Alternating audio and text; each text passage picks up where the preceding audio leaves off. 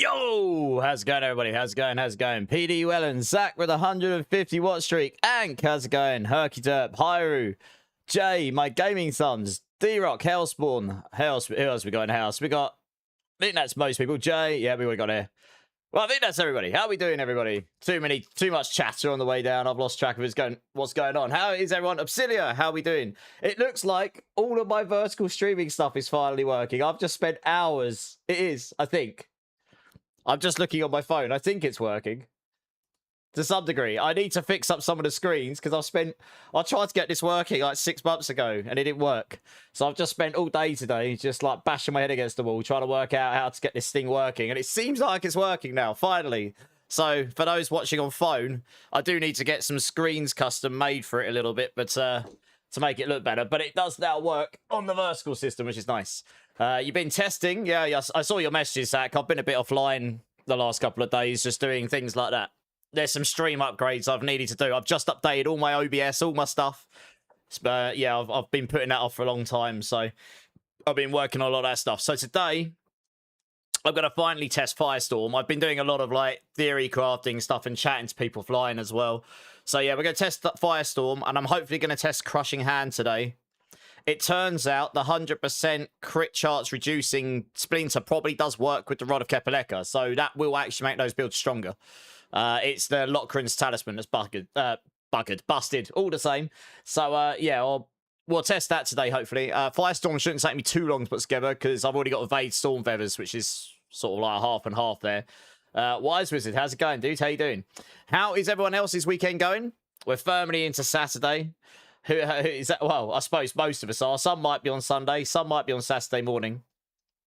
You're hard stuck on what aspects to use on Thorn's version of Rock Splitter. You probably don't want to use too many of the additive Thorns ones because that is a separate damage bucket. You do want a decent amount of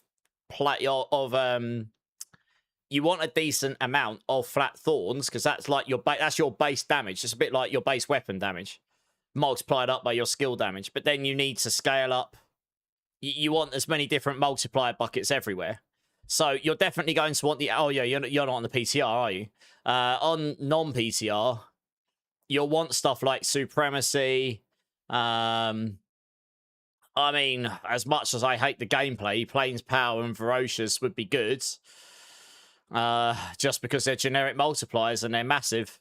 There aren't really that many Thorns damage multipliers, as per se. You've got stuff like Lapis Scripture, but it's not generally as good.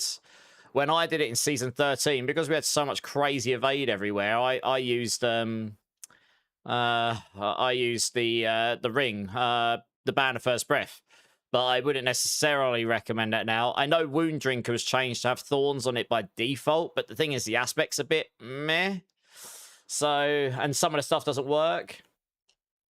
You just swap from kick to twitch, and the audio difference in quality, is it? Is it or is it not, Aussie? If it is, I'll have to look into it, yeah. Kick it. Hey, Aussie, how's it going? Yeah. It really is so much better on Switch, is it? Okay, I'll have to look into that. It might be something to do with my settings. That's definitely something to do off stream today. I just spent all day messing around with vertical streaming, Aussie, and it works. Finally. I had to faff around. I was trying to find some settings all day. Yeah, it took me ages. But yeah, I need to get some custom animation screens and stuff made now so they actually fit vertical resolution. But yeah, anyway, that'll be the plan today. Obviously, if anyone wants help with anything, let me know. I don't really want to jump between PTR and non-PTR too much if I can avoid it because it's a bit annoying. But you think Aten by default sets audio bitrate? I have set all my additional canvases to 320, I believe. I checked this earlier because I set my vertical to this as well. I'm just double checking now.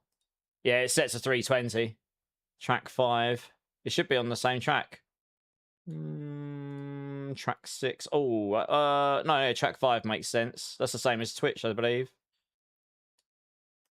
I've only got YouTube on track 6, so it doesn't get the... There's a few things on track 6 I don't want to go through. I have to double check what it is that goes through on track 6 and what doesn't go on tracks. I've got my audio setup's pretty complex. I've got a lot of things going on. Let me have a quick look. Track 5. Okay. Yeah, track 5, track 6, no music going through at all. Track 6 also doesn't send sound effects and stuff through. That's why YouTube picks up certain sound effects and then copyrights you for them, even though they're like really short, because your stream's longer than 1 minute. If it was a short and it's under a minute, you can use whatever you like. But yeah, that's why. But otherwise, the quality should be the same. It could just be a kick thing. I don't know. I'll have to look into it. Hey, Gaming Thumbs, thank you so much for the sub. I appreciate it, dudes. How's your streams been going, dudes? I have not been on Twitch much the last couple of days. I took a couple of days to, so I say, work on some updates to my stream because I've been, you know, I don't like updating things. It's like doing a Windows update. Every time you do it, you expect thousands of things to break. When I worked in programming, every time we updated the operating system, you knew all your plugins and all your applications were going to break. So I try not to do this very often. And today I was like, I really want to get vertical streaming working, even if it doesn't look great because I need to set it up better. But I've been trying to get that working since way back. And I finally got it working. It actually does seem to be working now, both on YouTube. I've realised, my Gaming Thumbs, you might be interested in this. I think it was you that asked me about this the other day. Alpha as well. How you doing, dudes? I figured out where you can change the canvas to encode to YouTube. Go to YouTube, click the dual streaming tab in it, so it sets up both of them. And then go to the vertical tab, and if they've unlocked it for you, which they should be soon, because it looks like they're rolling it out now, you'll have the option where it says auto crop in like a little drop down box. I only noticed this today. You can select encoder in there. Now, Atom only seems to output in 1080. That's fine. It seems to be working for me, but it does seem to be working. I can see it working for me now. It actually required me to send both streams. So yeah, if you're not doing that already, you might be interested in that. You can go check it now, my Gaming Thumbs. You can literally just boot up YouTube, go live, click the dual stream thing, go to the vertical thing, and it'll show you. You don't actually have to be live to change it. You need to change it before you go live, so you should be able to check. But yeah, that's I've now got it. It should be rolling out to you soon, if not, because they basically said they're rolling out loads of stuff now. So they're obviously happier with it. Yeah. It does take up to 4K, funnily enough, but I don't think Atom outputs to that. And honestly, I don't think I really need to do that right now. I'm happy it's working at all. My upload rate's not that amazing right now. I need to look at changing my provider maybe in a couple of months when my contract runs out to a provider that gives me much more upload. Because my download's great either way. On Poisoning version of Withering Fist, swap out Viscous Shield for Revealing and swap the Weakened upgrade to Poisoning Duration, and that's it. And as for dot damage, I'll definitely have potential to 100 billion dot. Okay. Yeah, nice. I reckon Withering Fist will be okay, but it's just going to be a worse... it's going to be worse than Swarm, right? As dot poison builds go, it's not going to be as strong as Lightning Thrash either. Oh, funnily enough, by the way, everyone, that stuff I was doing on Lightning Thrash the other day, I had one Paragon board just not working. Woohoo!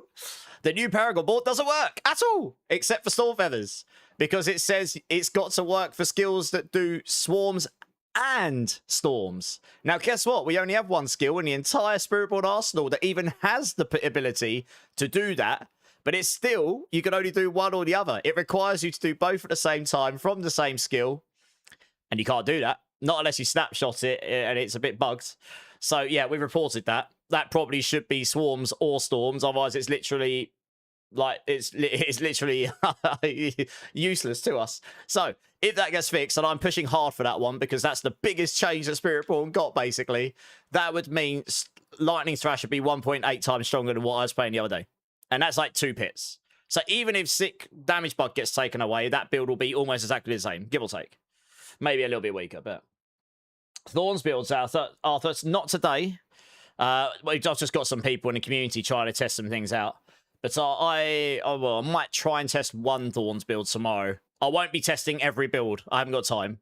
So my plan is do Firestorm and hopefully Crushing Hand today. Tomorrow, I'll try and pick up a couple more builds, and I might throw in a Thorns one. I'll probably just do Thorns Rock Splitter, because there isn't really any other Thorns build that's worth playing right now on Spiritborn, really. Thorns Evade, I don't think that would work. I mean, you can use Saw as Evade, I suppose. You could. I've never considered... I'd have to sit down and work on it. I think Thorns Rock Splitter will be easier to throw together. Just to test, like, that'll give me an idea where Thorns will go. The Thorns Armored Hide stuff Arm and Hide Thorns gives us the biggest scaler on Thorns in the skill. But you need to be able to, like, evade. I suppose using Fire Jaguar, you hit twice. Maybe that evades through them twice, question mark? I don't know. If it does, and you hit twice, then maybe it's okay. I'd have to try it. Maybe we try that. But, yeah, try that. And what other builds should I try tomorrow? I don't know. What else seems sensible? Could try Quill Volley build. I've never really tried that before. I don't really need to test stuff like Stinger, Lightning Stinger, or Rake. Nothing's really changed that much with them. They'll just be slightly stronger because of the change the setup. I'll do Crushing Hand just for one Rod of Kepaleka build to test that things work. I don't think we'll get Thorns damage multiplier, but Zach, the Ariox Needle should work with it, which is why I want to test the Thorns build. The Ariox Needle should work with Thorns damage, and if that's the case, that gives us a damage multiplier equivalent to crits. And then that new Splinter Jewel, the minus 100% crit, 230% damage on a helm, that should work with Thorns as well. So there is some pretty significant damage, which should make stuff like Thorns Rock Splitter a little bit better. So I will do Thorns Rock Splitter tomorrow, because I didn't update that for this season, but I think next season it'll be more viable. And it's a pretty good start build, that. Yeah, okay, nice. Well, if anyone's got any problems with any of the streams, let me know, because I've just done a load of changes and updates and everything, and the vertical streams seem to be somewhat working. I'm actually just keeping this up on my phone, so when I switch to the next screen, see, the next screen should look better on vertical, I think. That's the one that will actually look half decent on it, probably. I need to get some custom stuff made for the other screens, but yeah, I sort of made it just work for now. Cool, so I'll tell you what, let's get into it. Firestorm hopefully won't take me all evening to put together, because I should be able to reuse some of my Storm Feathers stuff. Crushing Hand will take a lot longer, but I think Crushing Hand should be pretty good this season. I'm looking at like 135 plus, like comfortably, so I'll be really interested to see. So let's flick over and see how we get on. And like I say, anyone got any questions or anyone's got any ideas, let me know. I'm trying to find some stuff to fill Stain tomorrow, and then Monday I'm just going to capture all the footage I need and try and prepare everything I can while I can during PTR time, and then, like, as in, like, I need to capture a certain amount of stuff while the PTR's ended, that sort of stuff, you know. Right, let's flick over.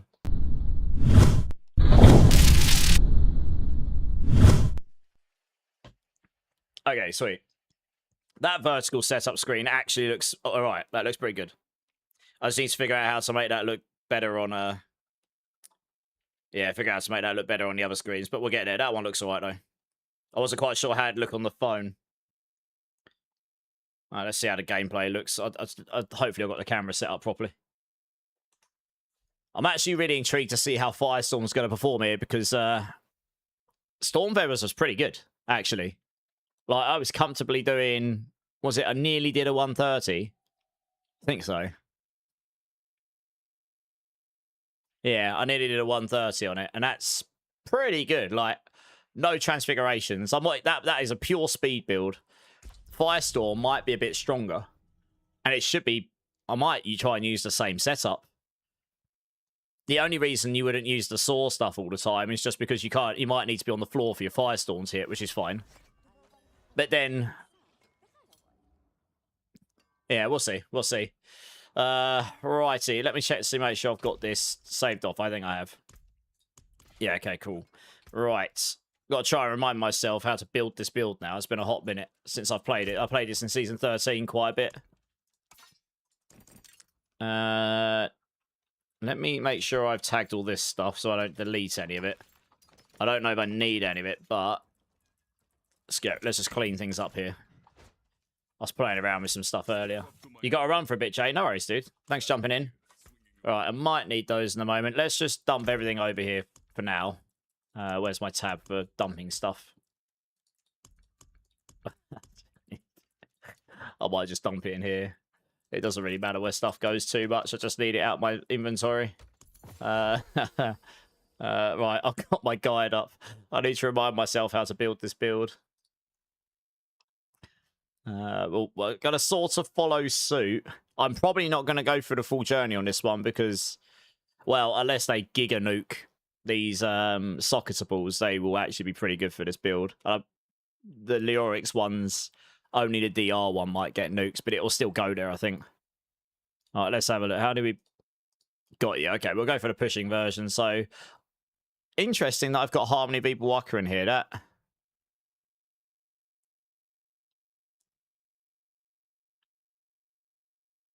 Did that actually scale my damage? I suppose on the Firestorm, yeah, that might be a change here, but that would make this build work worse.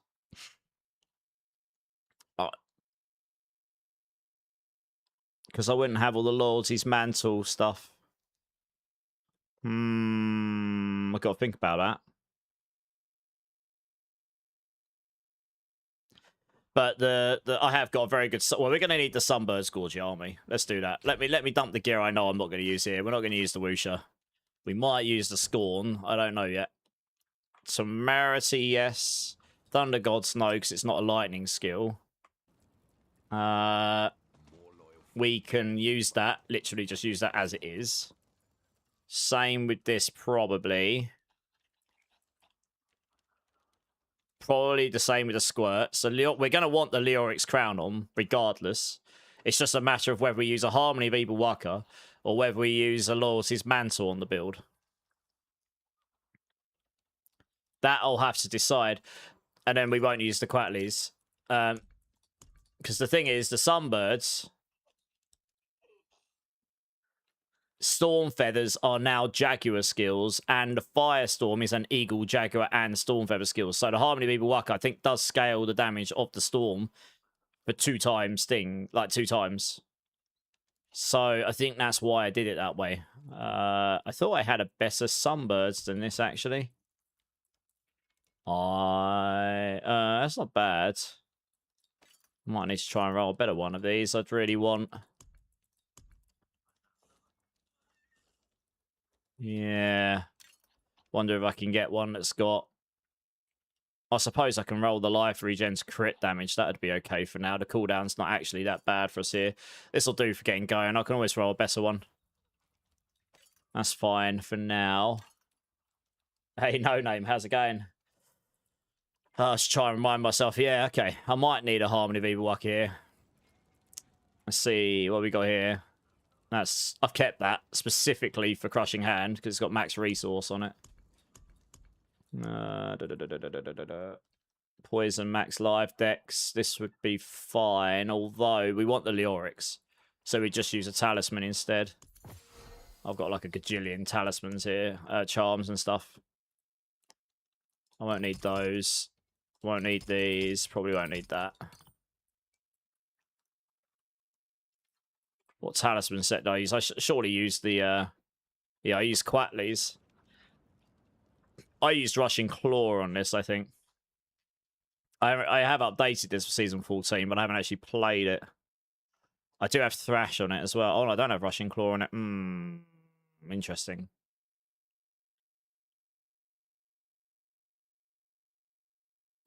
Yeah, I guess I just evaded. Quatley is the only one that really makes sense. So, yeah, you probably do want Rushing Claw in here. I might need to adjust this. Might need to adjust this.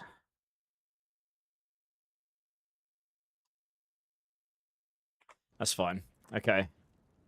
Right, I've already got this set up right. All stats is what you want.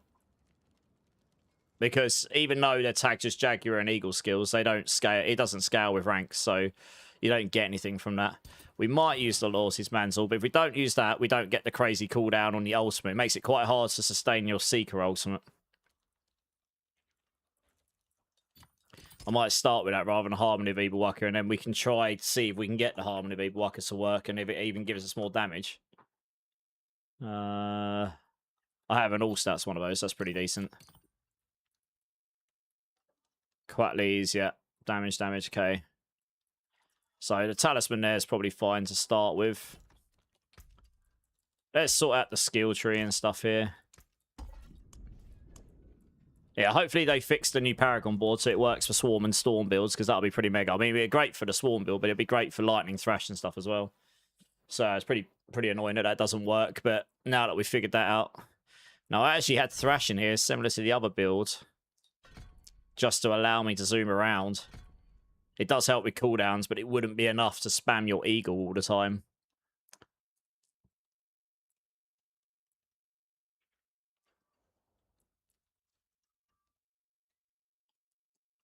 Yeah, the problem is if I want to use Rushing Claw on this...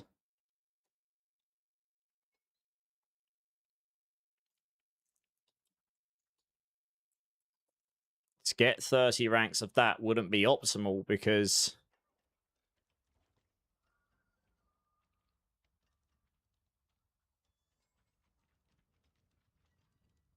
Yeah, the amulet makes your Stormfeather, Jaguar, and Eagle by default, so then you can just do what you like with your primary and secondary Spirit Halls. Those, tagging those as the other two doesn't work. It doesn't scale the Storm. So you might actually want to go double Eagle.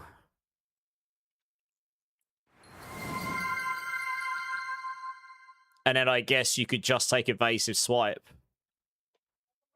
Maybe.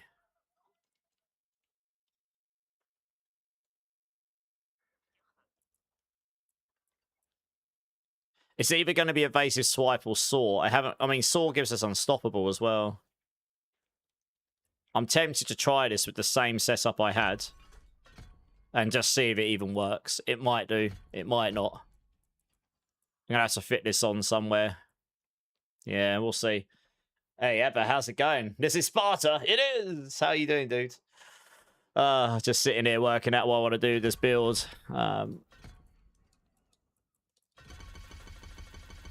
I want to make this build. This build is not going to be the highest pit pushing build, so I'm not going to build it like that. I'm going to build it. I'm going to build it to feel good to play and be fast. And hopefully it'll be decent. That's kind of the hope here. It's the same with Stormfeathers. Both of them will be fast and hopefully, like, decently strong enough to be able to beat the game. So that's really the aim here. We take all the usual stuff here. That one there. If we go Lord's Mantle, we can go double Eagle, and then we can just get Giga movement speed. We just won't get necessarily as much damage out of the build. That will probably feel a hell of a lot better to play. And because if we use that Saw Unstoppable, we don't need this, which means we can fit Rushing Claw on a build or Saw. Either or. Well, actually, that's a good point. If we do Rushing Claw, we can't fit Saw on. You kind of want Thrash still, really.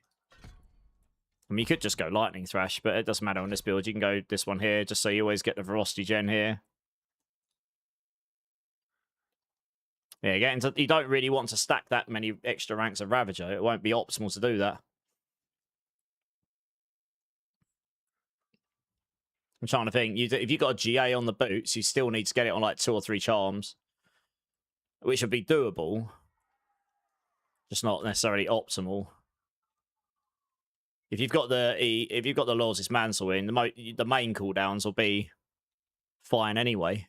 You won't need to worry too much about it.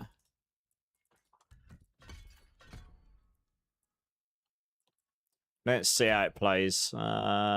Resolve. Don't need any of that stuff. We're not going to use that right now. We'll take this with the Stormfeathers.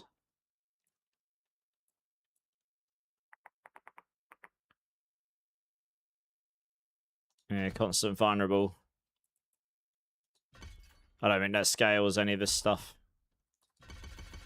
It'd be nice if that scaled your Stormfeathers it drops since it's a yellow number, but it doesn't, I don't think. I like doing that. It doesn't give you additional charges or anything. Like,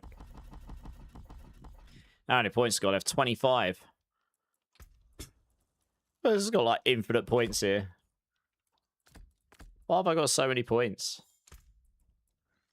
Oh, I guess that's because I don't have a main damage skill, do I? that makes sense. Yeah. Fair enough. There isn't really anywhere sensible to put them points. It's got 25 spare points. Well, why not? Just spam them somewhere so they don't constantly ping me. I guess. I've already maxed all this stuff. Guess you can put them in here for the extra vulnerable duration. Why not? Yeah, I'll take a few points out of this. Put them in here. Put them in there. Fine. Okay, right, let's do the Paragon. This bit will be easy enough. Hey, Swatch, how's it going? Hi. Many of my guides, you want to make Rock Splitter Thorns build. I saw in Max Roll that Gorilla Spirit Hall scales with damage modifiers like physical damage. Yes, Thorns damage is physical damage. Also, welcome to the stream, Swatch. Hope you're well. Breakpoint, how you doing? Check your gloves. Have you pinged them to me in game, have you? I'm on the PTR. Remember, I may or may not be able to. I may or may not be able to view it here. But yes, Thorns damage is physical damage. Rock Splitter Thorns will not scale the Thorns from the Gorilla main hall. It scales it from inside the Rock Splitter skill itself. So you'll probably want to rock like Centipede main hall, Eagle secondary or something. Something like that. Or maybe you want to go Jaguar secondary hall for Ferocity Generation. I will be playing around with Rock Splitter Thorns tomorrow. And then I'll just update the guide backwards for Season 14 when I figured out how it works for next season. I think it'll be better for Season 15. Match I'll show scaling Spirit Hall. Yeah. It doesn't scale with weapon damage. No, because weapon damage isn't Thorns damage. You just got to basically... You got to treat your Thorns damage, your base Thorns damage, that's your weapon damage. So at that point, it doesn't actually matter what your weapon damage is, but the attributes on your weapon do matter. So the affixes, that's the bit that matters. You have your own build. Nice. What kind of build are you trying to build? Love to see it. How you doing, Agravane? How you doing, dude? Yeah, love to see it. Let me check what glyphs I used here first. Let's just get this build going. I can make it better afterwards. I used Hone for crit charts. I will not need that. We'll come back to this one. I will not need that because of the way we can do our duels. So this one will work. So this new board really helps Firestorm. The 150% here should scale to Firestorm, and I guess we'll find out. In fact, I could probably go test this. In fact, I probably should just go test that. I'll just get a weapon. Do you know what? It doesn't even matter. I'm not even going to optimize this quite just yet. I'm just going to do that. I'm going to get a weapon. See how much damage... Oh, wow, I move slow. Holy. I move giga slow. Oh, it's a bit better, but I'm still giga slow. Holy hell. Right, one sec. Let me just do this for the time being, because I've got infinite resources anyway. Just so I don't run like a snail. There we go, let's just master this up as well. I just want to make sure that actually it's scaling the Firestorm. We can go check that pretty easily. Oh, this is a bit better, right? I'm not moving super slow anymore. Oh, wow, we got a raid coming in already from the Chippy. Hey, how's it going, Miss Chippy? How's it going? How's it going? Let me get you a shout out here. You've caught me a good time. I can actually give you a shout out on demand. I'm about to go test some stuff. Let's go see if we can find, see if there's other things that are broken or not. Guys, please go check out my fellow British streamer from D4 community here, Miss Chippy. She's awesome. I've known her for quite a long time. Show all the love. Good to be able to raid you. It's good to see you. I occasionally jump in and out, but I don't talk too much in people's streams these days. I hope you appreciate. I tend to find myself quite busy in the days or just tired in between everything else. But hey, stay suspicious. How's it going? How's your stream, Chippy? Have you been testing D4 stuff, have you? Oh, I appreciate it. Yeah, also, I mean, I still stream the Degenerate Hours. That hasn't changed. Right, okay, I need to get myself a weapon. And then, let me get me some obols here. And then I can go make sure this new board actually works for this first. Let's go test that first. Because then at least I can feedback, say... I think it will. It works for Storm Feathers, but we'll check it works for the Firestorm. Yeah, but you can link it to me. I may or may not be able to look at it since I'm in the PTR. Let me know. Okay, Swodge, let me get that up on my monitor. Let me have a quick look here. Let's have a quick look. What you done here? Right, Rock Splitter. Okay. Can't see Stomp. Okay. Diamond Mine, 4 Wumbers. Yeah, I wish they'd boost that bit on the top. Like, the 2-set bonus on the Wumbers is really sad. Like, 10,000 Thorns is not bad, but when you've already got 50,000 of it, that's like the same as saying you're adding 20% to a bucket that's already got 100% of that already. So it ends up being like a 10-12% damage boost. The second bit, blocking an attack has 20% chance to pulse your Thorns around you, does like nothing. It really doesn't do anything. It's kind of sad, like because that's, well, at least damage-wise, it's negligible. So unless there was some utility for it, which I haven't really found yet, the bottom bits are not bad, but 150x on the bottom is quite low. The block chance and the block damage and the damage reduction is nice and all, but yeah, the 2 set bonus here is not great, and the bottom set bonus probably needs to go to 200% as well. So yeah, Womba's set's just not in the best place right now. It's not awful, it's just not great. Zebras on Tech Fist of Fate, that makes sense. I mean, the stuff you've got here makes sense. Wushan up par. Yeah, so you're going for a Gorilla main hall. You're going for a Gorilla. Oh, okay. You're going for a Gorilla main hall set up here. I would take Gorilla main hall off. All right, yeah, okay. You're going straight into Gorilla main hall. You're probably better off changing from Thorn's Rock Splitter then and putting Thrash on it. Attacks faster, and then just attack with Rock Splitter every now and then just to give you the Thorns bonus for 5 seconds. Thrash hits more often. On this build, you want to hit more often. If your main damage source is going to be your Gorilla main hall, not your Thorn's Rock Splitter. So Thrash would absolutely work better here. Or something like this. But yeah, you'd want to activate Rock Splitter. You could take Concussive Stomp out off your bar, put Rock Splitter there, put Thrash in as your main attack. And put the one where it just keeps using its 3rd attack over and over, so you hit loads of times. Get some extra cooldown reduction in there. Put a Temerity on if you want. Or no, you could leave what you've got on. You've got a lot of straight up Thorns additives here. And if it was me, I'd move the Razor Plate into the charms, get a Mythic Razor Plate because that gives you the biggest damage bonus. The additive Thorns you can make up elsewhere. You can put a Squirt's Blouse in there and you'll get a bigger damage multi. This is the problem. Additive Thorns becomes negligible when you can start stacking loads of multis everywhere.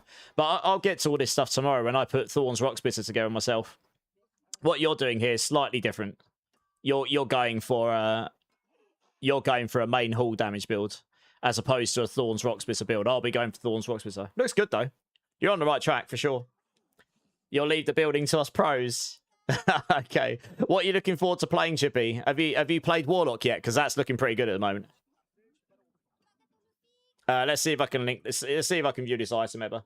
VK, how's it going? You're playing around with Quill Volley Storm Feathers. Okay. Combined with using all 4 halls simultaneously for gear and charm. Yep. Any videos or personal builds you'd recommend for ideas?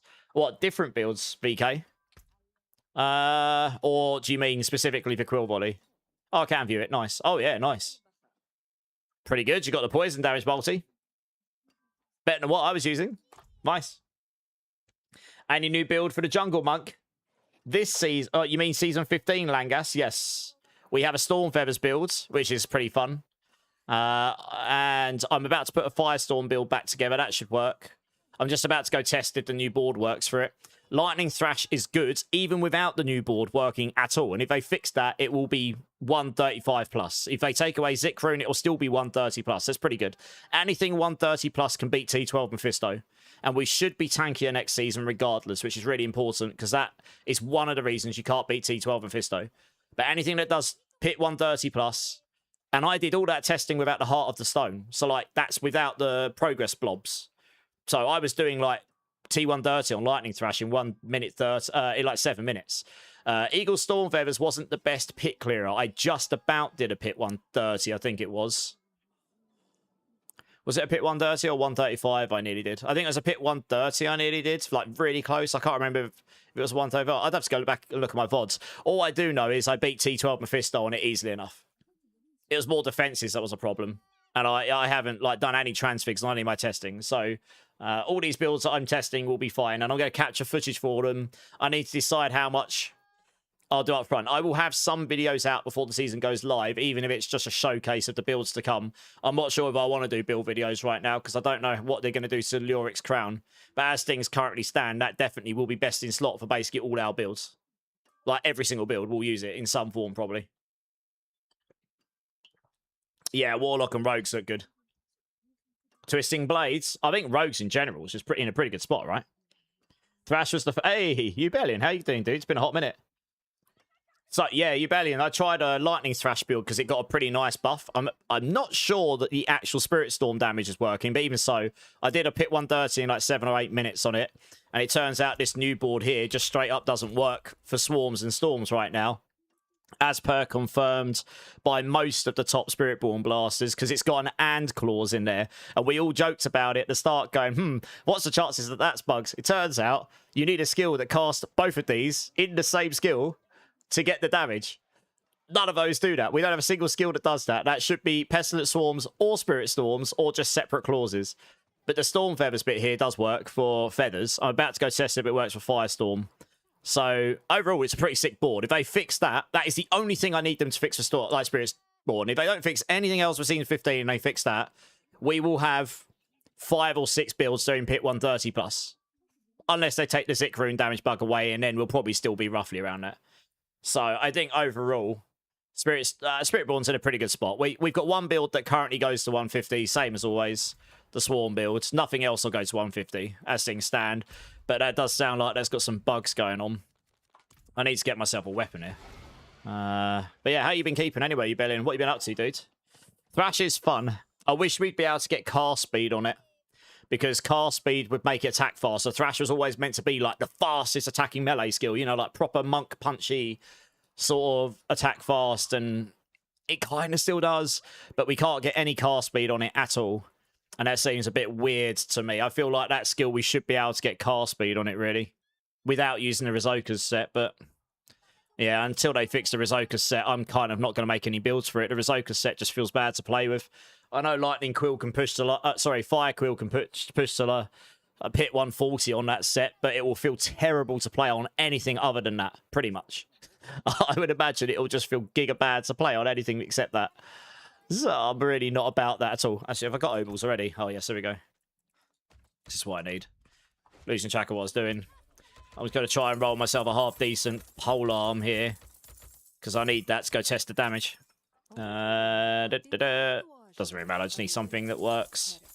See if we can get a 1GA that works here. I might actually need to make a loot filter. Let's do that quickly. Firestorm. But Eagle Feathers was pretty sick. Yeah, the setup I had, really mobile, really quick, slaps everything.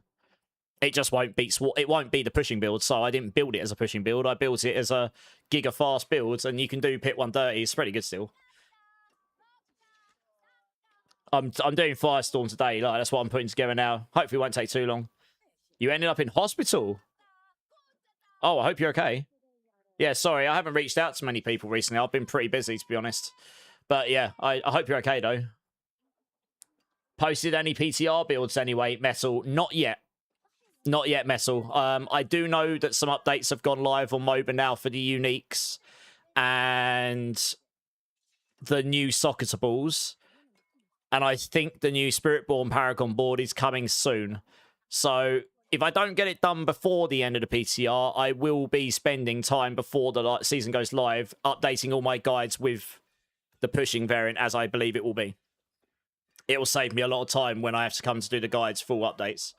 I know that doesn't necessarily help you guys wanting to test in the PTR right now, but I'm live, so you can ask me stuff while I'm live, and hopefully that helps you. It's just like, you know, finding time to do everything is, it can be a bit like pulling me all over the place. You love the Dean axe? I've got 2 of them, actually. Yeah. I used to play. I don't play so much these days, but they look good. They need a full service restringing, and I still won't be able to play them very well anymore. But I used to be okay when I was younger. Self-taught, so, you know, I mean, I was only so good. But me and my brother, we could knock a few tunes out. Mainly the stuff we grew up with, like Bring Me the Right, Bullet by Valentine and Trivium, Metallica, I Made, and all that kind of stuff. Yeah, all the stuff I grew up with and loved, still love. I actually got tickets to go see Megadeth next year, with mainly because their support lineup's insane. It's probably their last ever tour in the UK, and they've got Black Label Society and Testament supporting them. And I've not seen Testament before. I've seen Black Label, so I was like, and I'm going with some of my old friends, so it's a good opportunity for me to catch up with them. It's a week before my birthday next year, so yeah, that'll be a good one. You know, whatever you say about Dave Mustaine, he's still had a pretty good musical career. He's a bit of a douche, but he's written some good tunes. I do like some of his songs. They're good live. Even at his age, he's still pretty good live. If nothing else, the supports will be epic as well. You just grab Wage War. Oh, Wage War and We Came as Romans. Nice. Yeah, they're both decent. Would Protein Heart scale Thorns? Yes, because it scales, because Dexterity scales your skill damage, as long as the Thorns is coming from your Rock Splitter. I don't think it will work if it's coming from your Gorilla Main Hall, but it might do. Not sure. You have to test it on your Gorilla Main Hall. I haven't tested that one. It probably will. It generally scales all your damage. It just depends if that damage from the Gorilla Main Hall actually counts as a skill. Good question. Yeah, I'd have to test that myself. I'm just updating this to work. This is the site. I basically want to use the same loot filter as I did for Eagle Feathers, except change it for fire. Pretty much. And then just change a couple of the uniques. I did ask them to make the storm fire and lightning damage based, but hey ho. Maybe we've also asked for Jagged Plume, their bottom bits, to be changed to all damage rather than lightning, so it'd work better for all builds, since that is our main way. That's our main way to get like 200% movement speed. So it'd be nice to be able to like not feel bad using that on as many builds. I'll keep that on. Yes, yes. Maybe. I need to make room here. We're not going to use the Protein Heart here ever, so we'll just put the Harmony of Evil Walker on here. Here we go.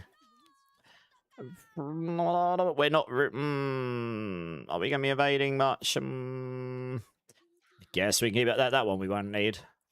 Yeah, okay. Sort of just debating what ones we want here. Some of these we probably won't use, but they're sort of things I might want to test quickly. Harmony, Loyalties, Temerity. We don't need this. We need the Sunbirds. Maybe keep that one, not that one. That's fine. And the Charms will be the same. I'll need to export these before the PTR shuts down as well. So I've got the loot filters saved away already. I have to make sure I do that on Monday. We don't need that. What have we got here? The Leoric's Crown isn't in here, funnily enough.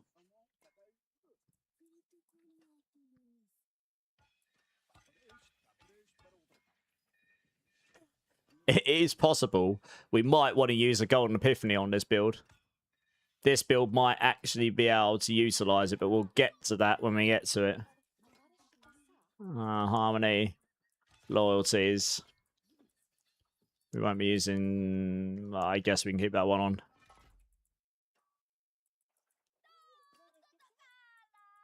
Don't want any of those. We don't need this one. Don't need this. You're going to want to equip the Sunbirds, I believe.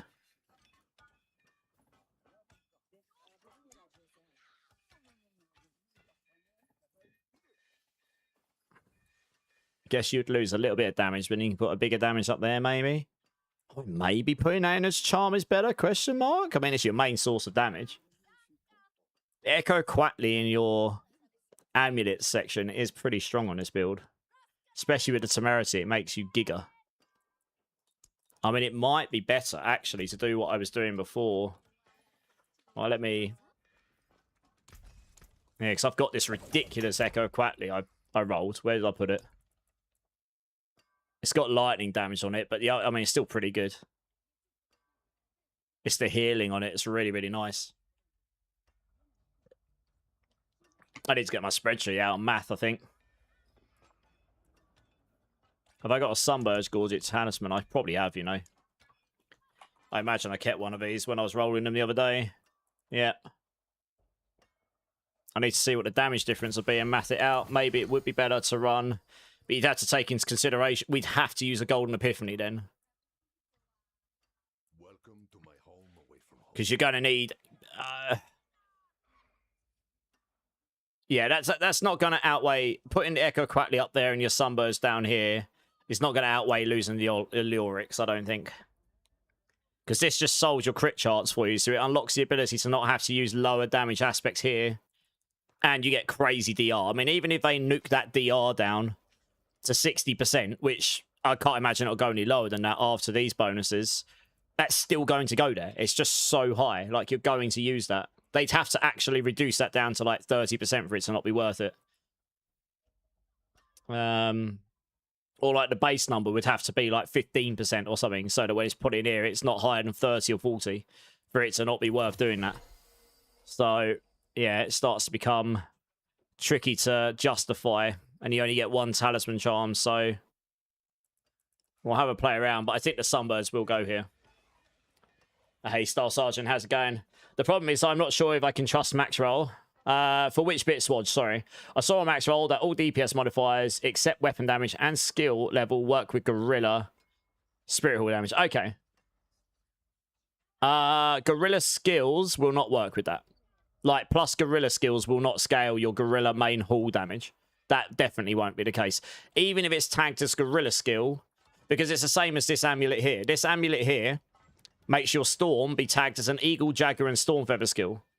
But plus Eagle skills, plus Jaguar skills do not scale the damage on this because this doesn't have a level. It has a... This is your base damage. It doesn't count as a skill with levels. For better or worse, that's the case. So what we do is we stack all stats here instead. Because that does scale it. It still counts as a skill, which means your dexterity scaling does scale this. It's just not as strong as the skill levels. But, yeah. It's a problem across a lot of things on a lot of builds. But we'll see how this performs when we get there. I just need to roll a weapon here. We'll come back to the theory crafting the build once I've actually ascertained this new board works. Let me just try and roll a pole arm here. That's somewhat decent. Lightning. What's that, right? Have I got the wrong board on? No. What? Oh. Maximum life. Dex. Pole arm. Oh, these are only going to show the red ones, aren't they? Yeah, okay. Alright, oh, yeah, I see. This is fine. I'll try and get a GA weapon. That's not trash. Might take me a minute to roll one here. It's half decent. You think applying thorns with Rocksmith will be really good? Yeah. I mean, that gives you more base thorns for free, which then mitigates having base thorns elsewhere. You know, when I ran Rock Splitter in Season 13, I didn't use the Wumper set. It was better to use the Eagle Quatley set and use, like, the Band of First Breath with the crazy Rushing Claw stuff. That actually gave me more damage. That's why I did it. It's wild, but it's true. And if I was to do Thorns Rock Splitter, I reckon I'd use the Multitude set. Because Thorns Rock Splitter is your Gorilla skill. You can get the other 3 skills on your bar. That's going to give you 200x on the bottom and 80x on the top and a crazy amount of resistances. It's just going to be stronger than Wumbers. Wumbers only gives you 150 on the bottom. The Gorilla main hull doesn't do anything on Thorns Rock. If Thorns Rock Splitter is your main damage, not either Thorns Rock Splitter or your Gorilla main hull is your main damage. But if Thorns Rock Splitter is your main damage, then you don't care for having the free bonus of the Gorilla main hull. That's nice and everything, but you don't need that. The damage reduction in the middle is nice, but you can get that elsewhere. And 10,000 base Thorns is nice, but it's not a game changer. Like, it doesn't beat a 1.8 on the top. And then you can use a Harmony Beeble Wucker. And the Harmony Beeble Wucker gives you a 1.56 with the 4 spirits. It just gives you way more damage. It just does. You've just got to solve cooldown reduction, but it's all doable. Yeah, Ellie, how's it going? Also worth considering, Mythic Charms will be hard to find, you bet in. Oh, that doesn't matter. I'm putting together like a high-end build, 1 GA, no transfigurations. Well, 1 GA, maybe 2. Unless I'm really lucky. Some of these items I got lucky with, but yeah, most of the builds I'm testing here are not like unattainable. Like for this build, you're going to be able to craft up crafting up your mythic is way easier next season. You can only use one of these, but the hardest one, like for this, you'd use a Sunbird and you'd scale that up and you just craft it, and it takes the one you've got. Like if you've got a perfect unique one, non-perfect aspect but perfect stats, you just do that, boom, it just makes it exactly the same at mythic. So it's going to be a little bit easier to get your like really hard ones, and then the others you can just find as you go, I guess. And there's going to be the option to craft at like the blacksmith. Actually, that's a good point. I haven't even looked at that. Oh no, it might be the jeweler, you know. Let me have a look at that. I haven't even bothered looking. Rune crafting. Yeah, here you go. Look, you can't guarantee the outcome, but now you can just craft of that type. I don't think this tags it as crafted. I think you can do these over and over again, and you can use as many of these as you want. You just need to wait until you get the ones you want. And these are mythic uniques. It's got the wrong color here. So you'll need lots of runes. They've actually reduced the cost of runes. Look, 3 resplendent sparks, but only 3 of each the runes. So that's actually quite nice. So we've got value to Resplendent Sparks. You're going to be able to get your mythics easier. There's other routes to get mythics as well. So you're going to be able to just keep gambling these. You'll be able to fill these out. The one at the cube is the only one that you can only use one of on your build. So you'll just use the most important or hardest one to get there. Yeah, nice. Swodge, let me know how you get on. Honestly, I'm genuinely interested. I haven't tried any of the main hall builds. Sorry, guys, on YouTube. Joker, the issue with the amount of thorns you can have, 50,000 should be the base, and we should have the ability. You can get 100,000 plus Joker, but stack it to get to 100,000 plus thorns base. You have to sacrifice so many other multipliers. Your damage does actually become a lot less. You're better off having 25,000 thorns, but 5 different multipliers getting you to 200,000 damage than 100,000 base thorns and then only a 1.5 multiplier that only gets you to 150,000. Those are obviously just example numbers, but you know the concept stands. That is the problem with it. You get a lot of that stuff. Yeah, okay. We need a weapon here, don't we? Yes, I think attaining your mythics will be easier than this season. It'll be a chase for sure. It keeps rolling me lightning stuff. Of course it does. I just want either like GA crit or GA fire. That would be fine. Something like this. GA damage over. That would be pretty good for a sword build, actually. Not that I'm going to be testing any more of those in this PTR. Oh dear. What's that one there? Oh, got another GA damage over time one. Okay.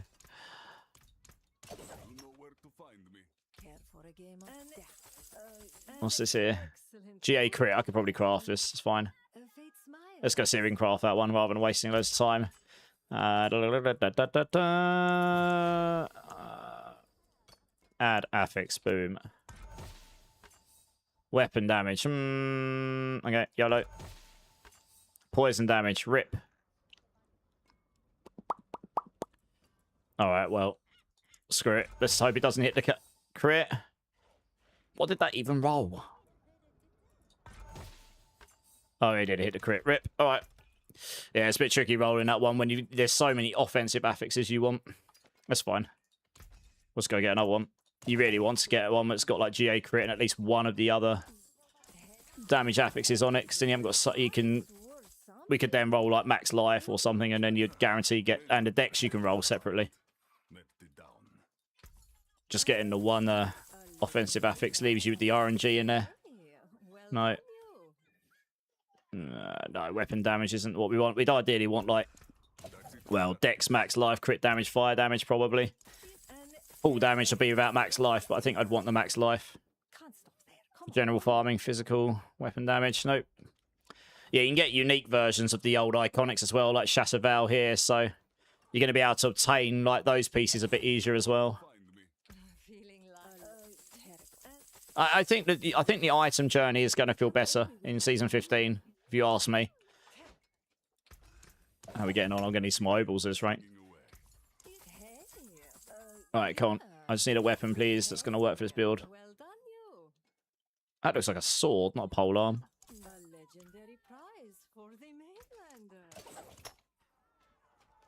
I hope this works for Firestorm. I kind of want to test this build. It's a really fun build, actually. No, okay. Right, let's go get some more obols. Obols. Here we go. Obols.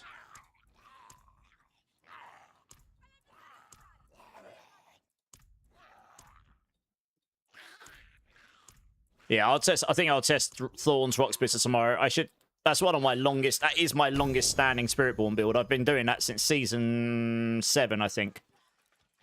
When no one did Thorns, and then they finally gave us the Balazan pants, and then Thorns and the Zamrune started working in the bug way, and people actually started playing Thorns a bit. So yeah, I didn't update it for this season because it's a bit meh, but it should be at least a bit better next season, I'd say. Hey, Mike, how's it going? Which 4 you want?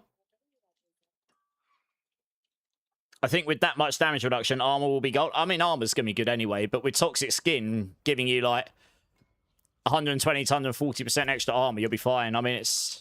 yeah. Like, on these builds, you're not stacking ranks unless you really have to. It might be on Firestorm. We will want to use Rushing Claw rather than Saw. I'm going to test it. Because using Saw might mean that the Firestorm's not on the floor when you're in the air, and you might not want to do that. So Rushing Claw might be the play, which means you'll need to get to 30 ranks of Rushing Claw. So we'll have to sacrifice... Oh, there we go. Oh, that works. Nice. We'll have to sacrifice some damage to do that, unfortunately. But or we use the Eagle, and you just don't have perma Rushing Claw, but maybe it works okay. We'll see how it feels. All we need to do here is roll the physical into fire, and off we go. Golden. This will do just fine. I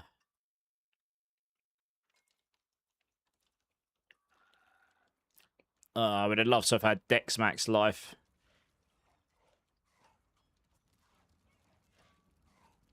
Physical. Is it worth the risk? That's the point.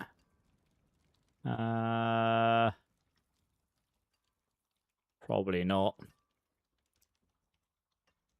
There's quite a lot of dexterity missing there. Weapon damage is fine. It's just not as good as dexterity. You just get so much dex on the weapon. Do you know what? For testing purposes, I'm not going to faff around too much. Physical damage is no good for us here. So let's try and see if we can get the fire or something. I guess, was it? Oh, it can only go to 20 on nose and 20 there. Okay, that's just fine then. We'll just stick with all damage. This is fine. That works for everything.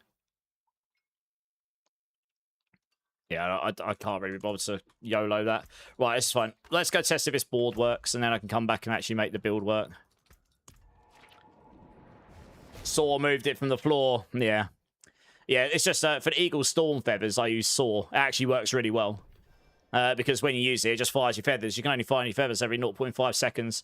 So there's a good chance I'll just swap this out for one of the Rushing Claws. Probably the Eagle Rushing Claw, and just stack cooldown where I can. It's a shame, though, that Loyalty's Mantle with Double Eagle is not going to reduce the damage, reduce the cooldown of the Eagle Evade. If it did, it'd be a lot better. In which case, stacking 30 ranks of Ravager, as that stands, will probably be better. So I'll probably need to get a pair of boots that gets Ravager ranks, and then replace some of these. It gives me some ranks in Eagle ranks, probably. Because I think we're going to do this still. You want the crit charts, you want the damage.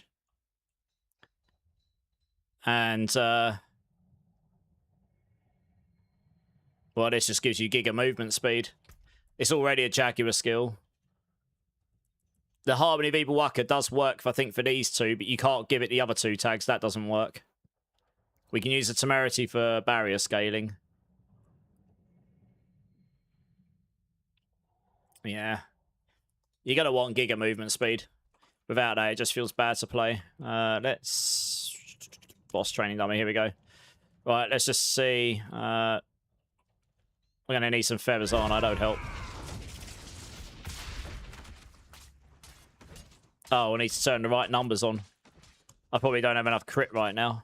Actually, 1 second.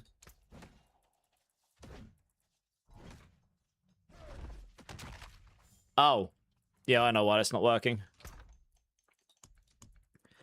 Crit charts. Have I got one of those in here? Oh, I might need to go. Oh, here we go. Yeah, sweet. You have to put one in your jewelry and your helm right now for it to work at all. That's just quite funny. There you go. Oh, it's nearly there. Right, good. Right. Let's try that again. Let's get some Firestorm going. 72 million. 7, 6, 7 minutes. It's hard to tell with this guy bashing on. I need to get enough of these.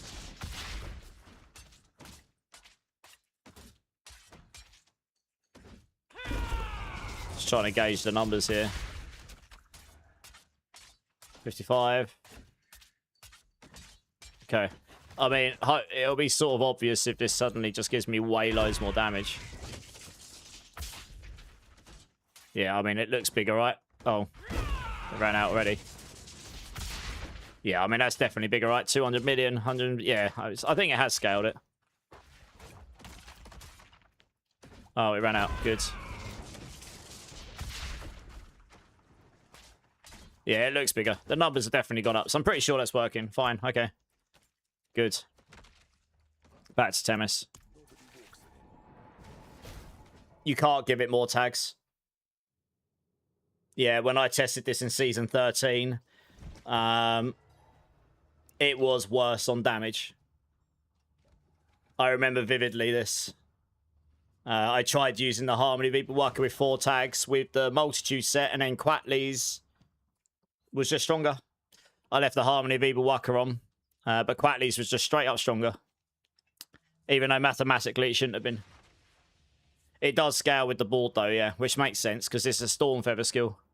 Yeah, this is an Eagle and Jaguar skill, but you can't apply the Gorilla or Centipede to it as far as out of my testing in the past. That's what I found. Right, okay, so now we build the build out. If I look at how I built this before, yeah, I have a feeling this is not going to be great to play, but let's just get the build kind of put together and we'll figure it out. I'll start with the Loyalty's Mantle for crazy cooldown, because if you don't do that, Seeker cooldown becomes a problem. I mean, you've got the feather pickup stuff, but it only works on mobility skills, so that doesn't work on your Seeker. So you have to use Flicker Steps, which is definitely something we could do, but it only works for evades. So Rushing Claw wouldn't work for this anyway. I think what I did in Season 14 is I made it so you pseudo-evade with Thrash, which is why I've got Thrash on here, so that kind of works.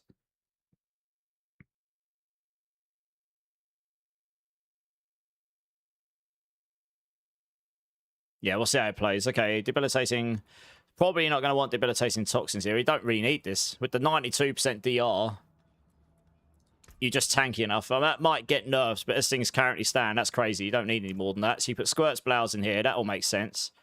Moni, yes, because either way we're going to use mobility skills here, so that's fine. So this can all stay the same. Because we won't need the crit charts due to that.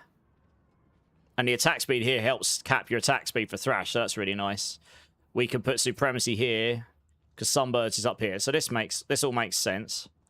Let's just sort out the... Make sure that item is going to be fine as is. We can't enchant this, it's bugged. This is fine. This is fine. I can't do much with that. Anyway, don't need the life regen here as such. We can roll crit damage here.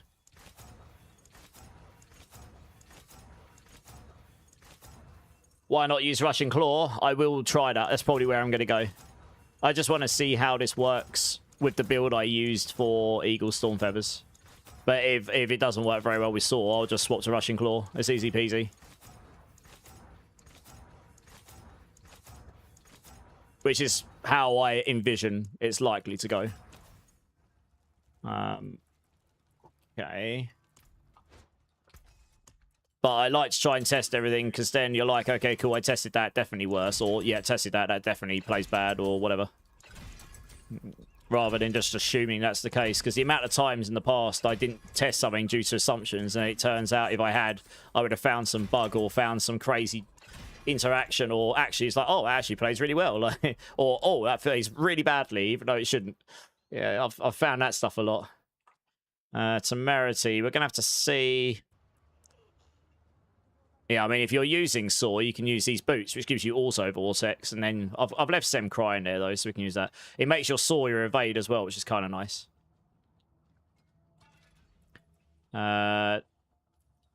If we use Double Eagle with Loyalty's Mantle, you get enough crit charts, literally perfect to the T. If I had more of this, I would have perfect amount of crit charts. Near enough. Oh yeah, I'll need to put the Black Soul Stone in there. That'll give me a bit more of this, and that brings you to about just under 2%.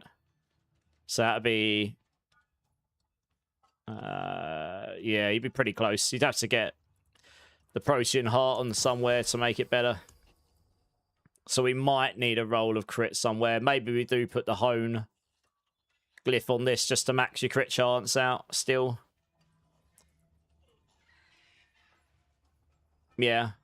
If we don't use the Loyalty's Mantle, we're going to lose 5%. We'll definitely have to use the Hone. Or we'll have to roll 1 crit chance affix somewhere. That would do it too. Because you'll lose 5% down here. But 97 is close enough. We can live with this for now. So we don't actually have to put crit chance on this weapon, which we could do as well, but we don't have to. So we can put, for now, crit damage. Where's that gone? Yep. Hey, Ad, how's it going? Is Beast Strike still not a thing? Yeah, I think so. Beast, most of the Spirit Hall builds, not bugs. Most of the Spirit Hall builds are a bit underwhelming at the moment because you can't scale them with ranks. Because we can get so many skill ranks on the amulets, on the charms, like, you can get 24 ranks, which is a lot. And because you haven't, all stats on there does not make up for it at all. If it was only like +1 or +2 on the charms, not +3 or +4, and then the all stats were a bit bigger, then they might be relative. But at the moment means relative to other builds, you can't scale them. Plus, there's just not a lot of scaling for main hall builds. And anyway, really, the potency stuff falls off a bit. And I think there's a mechanical issue with Beast Strike. I've not tried it myself. This is just what I've heard from others. Wow. Does Loyalty do anything for the build apart from the cooldown? In this instant, no. I tend to use Harmony Beeble Walker on this build. I've already got a build guide for Season 14. I'm just testing everything out, as I say. I'll start with Loyalties because it makes it a lot easier to cast your Eagle Ultimate all the time.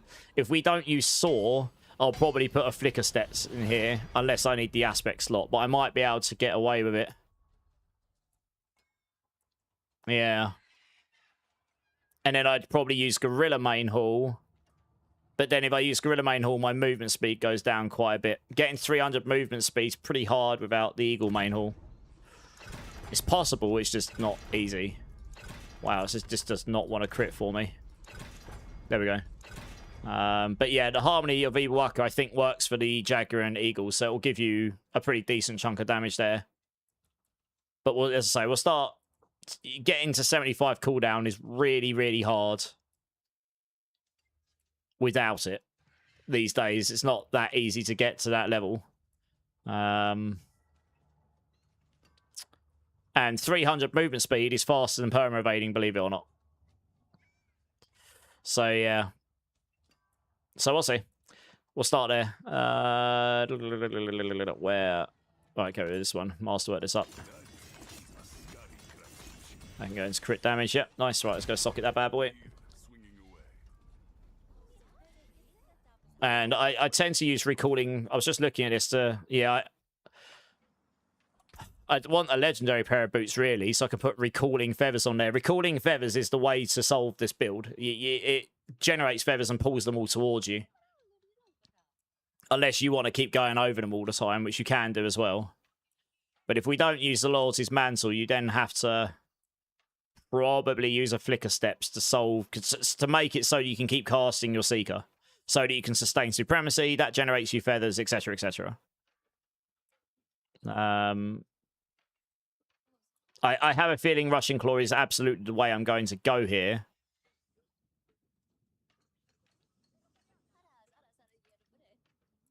Yeah, it sucks that the pick up feathers, reduce cooldown aspect is a resource aspect. That's definitely one I'd like on the build, but it's... You have to sacrifice damage to put it on. That would help bring, like, your Rushing Claw cooldown. I mean, you know, it's one of those things.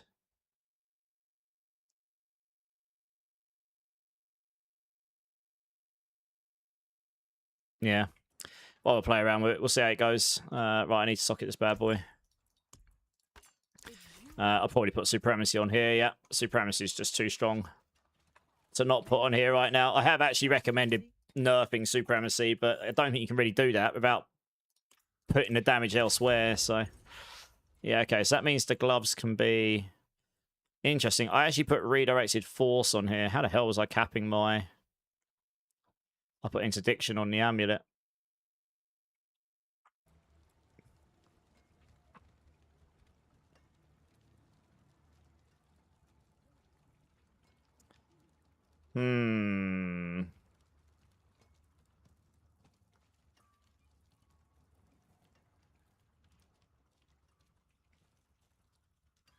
What aspects do I put here? Well, if you get 300 movement speed, Fleet Wings is pretty good now. I actually put Redirected and Reapers in. I don't need Reapers. I've already capped my crit, so I'm going to need another ring regardless here. So let's just roll another ring here. How many ovals have I got? Not enough.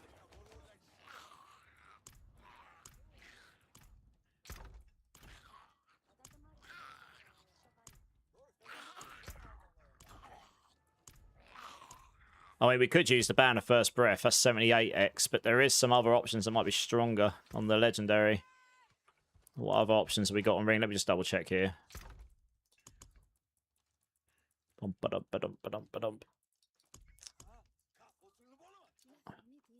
not spending resource. That does nothing for us. Stone of Dawn's only 33x. Thunder Gods does nothing for us.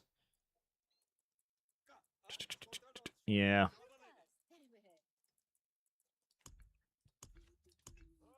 Not sure there will be any other rings here. So a quick look through here. I mean, Fist of Fate could work on the build, although it's a bit of a gamble as to whether that's actually going to end up buffing your damage or not. You work on the basis that on average it will, but yeah, Ring of Midnight Sun does nothing for us. Yeah, Banner First Breath could work as long as you're evading. I mean, technically with Saw, that works. So the Banner First Breath could work.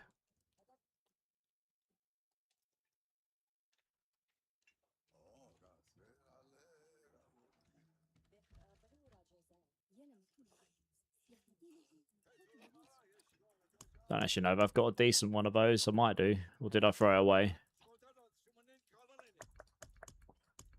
I might need to roll one of those. Okay, that's consideration. I'll have a look at the legendaries first. Falling Feathers. Yeah, Falling Feathers works okay, but you have to keep going back over them. Recalling Feathers is generally better.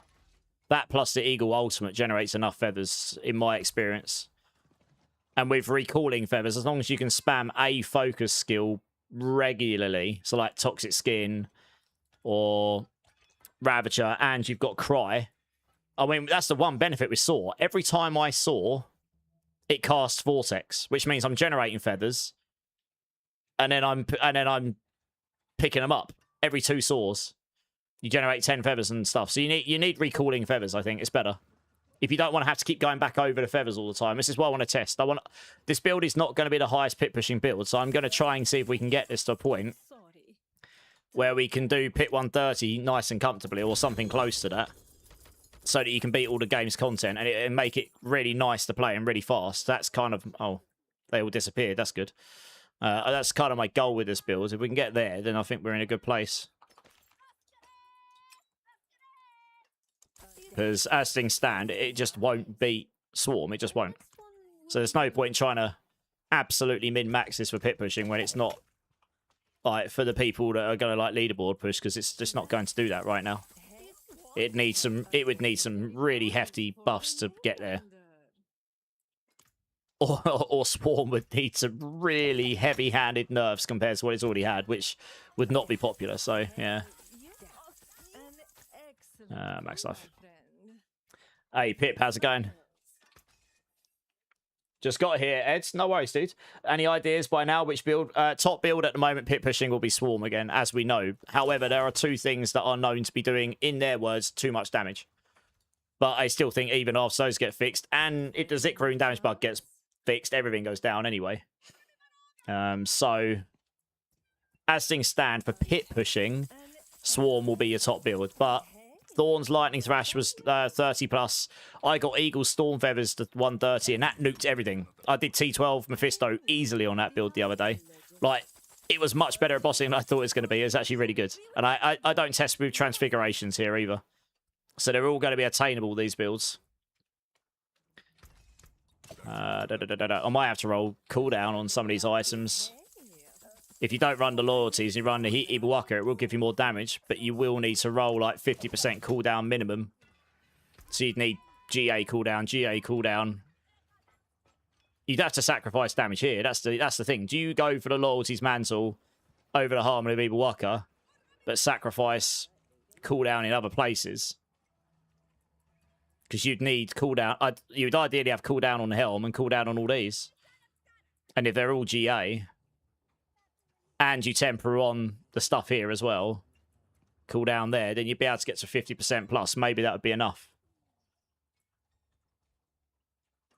And then maybe the new multiplier for Meeblewalker outweighs the loss of the other bits, because you're losing fire there. You'd want vulnerable here. You sacrifice fire. Although this comes with fire by default.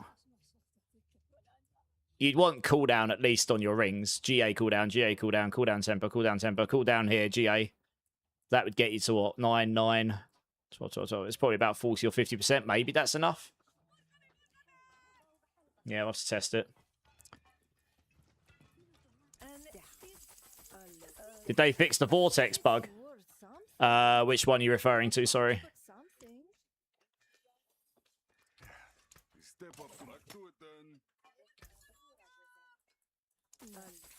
Oh, didn't pick up the feathers generated. Oh yeah, no, that definitely works. Yeah. Vortex definitely picks up. I'm pretty sure it does anyway. Oh, I had to try. I've never noticed it not working, but maybe that's because I was spamming all my focus skills anyway, so maybe I just didn't notice. Yeah, as far as I was aware, that was working. You tend to get 30% from Helm and Tempers, yeah. But you'd want to be near 50% so that your Seeker comes off cooldown, because I'm not stacking ranks in Ravager either, ideally. So you're not getting as much cooldown rate from this either.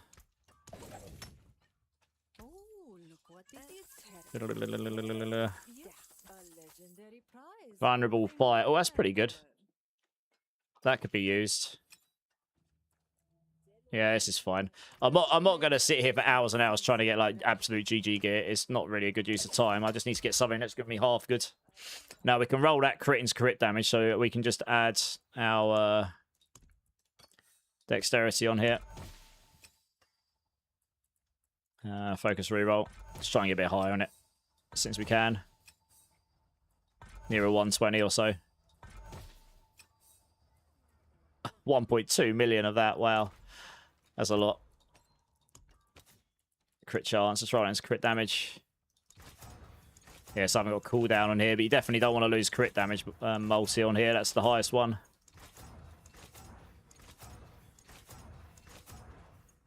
I can go to what, like 25? Might try and get a little higher. It's damage over time. 17, damage over time, 21. 14. So when I test in C13, casting Saw would summon the feathers, but the Vortex wouldn't pick them up. Okay. Alright, well, I mean, we've got Toxic Skin and Ravager on there as well. So, and Saw itself. Casting Saw itself is a focus skill. So, even just casting Saw should pick it up. If you've got the Loyalty's Mantle on, by the way, and you've got the right things in, that brings your cooldown to Saw to 3. If you've got a pair of boots with attacks, reduce, evade with GA, and you temper into it, masterwork into it, that gives you attacks, reduce, evade by 3 seconds. That means when you use Saw, it instantly recalls the cooldown. You can actually solve it. I found it the other day. And if you're using the Quatley set, if you move enough distance, it basically means you can perma use Saw anyway. So yeah, it's all solvable. So you can just sit there and Saw over and over. If the Vortex generates the feathers, the Saw will pick them up.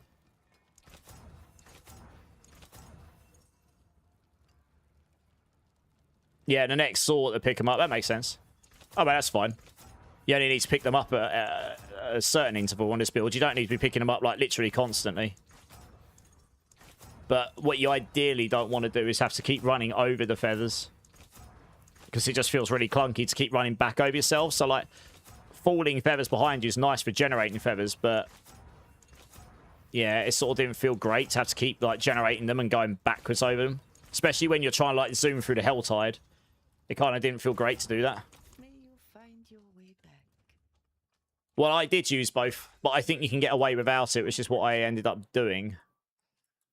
So you don't waste 2 aspects on generating feathers when you can use the Seeker to generate feathers as well. As long as you can spam this, this generates you 5 on demand. And if you're spamming enough focus skills, you can even have Sem crying or something.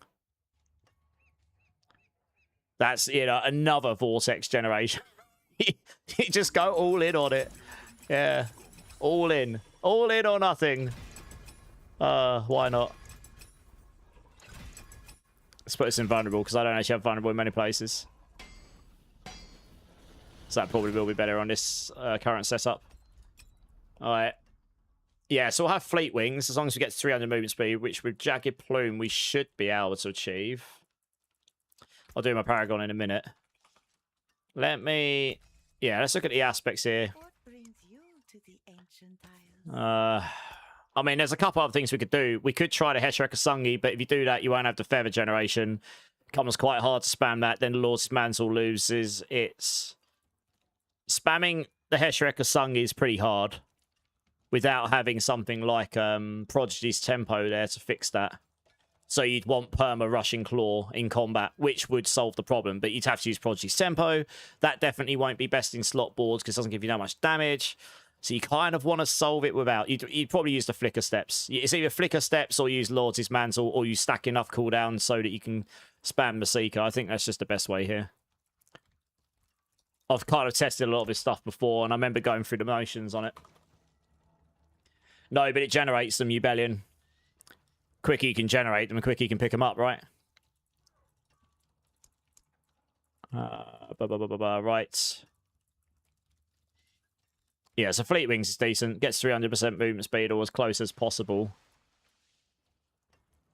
Yeah, Redirected Force may be the way to go. But the problem with that is the only way to get to 100% block chance is to stack Interdiction on your amulet or to stack Resolve everywhere, which makes you squishier. So you have to put Interdiction up here. Which means you've sacrificed having Apprehension up here, which is a 1.6. They've put us in utility damage utility jail. I kind of wish they'd just remove all of that. So that we're not like... Every utility slot is, well, we got a damage option, so we have to use that. So we don't use anything else. That's literally what happens.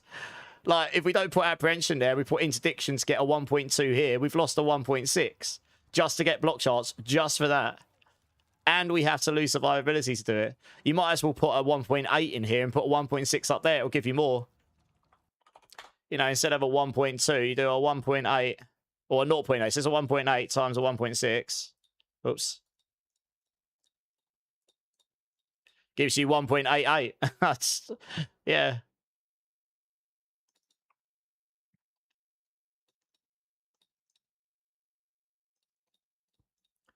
Or 1.28. Yeah, you have a 0.8 here. So if we have 100 damage and we times it by an 80%, and then we times it by a 1.6, you end up with 288. If we do 100... times a 2.2, you end up with 220. So it's actually less damage. You could go for a lower damage aspect here with Apprehension, and that just beats it, Redirected Force. It just does. Because you have to sacrifice to get to that 100% block at the moment. We lost where we used to get block chance and stuff from the weapon. That's really screwed us there a little bit. For the first time ever, I'm watching you in Vertical. Oh, I got it working today, Ubellion. That's why I got on late. I finally got Vertical working, yeah. Yeah, I need to get some screens sorted for Vertical. Just got here. Oh, yeah, I've answered that one already. You've met enough artists to love both anyways. Oh, you're talking about... Oh, fellow metalheads. Oh, nice. Sorry. I've missed loads of the chat. Sorry, guys. Any hope at all? Not... Is there any hope at all that anything not evade / swarm will be playable? Yes, Thrash Lightning. I did a 1:13 in 7 minutes on it, and it turns out this board right here doesn't work right now for that stuff. Pestilent Swarms and Spirit Storms do not work on this right now. So if they don't nerf Zik Damage Bug, and the Lyrics, Crown, and Splinters don't get absolutely nerfed into the ground, then that would just be 135 plus, probably, give or take. I did it without Transfiguration, so it'll get to 135 anyway, without this. This is a 1.8 I was missing. It works with Storm Feathers because it's a separate part, and that doesn't have the and in the middle. So that's what breaks it right now. Yeah. I was looking at aspects here, wasn't I? I'm getting distracted. Yeah, I might end up using a unique in one of these. I mean, you could use the Fists of Fate here if you need a damage thing. That's a pretty solid option, I guess.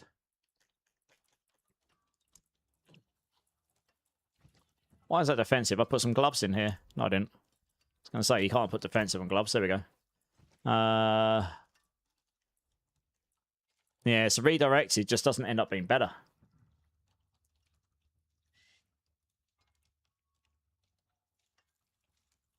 So they actually buffed this season, so it goes to 80x from basic skills, which isn't horrible. You have to put Thunder Spike on your bar for it to auto-cast and evade. That's the only problem. You'd have to make space for it. It is a Jaguar skill, but I don't know if you're hitting often enough for Wild Claws to feel good, really. They nerfed Chromators, which we never really used anyway, because we don't really get overpower. This is a 60. I really don't want to put... Plains Power just sucks on this build. It is not good at all. If you use Centipede Main Hall, you could put Insatiable on, but then you wouldn't get the movement speed, so it makes Fleet Wings worse. A 60x there, that would work. This is all to do with like getting your crit chance up, but we've solved that anyway.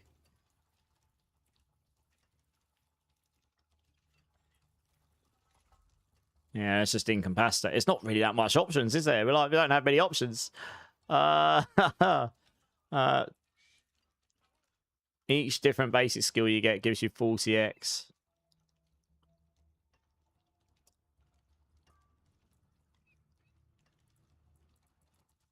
How does that expectant one works? Lasts for 4 seconds and it probably resets. That's probably fine because you're using Thrash. You'll stack this very quickly. So, I mean, that's absolutely an option right there. Let's put that on the ring, though. Because that's even stronger than Inner Calm. That's only a 75. And that'll stack pretty quick because we can you just hold down Thrash in combat to stack it. We might actually want to put unique gloves there. We don't really have that many offensive aspects that are like giga for this build, so maybe a Fist of Fate is just better here. Have I got a good one of these?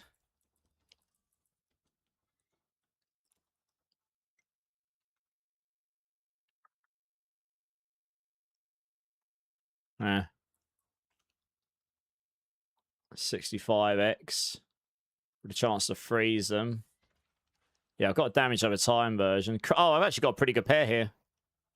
Or yeah, I could probably use this as well. Because I don't think I've crafted any of these ones. Alright, sweet. I could probably use this. Screw it. We'll use a Fist of Fate. I think that's probably the way we go.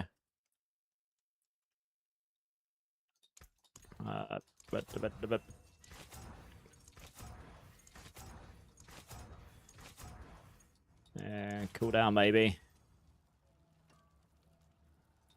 Oh, this is fine. We don't need to waste too much resources on this right now. And let's just temper this quickly. Hey, Ibra, how's it going? Is Season 15 coming with something new? There's some new socketables, a whole load of new uniques. Few loads. I mean, there's stuff they're announcing at BlizzCon we don't know about yet. So I can't tell. I couldn't even begin to tell you what that's going to be. No one knows, apart from the people who are working on it. So we will be hearing about that in just over a month at BlizzCon. So I think it'll be much, much more involved than Season 14 is currently. So expect that. Do I think they will buff the spiny skin boards? I'm not keeping my hopes up. In my experience, they don't tend to do... Oh, balls, the wrong one here. In my experience, they don't tend to do knee-jerk buffs or nerfs after the PTR. It's normally quite small, quite thin. I can hope, but I won't expect.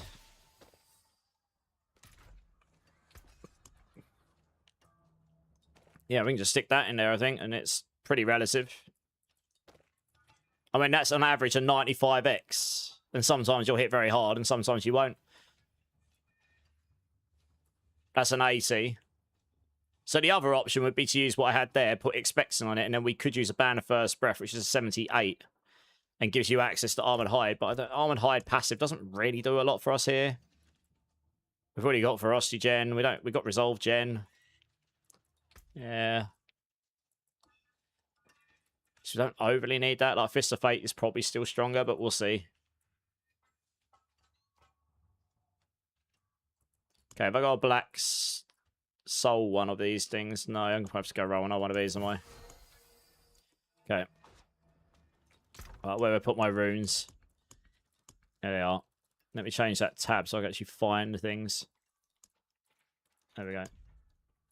This'll do.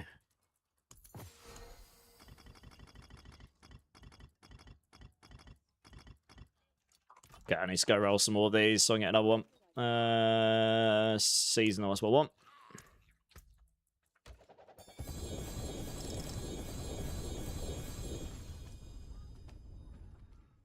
Let's grab all the unique ones. There we go. I can't remember what it looks like. This one here, there we go. Makes us take more damage, but we deal more damage, and it gives us all stats, so that's nice. Gives us a little bit more crit chance, yeah. I'm at 3.7 million toughness in town. That's outrageous. 7 million fire resistance. So I've got so much fire resistance. Look at this. I just don't even care about these. But those will balance out better when you don't have to like double up these things in here. Ridiculous. Oh dear. Well, I need to cool and transfigure that amulet. Let's do that. Yeah, I'm not going to be able to use this, I don't think. I need to have recalling feathers on this build, otherwise it's going to feel horrible to play, and that has to go on the boot, so I take the temerity off. I think. As much as the saw boots feel great, but with Sem Crotte, you're going to be activating Vortex pretty often anyway.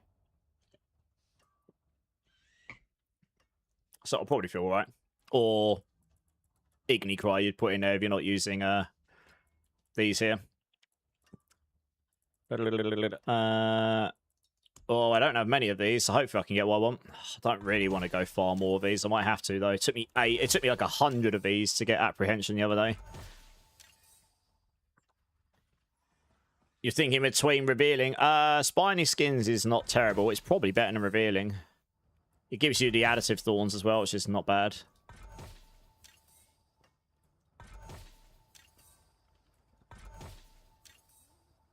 Put it on my amulet. That's what I'm doing. Apprehension here, yeah.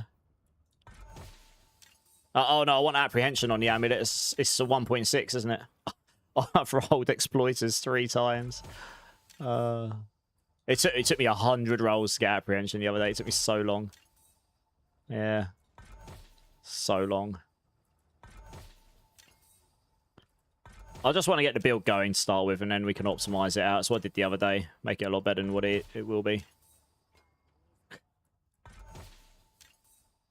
I'm probably going to have to go farm some more of these before I get what I want. Oh, no, got it. There we go. Sweet. It's just too much damage. That's what I mean. I kind of wish they'd removed these damage utility aspects. Because it's like nothing else is good here, really. When it comes... This game does become about just damage. Sadly. That is kind of how it ends up going. I don't think we're going to use this. Because... Yeah, I need recalling. So it can go on here. Go on the boots. Which means I'm going to want to grab... I need to roll some new boots, but it also means I'm going to want to grab an Igni. Probably. Have I got a spare Igni? Yes, I have. Yeah, Igni Cry. Moni Zik. Moni works well. That's fine. Whichever mobility skill I use, whether it's Saw or Rushing Claw, that works with Moni, and so does Thrash. So that's the way to go there. Let's go roll some boots here.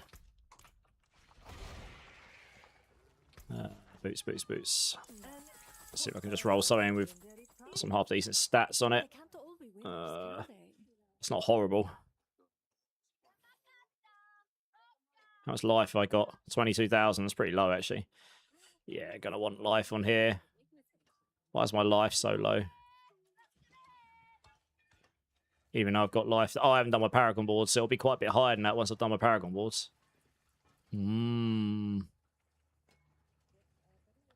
I hit hold of that. I don't know if I'll use that, but hey, Lydian, how's it going? Did you get your PC sorted out, Brancart? I did, mate. I did, yeah. It wasn't my PC that was going wrong, as per se. The Battle.net patcher was... I think what happened was they were updating the update so that it works. And I was like, in between re-downloading the old version, and then it started trying downloading the new version, and it just created a corrupted file and caused the PC to blue screen 6 times. That wasn't fun. How strong is this build, Yato? We'll find out. But Storm Feather, Eagle Storm Feathers, I got to 130 the other day, and I beat T12 Mephisto easily on it. So I'm expecting this to be pretty good once I get it going properly. Yeah. It's got some slight differences to how it's constructed, and it's got the new Paragon board, so we should be quite tanky on this build. This build is not going to push as strong as Swarm. Swarm is still going to push higher, so I'm going to build this build for speed and for comfortable farming, like giga nice farming sort of thing. That's quite a nice purpose scale of that. Same as I did with Eagle Storm Feathers. That build is not going to beat Swarm in pushing, so I didn't bother building it with that in mind. I built it like, okay, this is just going to be giga fast. Like, you can just jump over walls, and you could literally fly across a hell tide with Saw. It's insane. Like, just perma-Saw everywhere. And then when you're in combat, you can just perma-evade, and you can also thrash in between. So you were really fast. I probably want movement speed here.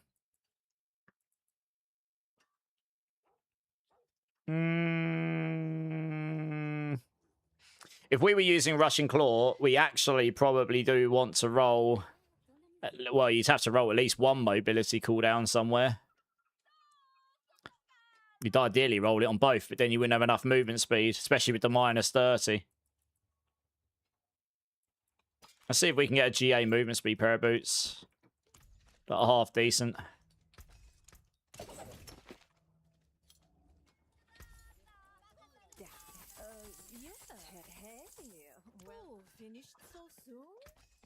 You get 35 from Quatley's. A GA on this will get you 36 without masterwork. So that's 71. You get 16 from the board. So that's 87. Minus 30 is 57. You still need 43. So not even one of those is going to be enough. Like, you still need... You want to get to your top movement speed if possible. For that one there. Yeah. About two of those now.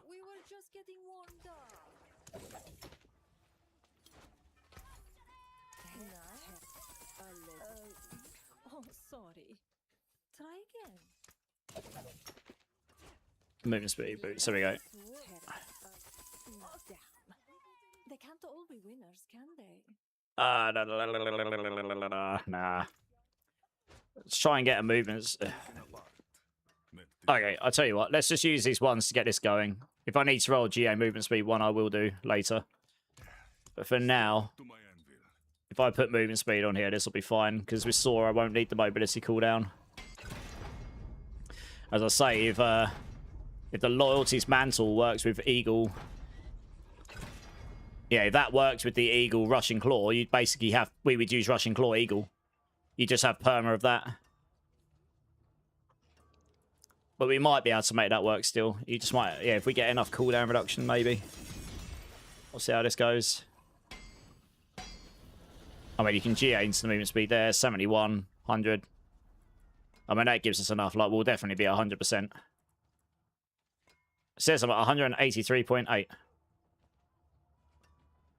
I've still not got enough. Oh, that's because that's... Yeah, I've got enough. This 35 here doesn't apply until you're out of town, I don't think. Yeah, that makes sense.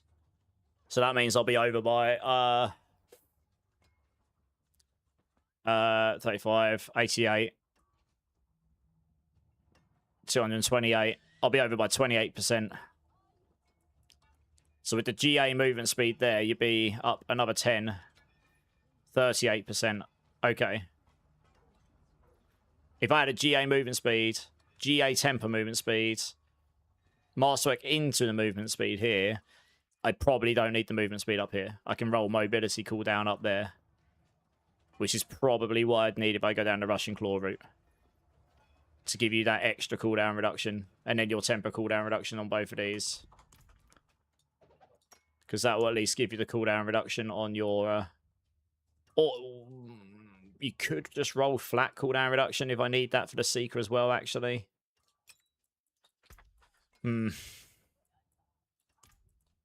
Maybe. Oh, that rolled first time. Nice.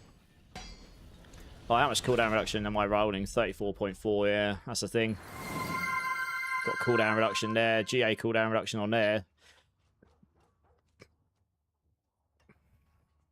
I'd probably need to roll some GA cooldown reduction rings to get this up to 50%. I don't think this will be high enough without the loyalties mantle on. Wise was a Drink City streamer. Cheers, man. You remember the stream? It was painful, I'm sure. Technical issues just frustrate me, Brancar, especially when it's out of my control, but we got there. I was getting more concerned that my computer would end up breaking because blue screening can never do anything good for your computer, really, can it? Fire, fire. All right, I might be able to go and test this out. I don't think it's going to work. Oh, yeah, we need that aspect. I don't think it's going to work with Saw, but we'll just see how. We'll see what it does. We're not using Saw in combat as per se. We're going to use Saw between combat, so we'll just see. But I think Rushing Claw will be the better play here. Recalling, and we'll see if we can even. We want to be able to sustain this as well. So. Agony Cry is it's fine. Monizik. Supremacy. Recalling, so that generates loads of feathers. Okay, I need to do my Paragon board. Hello, cat. Meow. I know you're there. Hello. Not properly plugged RAM because can cause blue screen. That wasn't the problem. It was fine, and then the second I booted up Battle.net, it tried to patch the game, and it got about 5% in, and it would blue screen. It did it like 6 times, exactly the same thing. So it was something to do with the application trying to access memory, or it entered an infinite memory consumption loop, and it just drained all my memory in the background. Basically, a massive memory leak that then just broke the game. Yeah, it did something bad. In that, you're right. What you said is completely right. But in this instance, I don't think that was my problem. I'd have been more concerned if that was my problem. Yeah, for sure. Right, we can get a lot of dexterity in here, which is giga nice. This board was literally made with Jagged Plume in mind. It is the Jagged Plume board. You can get like 122 dex. So it pretty much caps our movement speed out when we're outside of town, which is real nice. We'll go about this for the time being. We don't really need attack speed on this board, so we can just completely ignore that for the time being. It's maybe not the tidiest setup, but this will do for now. I don't have all the Paragon points, so... right, we'll want Convergence for sure. Because it's an elemental build. So the Paragon boards are really easy to set up on these builds. They're relatively the same as Storm Feathers, I'd say. Yeah, we'll set that this way. Get more decks out of that. Come through here. Make sure this is all fully capped. Okay. And then drive in here. Sustaining Barrier will probably be tricky on this build without the Quatleys, so we might go for Revealing on this rather than Viscous Shield. I don't think I've got enough healing. Oh, that's a good point, actually. I forgot you get the 16 movement speed here as well. Maybe I don't need that movement speed on the amulet. Maybe I have got enough here. I forgot you get the movement speed here as well. And that's right, you get the 3% crit here. So I should be at 100%. Yeah, 100% crit. There you go. Perfect crit. If we don't use Double Eagle and we go for Harmony, we'll lose 5. So we'd need to make up 5% crit somewhere. That's right. Yeah, I was literally on the money. Dead on what I needed. Without the crit here. Yeah. But we could use the home glyph to solve that if it comes to it. Right up here. Oh, we don't need this here. Let's go this way. Up there. Come through here. Grab these. Come through here. We'll put Canny in here. Off. 22. Yeah, we can just solve that here. There we go. That's nice. I don't have all that many Paragon points, so I can't afford to... Yeah, the options here are Revealing or Viscous Shield, I'd say. I think Viscous Shield is going to be quite hard to sustain.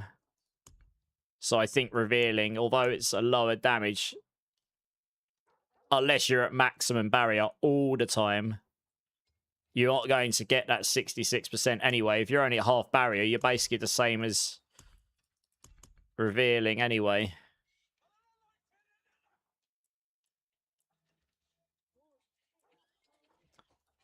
So I think I might start with revealing and see how this plays. If we can get good barrier uptime, then we can do that. But I think we want to use the Squirt's Blouse if we can.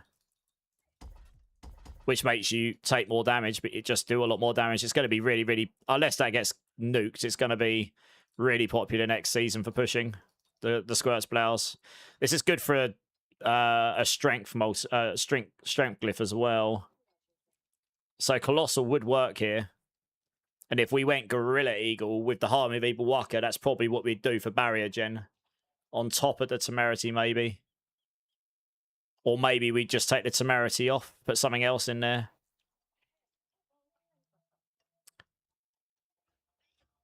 And then we can put the Flicker Steps on, which is what I did last in Season 13. What else we got? Oh, yeah, yeah. I kind of wanted to make a black colour palette for the appearances colour scheme. For which bits, Mr. Andrew?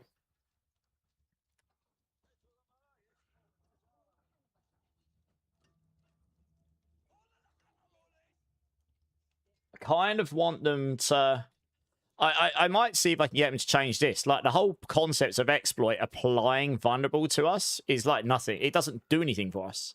Like, they've made it so easy for us to apply vulnerable anyway. We don't really need that vulnerable application there. It's like literally useless to the class. The other thing, they could just end up nuking that, I guess. But yeah, Hone is probably the way we'd go. Like, if we don't do double eagle, we'd run slower. So solving 300 movement speed is not as easy. But that would give us the crit chance. So we'll see. Maybe that's the way we go.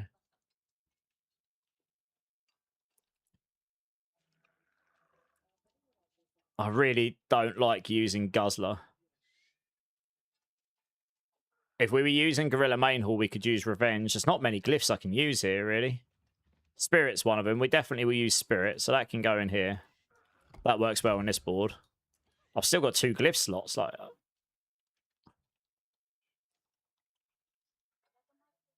I mean, it might be worth us using Talon, although the bottom bit won't apply here. I suppose, because this is a fire build, we can use Wildfire. That's probably... Did I use Wildfire in this? I might have done. That helps with the cooldown situation, actually. Not so good on single target, but that combined...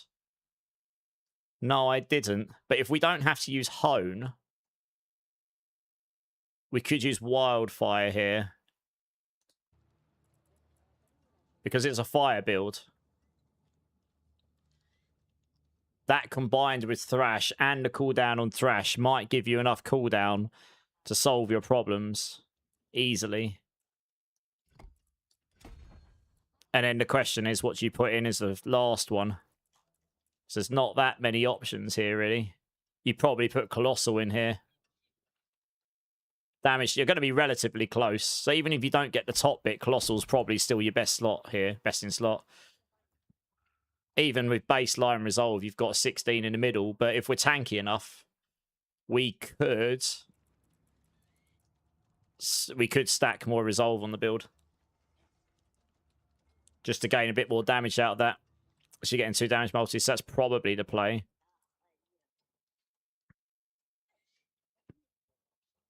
This is probably better than Talon. Yeah, that's the thing about Jagged Plume. You can't not use Jagged Plume on this. Storm Feather potency is giga for this build. It's like a 4x damage buff or something. It's massive. I might see if there's a node I can gain for that from somewhere.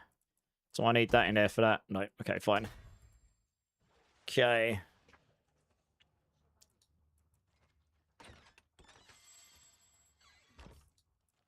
Yeah, that might help with the cooldown situation.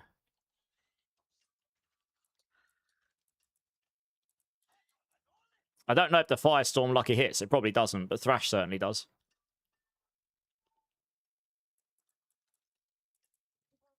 And I mean, we got lucky hit there, and I think you got lucky hit up here as well, haven't you? Yeah.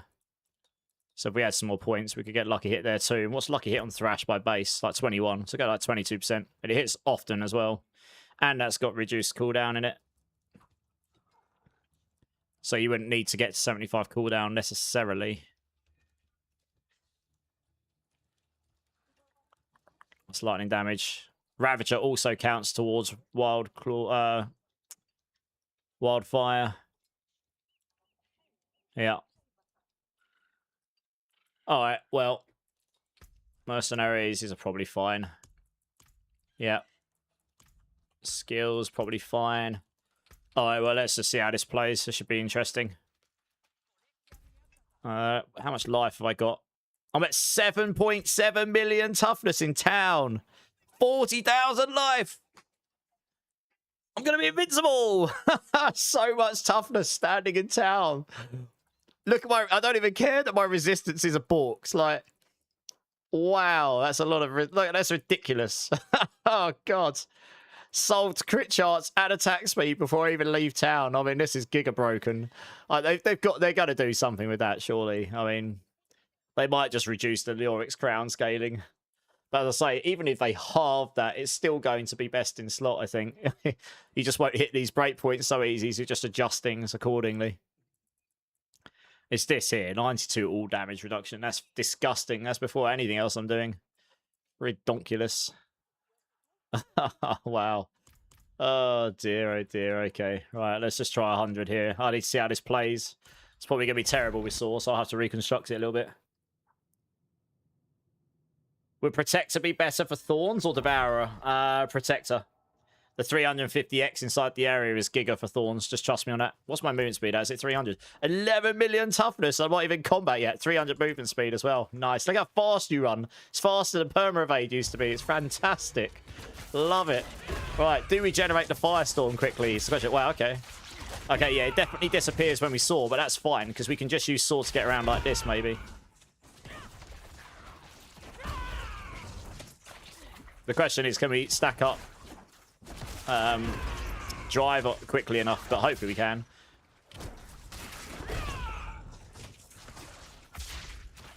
Yeah, I guess Rushing Claw. You gotta remember to spam your focus skills with this. I mean, in an ideal world, you will have both, and you would transfigure one on the amulet, I think. For a pushing scenario, you probably wouldn't so much have both of them. Yeah. What's really annoying is if we weren't in Zik Rune damage bug jail, you wouldn't need both. You would literally I don't need to finish this. You would use concussive stomp lightning variant. That would be enough. Because how that works, I've tested this before, it's pretty good. Every time you activate your concussive stomp, which with the Thrash Moni you'll do very quickly, it electrifies the ground, damaging over 2 seconds, and it causes every enemy to drop a storm feather as it hits. So in combat, you'll generate feathers really fast on this. So yeah, you would use that on top of the recalling feathers. That would be more than enough. I might still try the Saw stuff. I mean, I might still try this with Rushing Claw instead. I do like Saw for getting over the walls and everything, but let's try this here. Yeah, you'd want this one here. Stack these because it will just give you, well, whatever it gives you, I guess. I kind of wish investing the ranks there would actually make this better. Reduce the cooldown on it or something. Maybe give you some more charges or something like this, but yeah, we'll see how it works. I don't think I'm about to use that permanently. And without 30 ranks of Ravager, you're not going to be able to use that often enough, I don't think. You need 4 stacks of Ferocity. Otherwise, it goes on cooldown. I mean, you're generating Ferocity pretty quickly with Thrash. And you overstack to 6. But you would end up in a situation where it could run out. So we'll try it with this. We'll just see how it plays. Do the same thing. Why not go with diamonds instead of rubies? It's a fire damage build. Why would we go for diamonds?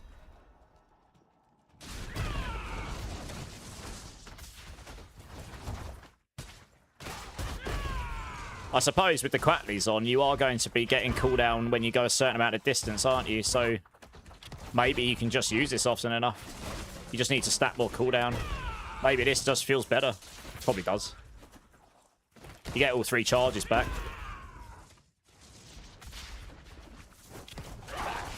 The fire one would be better in the sense that you could just keep going in, out, in, out, in, out. But,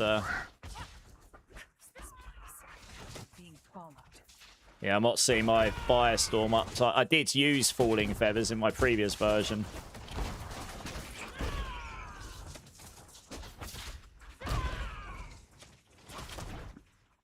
Oops, I'm stuck in a wall. That's great.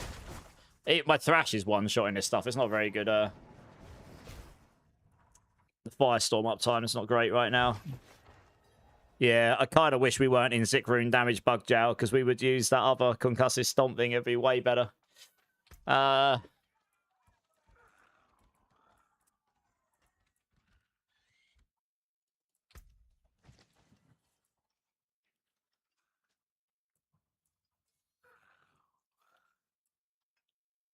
What is the cooldown on this thing? 16.4 seconds. Yeah. Man, if the Lord's mantle were with that, would be really nice. 6.25 seconds per 3 charges. It'd be a cooldown like almost immediately. You'd use it and get 2 seconds cooldown pretty much all the time from this. So every 3 times you use it, just bring it off. Well, give or take. That'd be pretty wild.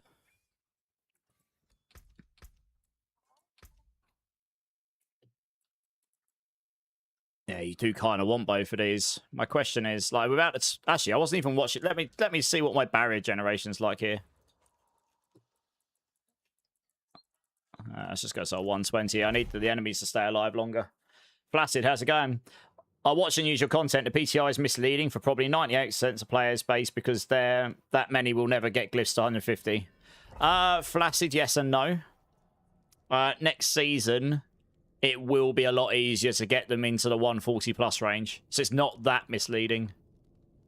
Like this season, yes, it's quite hard in Spiritborn to do that unless you use Swarm. But next season, you know, you'll get your glyphs to 120, 130 relatively easy on the top builds, and then you'll be able to just work them up. So it will be... I kind of wish I could set them to 130. I agree. It'd be giving me a better testing bed, but I wasn't able to do that, and I wasn't going to grind them all up. Where would my damage be with the glyphs around 125? Probably down by about like 20% or something. So you're probably just a couple of pits down or something. Something like that.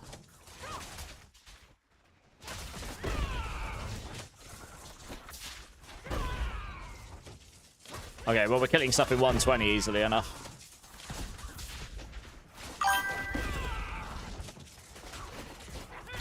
How quickly is my cooldowns coming off with all of the cooldown stuff I've got on? I think Thrash itself is doing most of the damage right now. I don't even need... Oh no, Firestorm does 38.5 trillion, and that was definitely the Firestorms. That's nice. If we can get the Firestorm to 100 trillion, we'll definitely get 130 down. 51 trillion, nice. That's definitely not Thrash doing that. I haven't scaled Thrash at all. I've only got like 1 rank in it, so that's definitely the Firestorm doing that damage. We just need better uptime on it. But because we've got so much run speed, and you can just keep running over them as well, in a way. You're generating enough feathers, you just need to pick them up often enough. That is the one thing that Saw would be really nice for.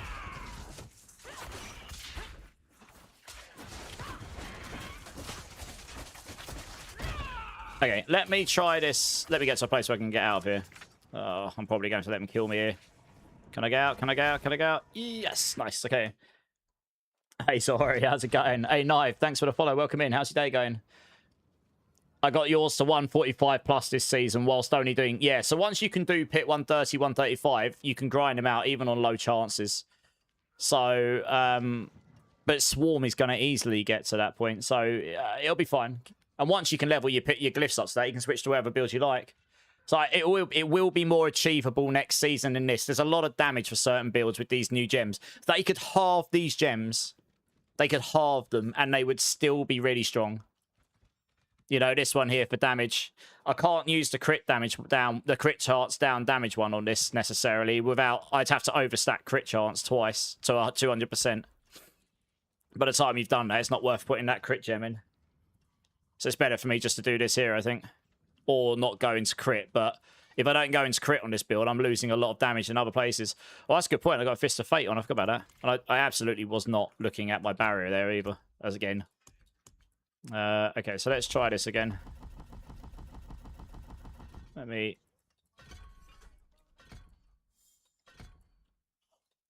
I don't really need that one overly, but...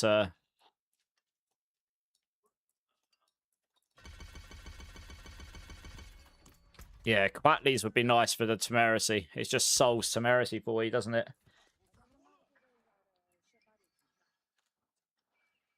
But to do that, I would have to take this off. Because the Sunbirds always have to... And I'd have to put the Sunbirds in here. Or we use a Golden Epiphany. I mean... If I overstack movement speed, maybe I can get away with a Golden Epiphany. Lose 50% of that, but you put a 130 multiplier in. And then we could put in another damage multi here. Like, what would we put in there, though? That's 52,000. That's going to be, what, like 78, yeah.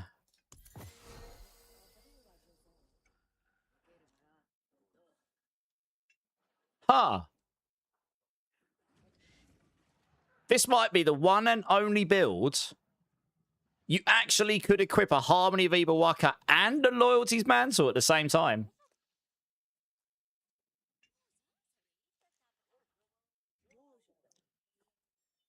Because of the way the Sunbirds works. Huh.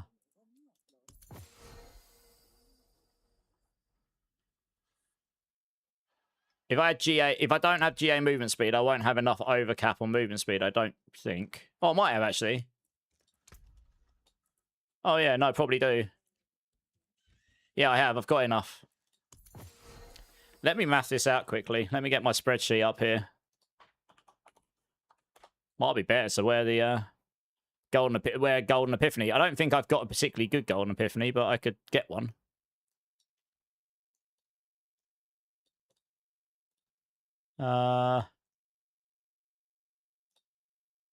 Okay, let's just do this. Golden Epiphany. Because the thing is, the Quatley's amulet, it just gives you giga healing. It's like, for barrier gen, it's insane. And if you wear it, it's 130x damage as well.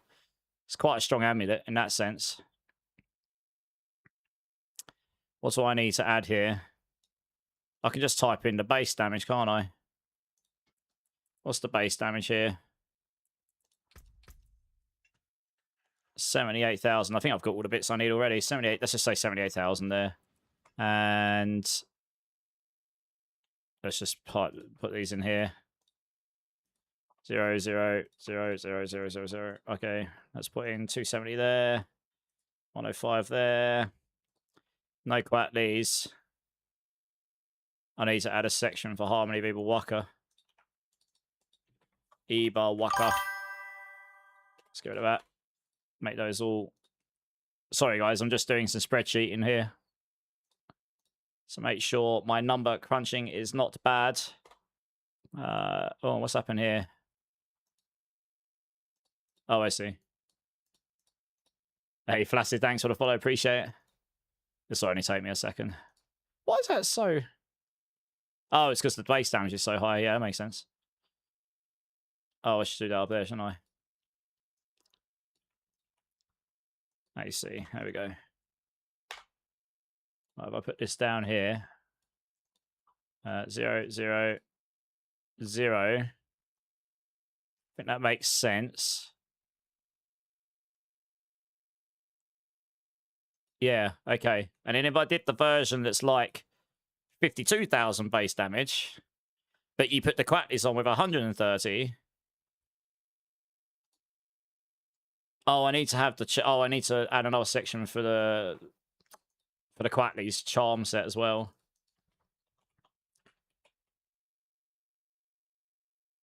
Quatley set. There's two Quatleys. There's the amulet Quatley. Where is it? Oh, I've got one of these somewhere. Where is it? I actually have a pretty good... You actually equip the amulet. I've got a pretty good one here. This one here. It's lightning, but yeah, the Echo of Quatley. Okay. I'll just echo of Quatley. There we go. and then Quatley's set. Okay, so let's just get rid of these ones here. Numbers. Percent. Hey, Fusco, how's it going? You're hitting up to 550 trillion with a build. Nice. Is this on PTR or is this on live? I got to 1.4 quadrillion or 1.5 quadrillion on the PTR, and that was with the swarm build on, which doesn't work for swarms right now. So you can multiply that by 1.8 in a sense. Do you know what? Let's get rid of those. Put those up there. Put that there because I don't need those original ones. Right, there we go. Quietly set. 200 here. 0 here. Need to make that take that into account. I mean, those damage numbers might come down a little bit just because of the, apparently there's some bugged interactions going on. So a way to format these in numbers so I can actually see them a bit better. There we go. That's better. Okay, so that one there won't have the Quatley set, but it will have the Evil Walker. Let's say that works, 78%. Okay, interesting. So if we move... Yeah, okay. If we move the Sunbirds into the charms, but you have to remove, but you keep the loyalties mantle on, and then we do the golden epiphany and put the evil walker on and the echo of Quatley with 130x multiplier, that ends up being weaker than having the Quatley set on with the Sunbirds as the main amulet.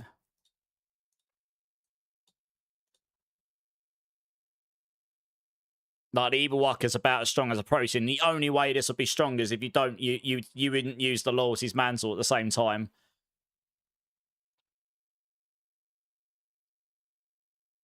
If we didn't use the loyalties mantle, we put, say, like the protein heart in as well,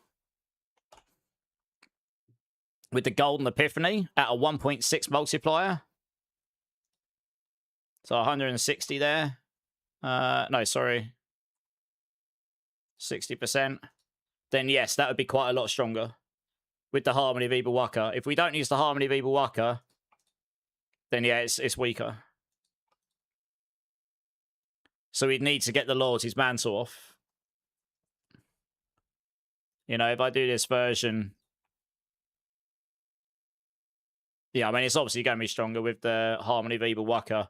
Like, if I do this version with the Harmony of Evil Walker in there...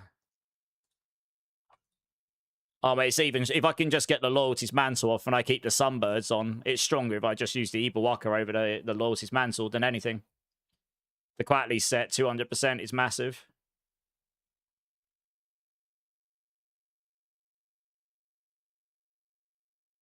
I'm just trying to work out if my math is right there. Yeah, because if you reduce your damage by half, and you push it up by 1.3 there, it's the Echo of Quatley in there. P, here's, yeah.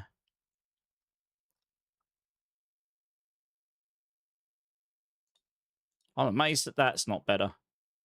A 1.78 and a 1.6 and a 2.3 doesn't outweigh that, really? Let me just calculate this separately in case I've messed something up here. 52,000 times 2.3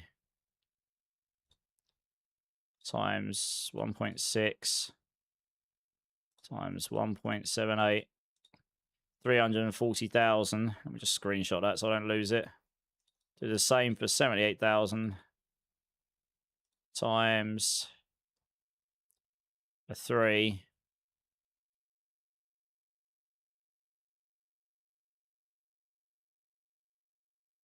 times 1.78. Yeah, it is just stronger. Yeah, so it's stronger to wear the Sunbirds. I don't think there's a situation where we could actually use a... Even with the 3 in, it's still weaker. That 200x on the bottom, plus the fact that you've got 50% stronger here, is just stronger, I think. So that isn't the way to go. Yes, if we want to generate more barrier, we'd probably have to go with the Gorilla main hall, but then you don't have enough movement speed. Because you get... For your movement speed cap 2 is going to be hard to get 300% without this being double to start with. Not impossible. We can get to 280, I think.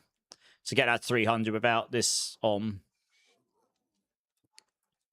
you would need to have another movement speed thing in there somewhere, like Thunder Spike. Movement speed here would get you pretty close, maybe. Yeah, okay. It's all good to Namacon. Hey, Shreya, how's it going? You're looking for someone to play D4 on Xbox. Nice. Guys, is anyone playing D4 on Xbox right now? Maybe there's some people here that can play with you, Shrey. On PTR, using Needle and Loyalty and stacking position. Do you mean stacking Poison, Vosco? Do you know how Needle is working with the 130x multiplier? Needle, oh, you mean Ariok's Needle? It's bugged right now. The lucky hit poisoning on it's doing way too much damage from what I understand. Yeah. Right, let me see how this works with Saw. Because the one thing about Saw is that will generate on falling feathers. So it's all about sustaining the Firestorm. So even though the Firestorm doesn't stay up, I probably can sustain my Firestorm a bit easier here. So I wonder if it's actually just going to be better. Like, for just generally... I mean, it's going to be better for getting around, I think. You can just fly around the map like a nutter. Wow, we're melting 120s. Like, not even having... No effort required here. Craziness. I really like this for getting around maps, actually. Because we've got so much mobility. 300% movement speed. You've got the lock-on with Thrash, like you get on the core skills. You've got Saw for just flying across the map. A pushing version, we'd use non-loyalties and try and make that work. Just for the extra damage, I guess. Look how fast you move with 300 movement speed. It's nutty. Love it.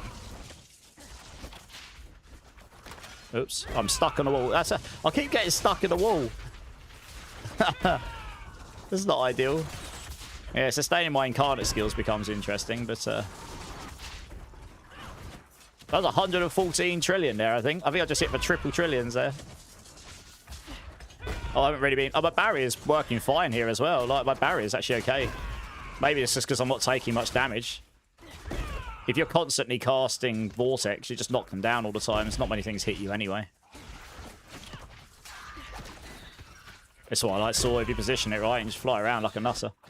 It's great. My Firestorm seems to be sticking up pretty well, actually. Yeah, it's working alright.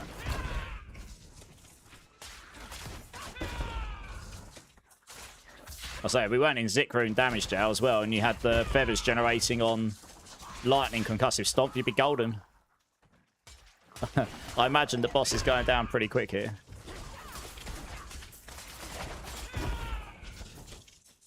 Those must have been unstoppable.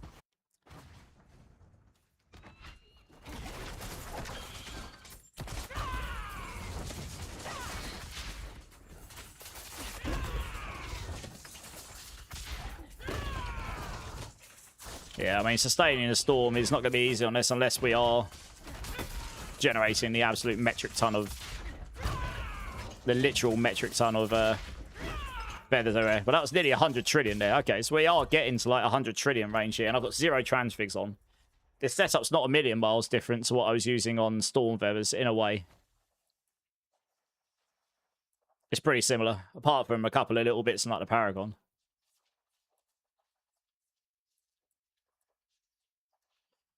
I mean, we can try Falling Feathers here instead and see if that does sustain it better. It might do. We just have to manually pick them up. We'll try it. Maybe just because we'll generate so many feathers, maybe it will work better. Just won't pull them all towards us. Then you wouldn't be reliant on generating them from there, I guess. Alright, let's try 130. If we can get 130 down this, that's all you need. You'll be able to nuke everything.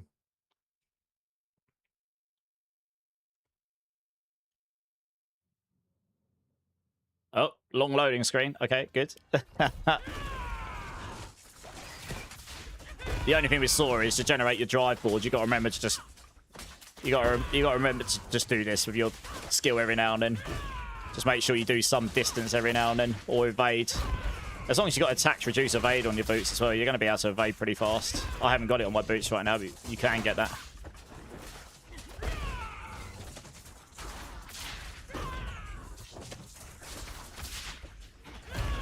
Yeah.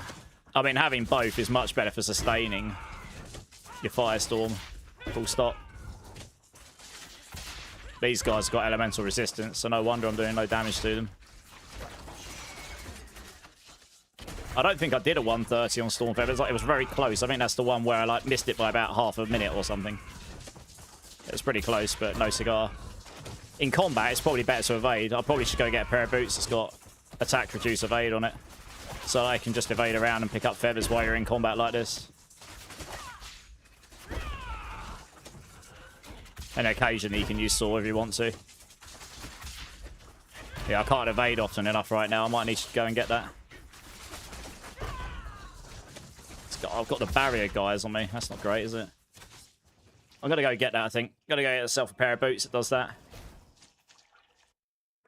I think Thorn's Rock Spitter is between 110 and 120 range, non-PTR. Yeah, I think it will go to like 125 plus or something. Yeah, I want a pair of boots like this.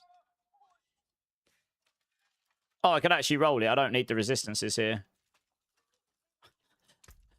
My resistances for certain things are going to be so low. These are going to be like less than 2,000, but it just doesn't matter. I'm so tanky anyway. Good.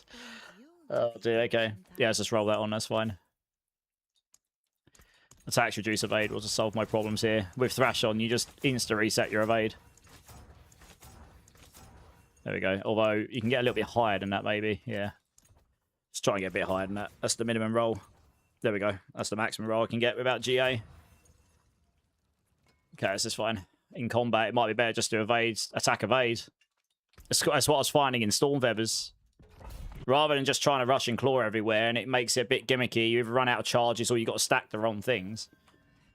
Just use that to get around and just attack evade with Thrash. So you're still doing distance for drive. You're picking up feathers. Yeah, okay. I mean, falling feathers might be better here.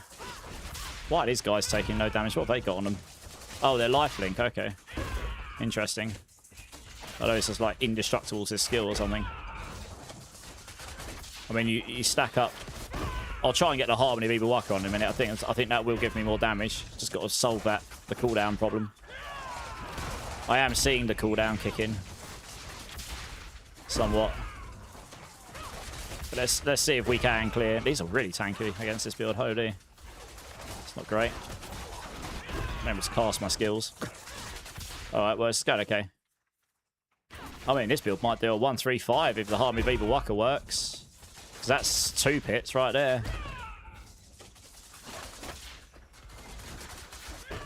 As long as you can get it, as long as you can spam everything correctly.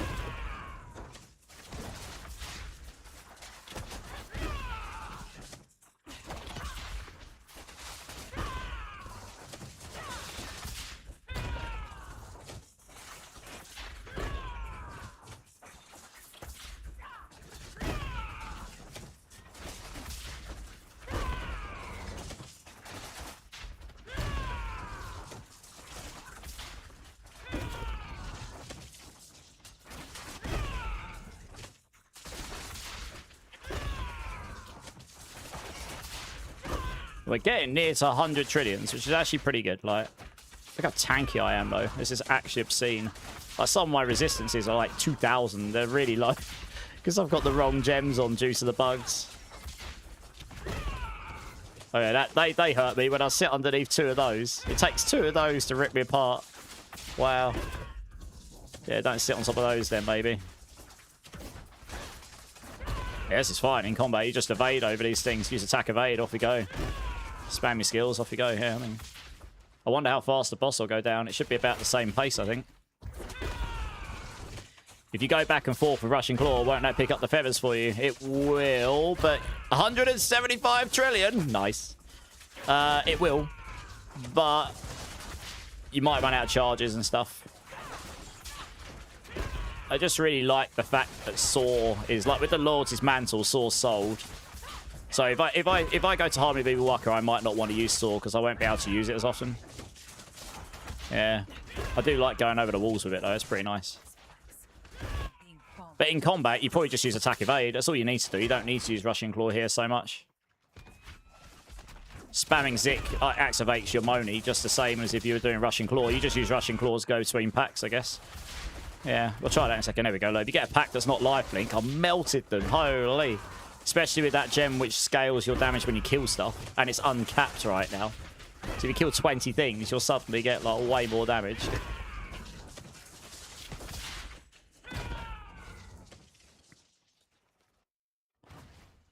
I do like this though, with Saw. That's the one thing with Saw. Like, you're just able to jump over the walls. It's really nice. That is nice.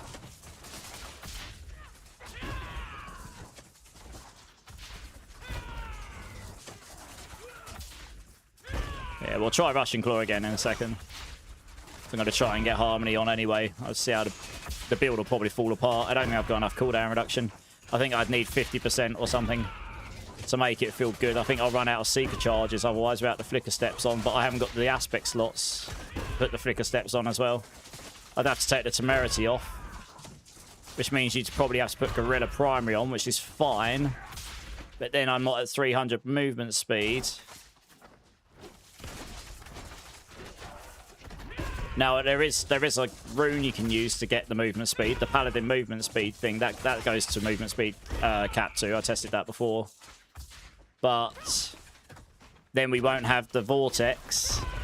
And you kind of want Vortex in there for the DR and pull in. Because this build, you want to pull the enemies in, really, inside your Firestorm. And we have to use the Zik rune. That's the problem. If we didn't have to use the Zik rune... 182 trillion, nice. Okay, this is doing pretty well. If we didn't have to use the Zik rune, then we'd be able to shift things around. The problem is that is actually limiting our build creativity a little bit because we have to put that in right now. It's just too strong. And I'm not sure that's going to get fixed before... Yeah, I'm not sure that's going to get fixed by the time we get there, so it's... I don't know. I think they've deliberately left it in because if they take that out, a lot of Spiritborn suddenly becomes very underwhelming and they're just going to take loads of heat for it. So I think they're trying to figure out the balance in the classes before they take away what is essentially a 6 times damage buff. That's, you know, that's like 5 or 6 pit tiers you're taking away from every build on the class, not just the really strong ones. So unless you give that back to the class as a whole, you're actually making the builds that already, in quotation, struggle. You're actually harming those more than the Giga Strong builds like Swarm, which will still be able to nuke the whole game, just not pushing the leaderboards as high. That'll be one of the only builds that doesn't really suffer that hard for it. It will still beat the game, like, no problem. But a lot of other builds will suddenly not be able to do T12 Mephisto if they invest in it very easily. So, yeah, that's the problem, I guess that's why they've left it for now. I understand why. It's just limited our creativity a little bit.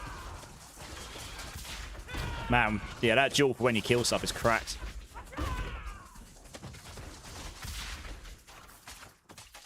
Oh, wow. The one reason to take Saw is it does give me unstoppable. Actually.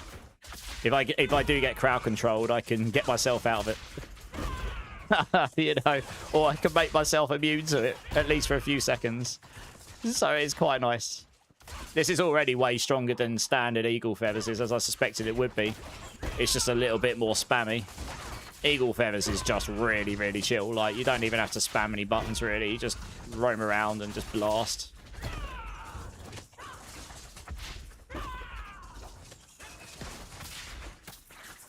Okay, boss, this will be interesting. We haven't got any light of the killing enemies scaling stuff, so how fast we get the boss goes down all right, actually. 163 trillion on the boss. Nice.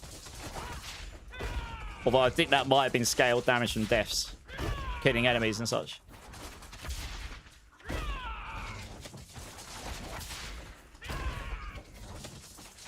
I might recommend to them to make this Saw variant, the one that makes you unstoppable, to also generate Storm Feathers, because it literally only makes you unstoppable right now. It's the only thing that variant does. I might recommend to them, can we make this generate Storm Feathers as well? Or something like this. Or make it generate Storm Feathers and scale Storm Feather damage by 30% or 50% or something. Because it works really well for both these builds. I'm not going to lie, it actually works really well. Because that suddenly then makes it more, like, appealing to use. I mean, okay, I didn't actually check the time there, but that was an easy 130. Barriers, no problem here. And I'm not full glass cannon. I could roll less max life, more resolve on some of these, so yeah. 217. Yeah, the damage scales up as you kill more enemies, so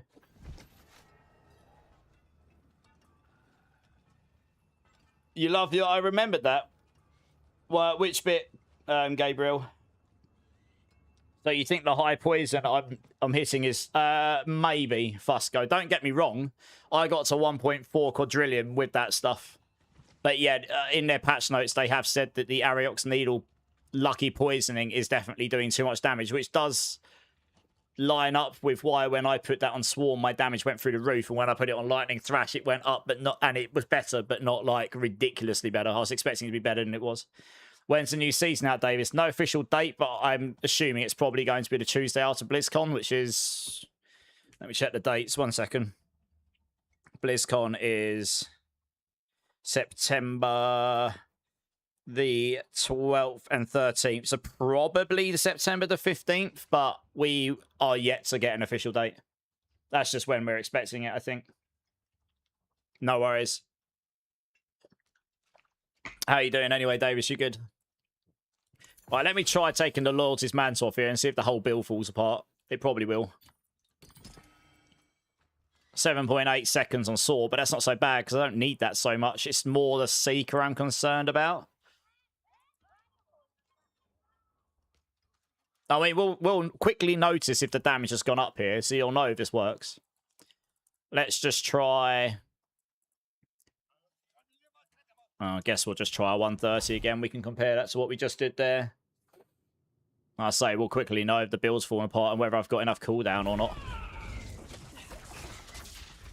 You need to be able to spam your Eagle often enough so that you can keep Supremacy up. That's the one issue. We've got enough Stormfeather generation in here that will probably be okay. But unless you can keep... my Seeker charges are running out, so... Yeah, we might then have to put the Flicker Steps on, which means you won't be able to use the Temerities. It's like the whole construction of the build has to change. See, look, my Seeker ultimate's on cooldown now. And now I can't spam it anymore. So then your damage goes down because Supremacy doesn't stay up, and it's such a big aspect on your... And it's on your two-handed weapon. Yeah, so look, I think you need to have the Flicker Steps on if you go this route. Still hit 100 trillion, but I can't spam the Seeker. I haven't got enough cooldown.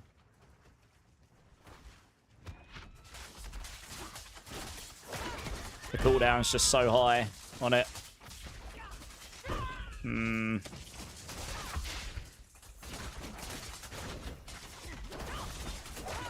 You need to have at least one feather generation aspect on while we're in Zik Rune damage. Whilst we're in the Zik Rune damage bug jail, we have to put that on. Is there any more cooldown I can find on this build without... I mean, that's the problem. Now you sacrifice damage. You could get a bit of cooldown on Leorix here. Otherwise, you've got to roll it on your rings. I've already got it on my gloves. I've sacrificed damage for cooldown there. I theoretically could roll that for damage if I use the loyalties. So then your Harmony Beeble Waka starts to lose value.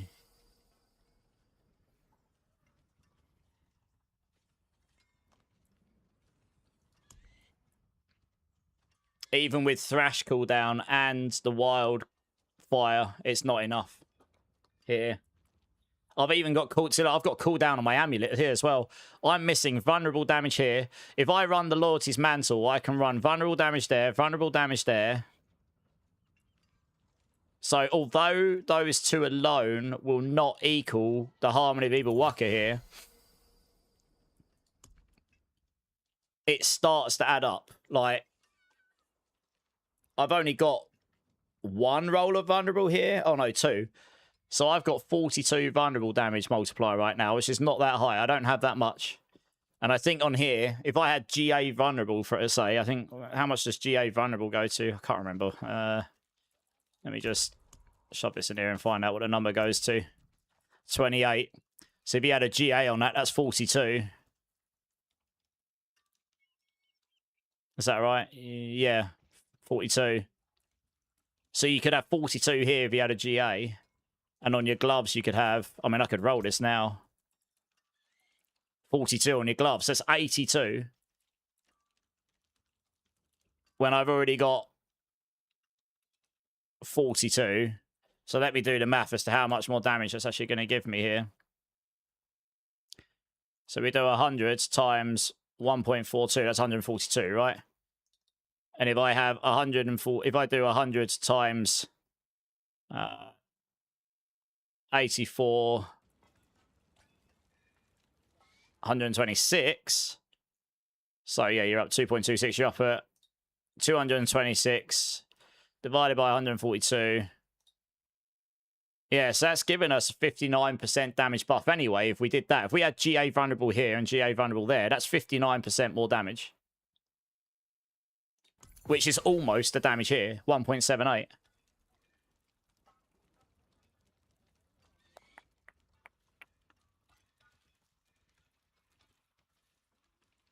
So, I mean...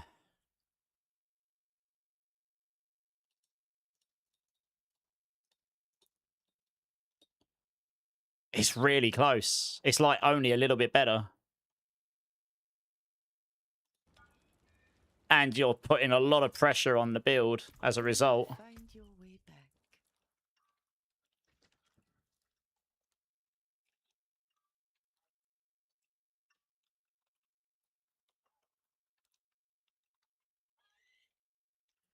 And I'm just considering here.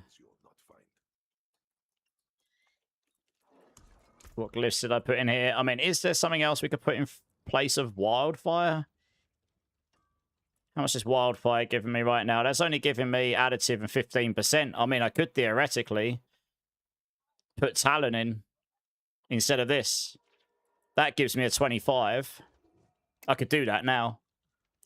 But there's absolutely no way you're getting away without the Lord's Mantle without wildfire in as well.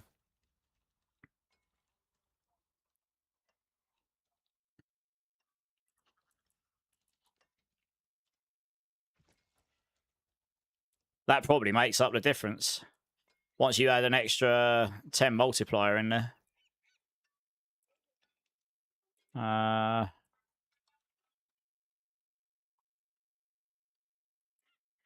Hey, Jay, how's it going? Oh, yeah, that's the Season 14 one. It'll be slightly different for Season 15.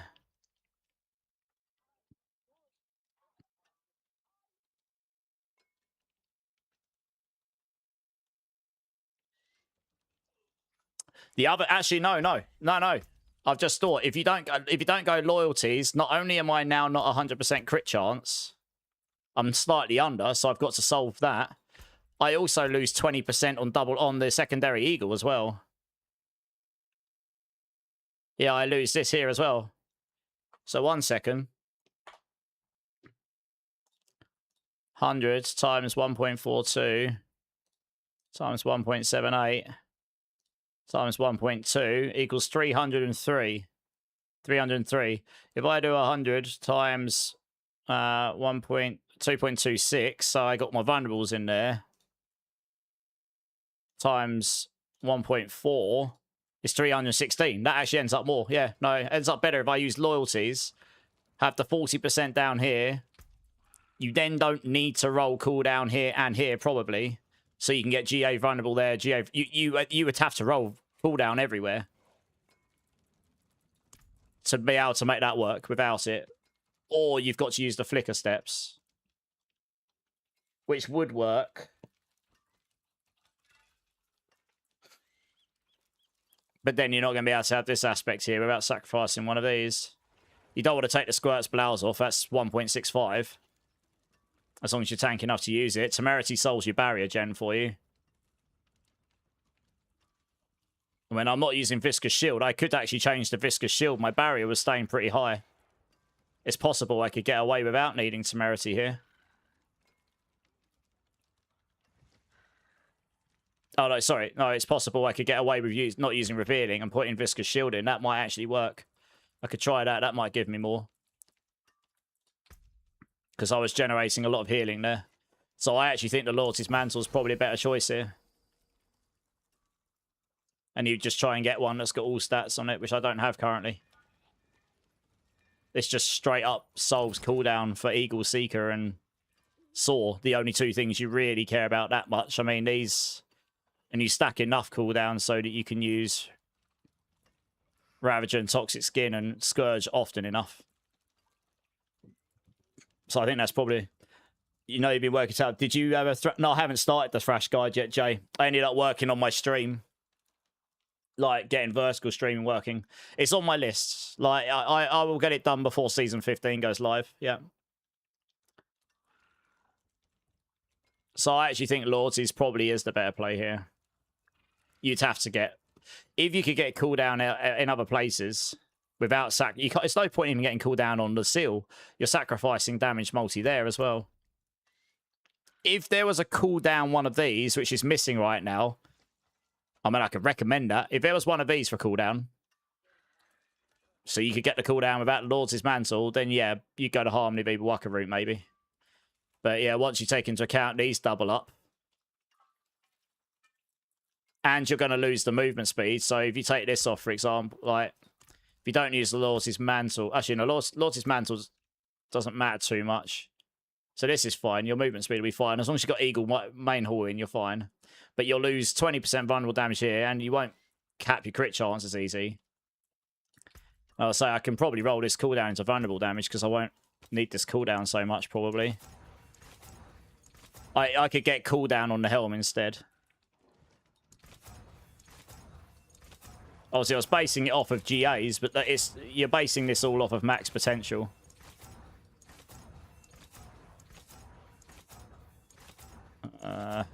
If ever rolls.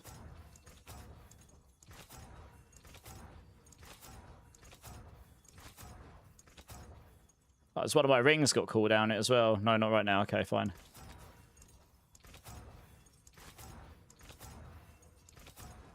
Seemingly doesn't want to roll vulnerable damage for me. Oh, he rolled 20. Oh, yeah, because it's mythic. Yeah, nice. Okay. Yeah, so that's at 35. Oh, that's a good point. I didn't even math in the fact that you get your 25% from it either. That makes it even more in favour of Lord's Mantle, because you get your 25% even without Masterworking into it. So a GA one of these at 42 and your 25, you're going to end up getting 28 times 1.75. You're going to end up getting 49 on that, I think it is, if you had a GA. Or 48, maybe. Which makes it even more in favour of those. It's going to be the same on the amulet as well. That just narrows the gap. If you had, yeah. So you could get one of these with vulnerable as well. And your cooldown will be lower, but you could roll cooldown on the Helm, which I can't do right now because I don't think you can enchant this. I think it's broken at the moment, so we can't enchant these, yeah. That will be fixed, though, by the time we get to the season, I imagine. So you can get one of those affixes up here. And then that plus the cooldowns here is probably enough. And then, yeah, you can just go full damage on all these things. Full damage, full damage, full damage, full damage.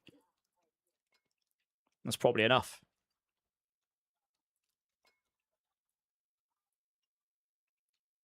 How much movement speed do I have here?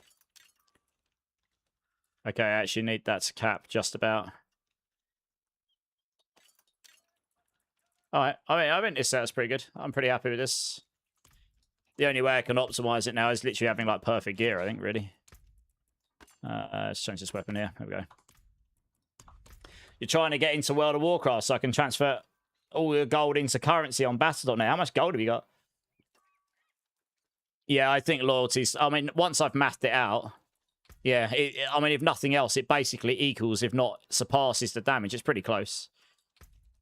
Once you throw in the two vulnerable things. Like I say, if you go with Ibawaka, you are going to need cooldown reduction everywhere. Probably on the rings as well. You're just chipping away at all these... You're just chipping away at the damage you have gained to get that. So it probably just doesn't make sense. And then without the Lord's Mantle, it puts pressure on crit chance. So then you got to put hone in probably, so you lose damage there as well. You know, it all starts to add up. I mean, actually, let's just try without Wildfire here as well and slap in like I mean, this is lightning damage, but it's an eagle skill, so the additive works here.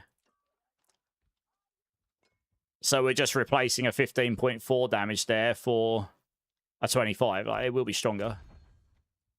We don't care about the bottom bit too much.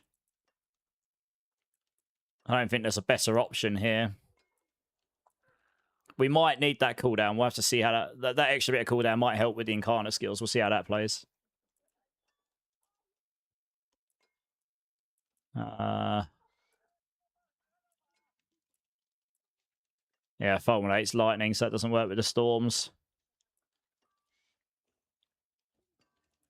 Poison, that's got a rubbish middle bit.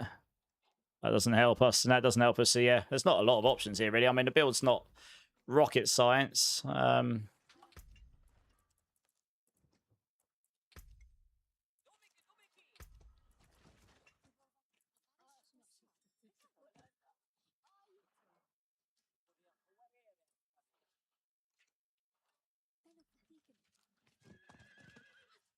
I haven't actually... Let's see, I just want to double check my resolve is generating well. I'm still considering the ban of First Breath.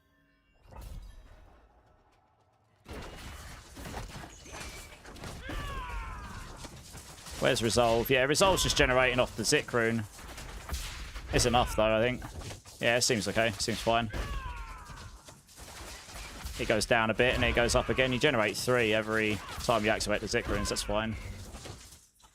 Yeah, you just use this. You just like with the 3-second cooldown on Saw. Once Quatley's set only has to kick in once, and it pretty much resets it by the time you land. So you get perma Saw from it. It's what I found. That's what I realised the other day. I was sitting there for ages going, why the hell is my Saw resetting? Yeah, you could already feel the increase of damage from that vulnerable. I'll probably see the 100 trillions more often once I stack everything up. Yeah, 148 trillion, 208 trillion. I mean, this is pretty strong. Like, this is like no damage transfigs. If you wanted to giga juice this build out, you could probably, with the current setup, get like easily get to half quadrillions, which is pretty good. It's not going to compete. It's not going to compete with Swarm, but it's pretty decent. I can give this feedback and say this is where it's at. Yeah, I'd need more resolve generation probably if I was going. Oh, quadrillion. Was that? Oh no. Oh, was it 1,000 trillion? Was it 1,000 billion? Oh, it might have been 1,000 billion. Okay. I was gonna say if I just hit a quadrillion, holy. How did I hit that high? Something unusual's happened.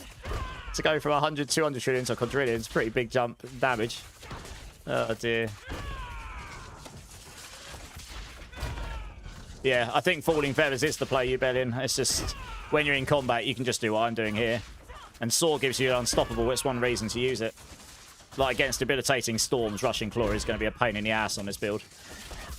You're just going to end up getting perma on crowd controlled, and you could just skip them, I guess. But yeah, barrier's fine. I reckon I can change the Viscous Shield. My barrier's sitting up pretty good here. That'll give me more damage as well. I might go try that. Rather than finishing this, I might change the Viscous Shield.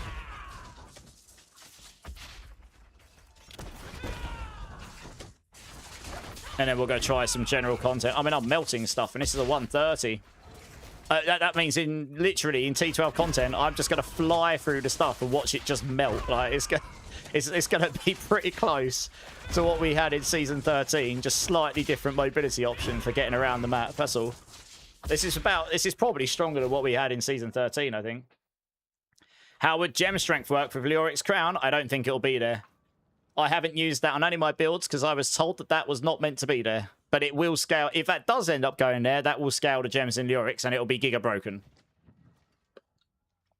There is no way they're going to leave a gem that gives you 92% damage reduction and then give you a way to scale that up even further. That doesn't seem right. That doesn't seem good, does it? 12 million, Andro. Nice. Will there be another PTR test, King Magics? No, unfortunately not. There's only one. This will finish on Tuesday, and then that's typically a month out from the season. This is from my experience of being a game dev, right? They don't fix bugs until the last week before something comes out. The only reason they would make a code change, any significant change in the code, in the last week running up to a release of a season would be if it's so bad it's literally crashing the client or crashing the servers. Like, it's a what we used to call at work a code brown. You can work out what that means for yourself. But, you know, it's like so bad you cannot not fix this. Because you could even change like one name of a variable, like really one line of code. It could break so many things. It could do. And when you make significant changes, your QA testing department or whoever you get to test your game, they have like a plan, like A, B, C, D, E, F, what, you know, all the way down, like hundreds and hundreds of tests. Some will be automated and some will be manual. And they basically go back to the beginning and retest the whole lot. If they can confine the test to certain areas of the game, they'll do that. But a lot of the time they can't. So, yeah, you typically get... So, anyway, you got 1 month. You'll typically be on what's called lockdown in this cycle, I imagine, 2 weeks before release. In the 3rd week, that will be testing. Any major bugs found will be fixed. Last week will be final testing and only code browns, and that's it. And then, obviously, they'll make fixes for like day 1 patches and stuff potentially, but that gives them time after the release to find stuff and do hot fixes. That's why the hot fixes are normally 2 weeks after release and then 4 weeks after, to give them 1 week of fixing and bug fixing, 1 week of lockdown. You have this cycle, and a lot of people don't work in that world, don't think of it that way. They just think people change code and work on it until literally the last minute, and then they just push it and YOLO it. But typically you don't, and obviously we still see bugs and crashes and stuff, but that's typically how it works. So yeah, 1 month is not a long time. You know, you think of it this way, 2 weeks is 10 working days if you've got a 5-day working week.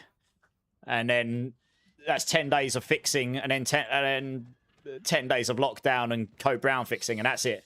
Times however many people you've got. I don't know how big their dev team is. I imagine it should be probably bigger than what I had in my team back in the day. But then after hearing how big Grim Dawn's team is, I don't know. My dev team on F1 Clash was bigger than Grim Dawn's entire studio. It's crazy. So we were probably, well, they were highly ambitious on our title, I guess. But yeah. So I'll give you a little, if anyone that was interested, there's a little bit of insight as to how game deving works. Obviously varies studio to studio, but generally speaking, you'd expect that process to be, you know, relative across studios, I would have thought. Right, I was going to change into Viscous Shield. I wasn't sure how my barrier gem was going to hold up, but it looks like it might be okay. I don't care for the attack speed here. That's caps anyway. So we can go for Viscous Shield and see. That will give me more average damage as long as my barrier gem's okay. This board only gives you 30 all the time, 60 on crowd-controlled enemies, which is particularly not as good on bosses, that's all. So you'd want Viscous Shield here if you could. But with the Temerity, maybe we're okay. I mean, I could probably roll life per second on my boots as well, just for some extra sustain. That would do nicely. We might have to shift some gems around in here. Got the lucky hit. We don't need the lucky hit so much down here. No, I had Colossal in here. How much strength do we get in here? Strength's pretty... Do you know what?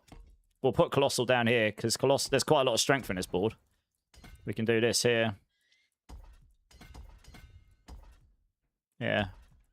You get enough strength from this anyway, and then we can put Spirit up here, because you get a decent amount of dex in this board here. Spirit, where are we? There we go. Now, obviously, as someone pointed out, my glyphs are 150, which isn't realistic at the start of the season, but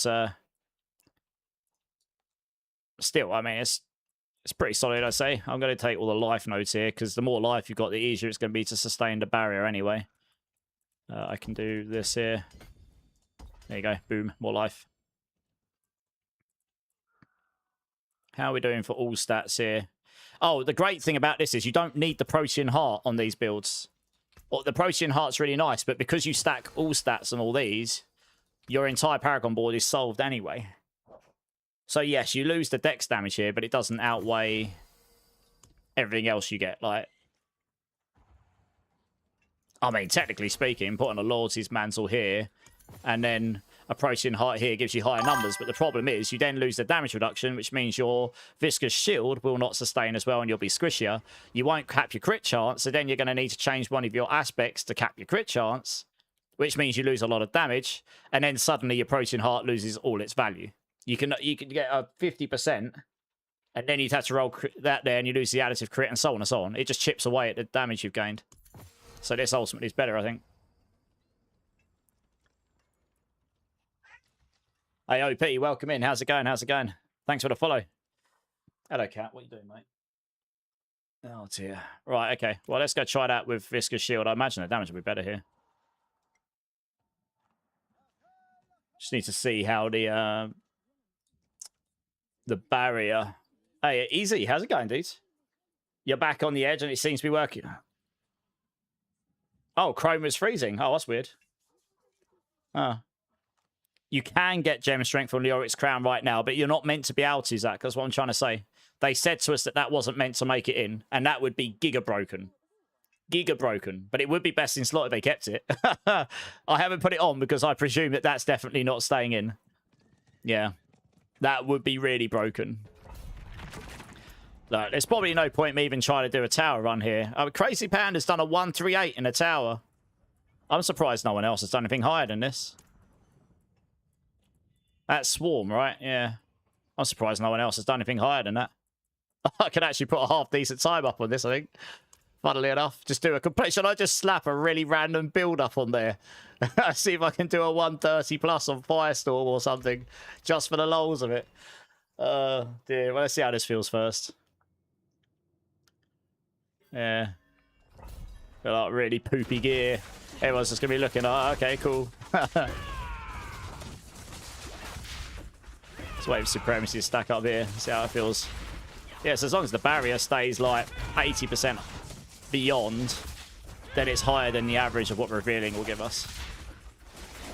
And like I say, it's particularly better on the boss in that situation, which is where you've got the biggest amount of life to chunk away. 228 trillion. Nice. I'm gonna hope my resistance situation will be better. Hopefully they fix the bug with the Leorix where you have to have the same one equipped in Jewelry and in Leorix. And it does only use the one in the helm, but it just doesn't work in the helm at all unless you've got it on your Jewelry to begin with. So that means you've got to waste... One of the benefits of having the Leorix in is not just having them stronger, it's the fact that you can have 5 of them on. So if we were able to have 5 of them on, we could put the 40% life one in, because we don't care about resource on this build. And another one. I'd have to go look what else there is, but there'll be... You could... Or we could just put a straight jewel in for resistances if we needed to make up that. I'd have to look what other ones there are.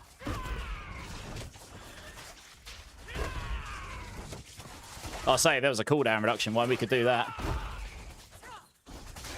Yeah, if there was a cooldown reduction one, we would use that. And you wouldn't necessarily put that in a helm. You could just slap that in. Depends how high it is, I suppose. If it was like 40%, you could just slap that one in.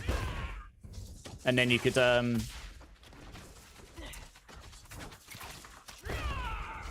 then you could probably use the Harmony of Evil Walker and get away with it. And get that extra damage there. That'd push our damage numbers up to like 300-400 trillion as things currently stand. And then you're talking some pretty decent damage numbers, actually. What the hell's going on? Why am I stuck on the wall again? Oh, did they put a lightning pylon right in front of my face? Yeah, probably. Yeah, some of my resistances are like 2,000 or something. They're like really low.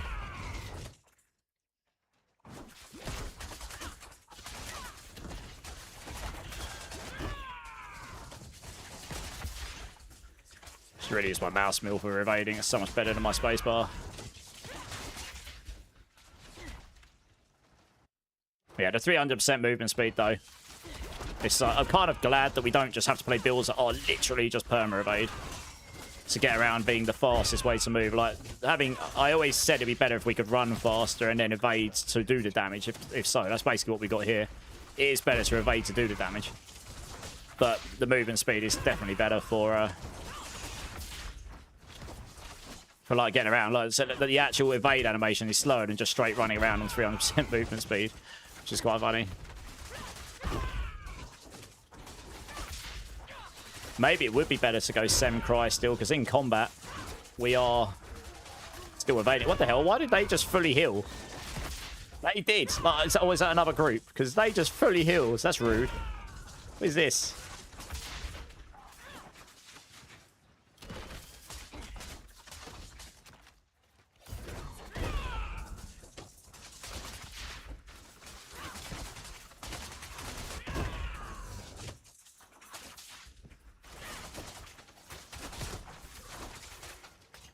Oh, it's not that way.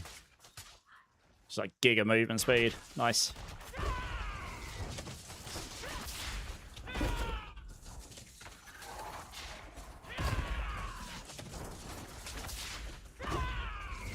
Yeah, it's very... I mean, like most of our builds, you are just pianoing your skills, though. Like, I really wish there was a way to extend the duration of our skills without using Rushing Claw. Even then, it only extends it by a few seconds. Very piano-like, this like a lot of builds. You just have to spam your skills like no tomorrow. Just hold the buttons down.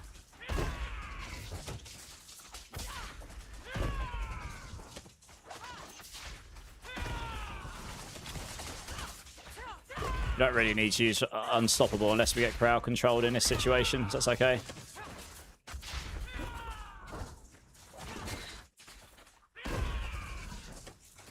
Let's go over here, we go.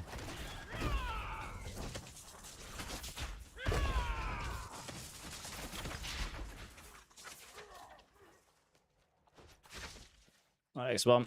I can't remember how fast I did it last time, and this will be quicker. I want to see how fast we get their boss down.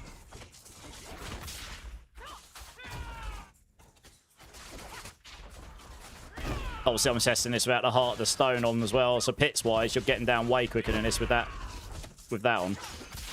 Alright, this... Oh, okay, this might not quite push me to the boss. I think my lightning res is rubbish right now, and that thing barely even touched me in a 130. It was just crazy, really. That would have insta-annihilated me in Season 14. That would have been guaranteed death.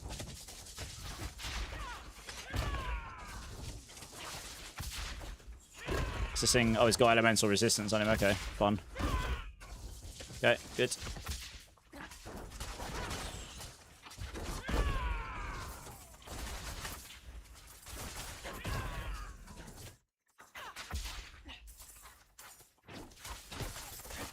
But that really did the artillery shrine. Got enough of that stuff anyway.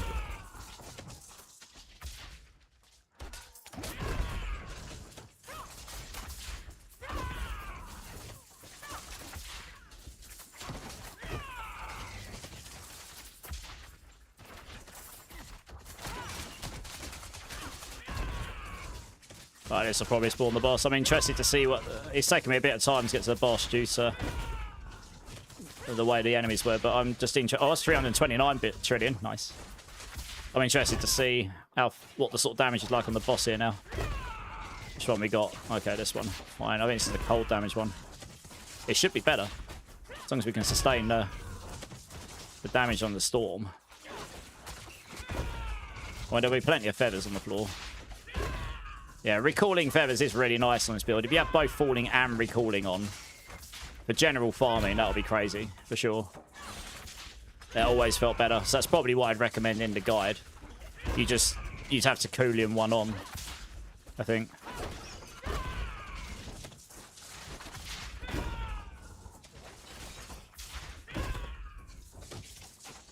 I might look at something in a second.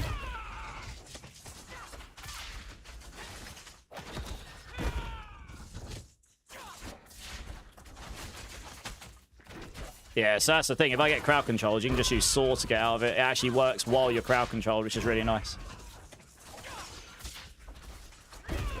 Right, there is one other thing I can try here that might make the build feel a bit better. Oh, no, it won't work. To use the Lord's Mantle, you have to go same, don't you? And you have to have the ultimate there.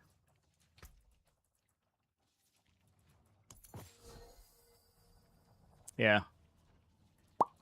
Thinking you go gorilla. If you go gorilla here, you can't use Lords. So it just breaks things. So yeah, you'd have to transfigure it probably over here. So have them both.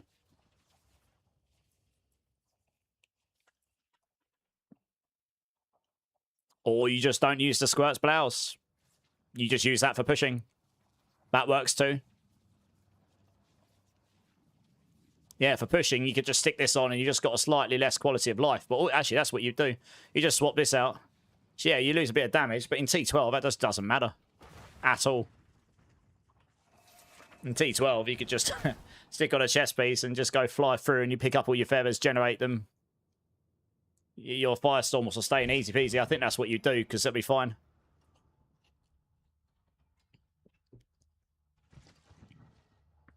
Yeah, so I'm actually thinking I might change this from Igni to Sem.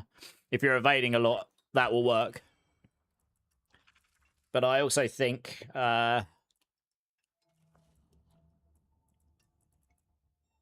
before I do anything, I'm just going to, just for the lols, just for the hell of it, because I think it'd be quite funny. I don't know if I can complete this in time, but it would be funny if I can. I'm not going to be able to beat Crazy Pandas 138. I don't think this build's going to get there without transfigs and stuff, but it would be quite funny if I could put myself like decently high on the leaderboard with a non-swarm build. There's not many times up there, of course, because not many people bother. But it would be quite funny to put a non-swarm build up there in the middle of them all.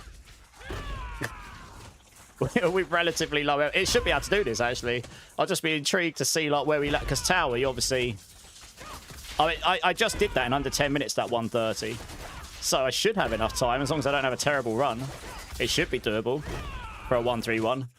138, not without transfix. But I think this build will do 135 plus as things stand. If you had transfix and stuff.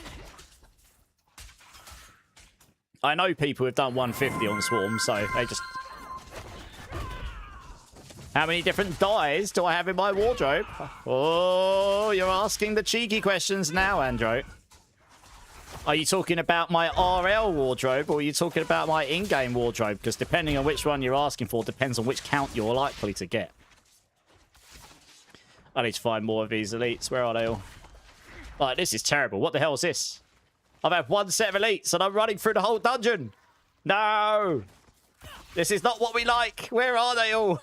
Oh my gosh. There's no elites anywhere. Oh no. I'm probably going to have to start another one.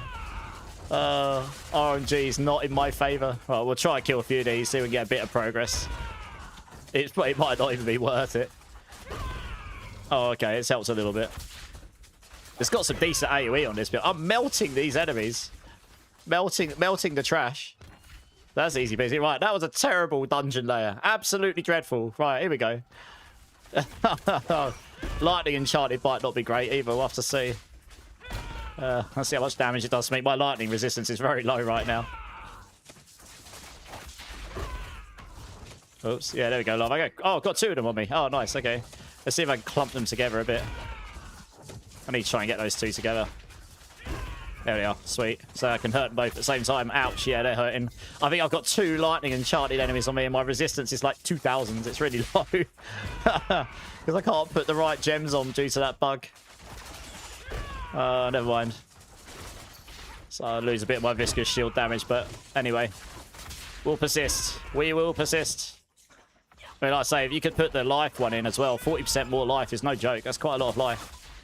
And the downside wouldn't hurt us on this build at all. Oh, that's one of them down. I don't know if the time investment was worth it, but hey. I don't know how long I'd need on the boss. Maybe, well, I've had 2 minutes on the boss. That'd certainly be enough, but I'm certainly not going to get there with 2 minutes right now. Come on, die. Die! There we go. Sweet. Right, let's go. I need to try and find some more of these elites. What's that there? Power pylon. It's probably not worth it, though. Take too long, won't it? There we are. There's one down there. Nice shards, fire enchanted. Okay.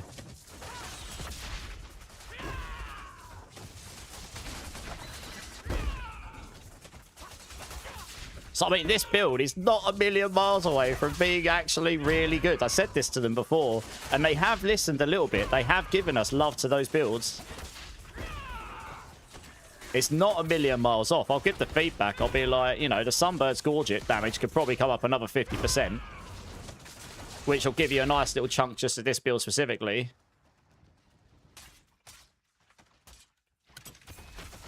And then a couple other little bits already. But, I mean, it's not a million miles away from being a really good build. Where the hell is all the elites in these maps? What is going on? Like...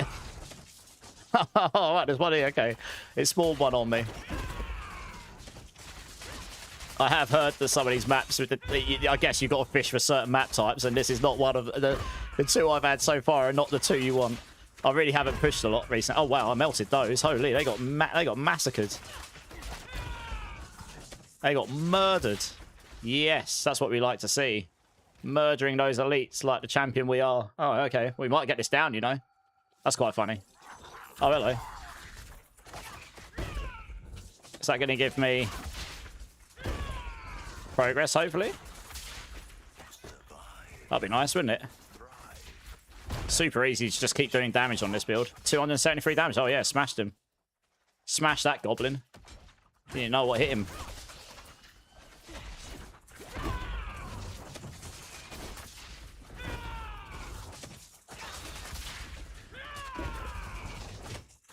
Yeah, I don't think you really need Rushing Claw on this, really.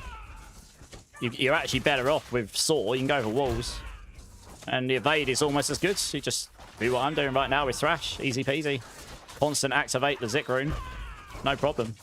Even without the Zik rune, you'd use it anyway. You get the cooldown reduction from it. Yeah, this is much better. Much better density. Maybe there's one up here. It feels so much better to be playing a class that isn't just Ultra Glass Cannon all the time.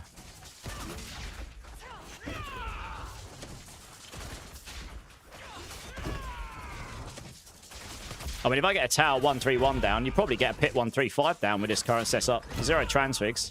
So that puts this build in the 135 to 140 bracket. That's pretty solid. I mean, we should absolutely murder all the bosses. There shouldn't be anything else in the game that we should struggle on. I don't think this is quite going to be enough to get the boss, unfortunately. If it was, I'd have loads... Oh, I've got another elite on me. Sweet. That's lucky. Yeah, that would definitely be enough once I kill him. And the one benefit... There we go. I was going to say, the one benefit on this build... Boss damage will be exactly the same as the multi-target. As long as you sustain your Firestorm, you're good to go. It doesn't rely... Well, actually, that's not entirely true. The new Splinter relies on killing enemies, but... Still. I saw a near 100 trillion there. Yeah, we're hitting for near 100 trillion on this, so you'll get into the hundreds of trillions on this, even without killing other enemies. 121, there you go. 167. Easy claps. All right, I mean, unless I get claps here, I should easily do this. Sweet. Happy days. That actually works out. That works out a lot better than I thought it would be. It's pretty solid. I suspected this would be stronger than Storm Feathers. It's only a little bit, maybe like 4 or 5 pits is. And then you can just choose which one you want to play, I guess. They're both really quick. Both basically the same mobility. Damn, that's pretty good. That was less than 7.5 minutes. I had time probably to do a 1-3-2. Easy claps. Well done, Nice. I suppose. Cool. Good times. All right, well, it's pretty good. Just do Stoner Jordan. You could do Stoner Jordan, you're right. Yeah, but that's a damage loss. I could do that, though. Not that I need to. Look at this. 1400 lightning res. And I was still surviving. That's disgusting. Wow. You could do. It would be a net damage loss. But you could do. You would replace this one, probably. So instead of a max 1.8, you'll have a 1.33, and it solves all these. I'd need to add a little... Oh, actually, look at this. My fire res is slightly higher. How is that slightly higher? What? How's that works out? Where have I got fire res? 1061 there. How is that slightly higher? I'm actually not sure.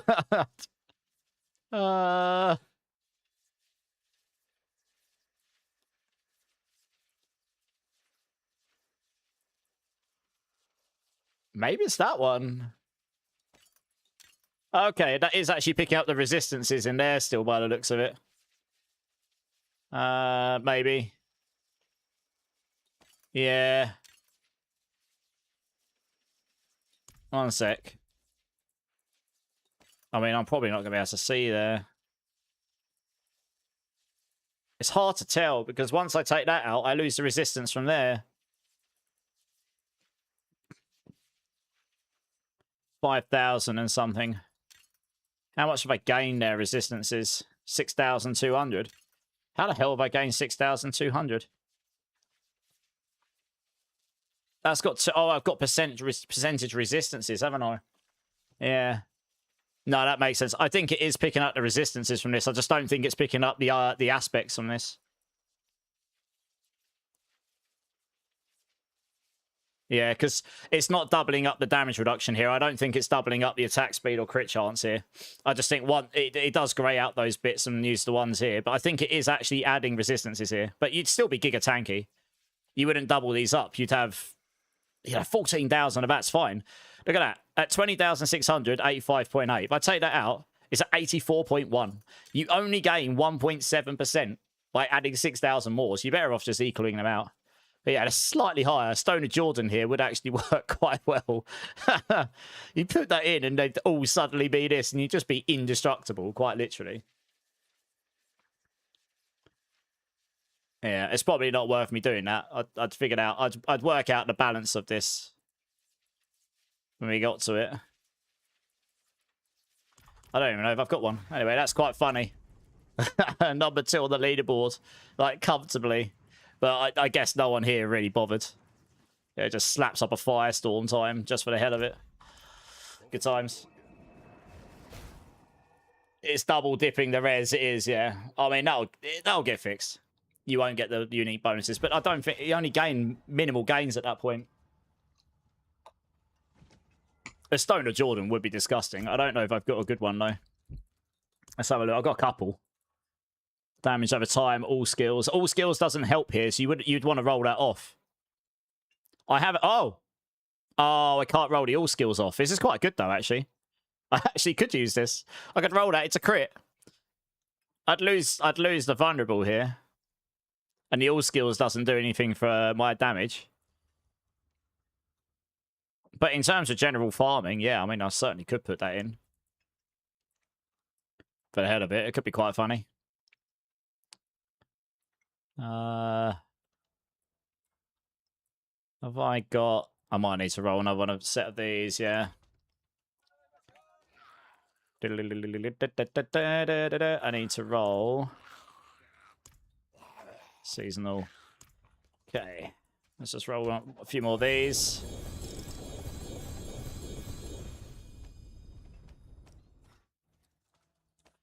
Oh, I'm pleased. Like, if they don't get rid of the Zik rune, they don't Giga Nuke everything else, this build's, as I suspected, this build's going to be pretty good.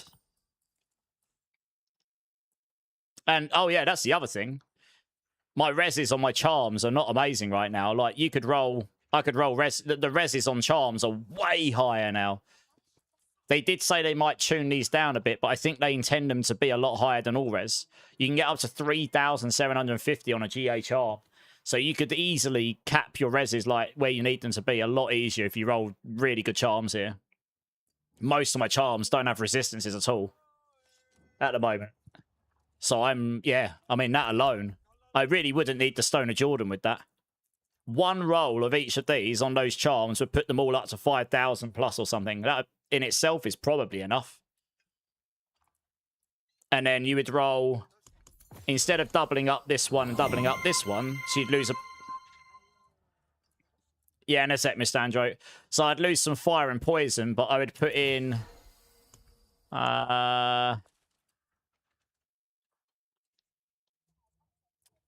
are we? Maximum life, that's lightning res. But you get 40% max life. We don't care about the max resource at all. So you're going to gain... I'm going to go well into the 40,000 plus life. So I could actually then put some max resolve stacks on instead of max life here, potentially. So that's more damage as well. Or you could just go tankier. And then your lightning res comes up a nice chunk. What other ones we got?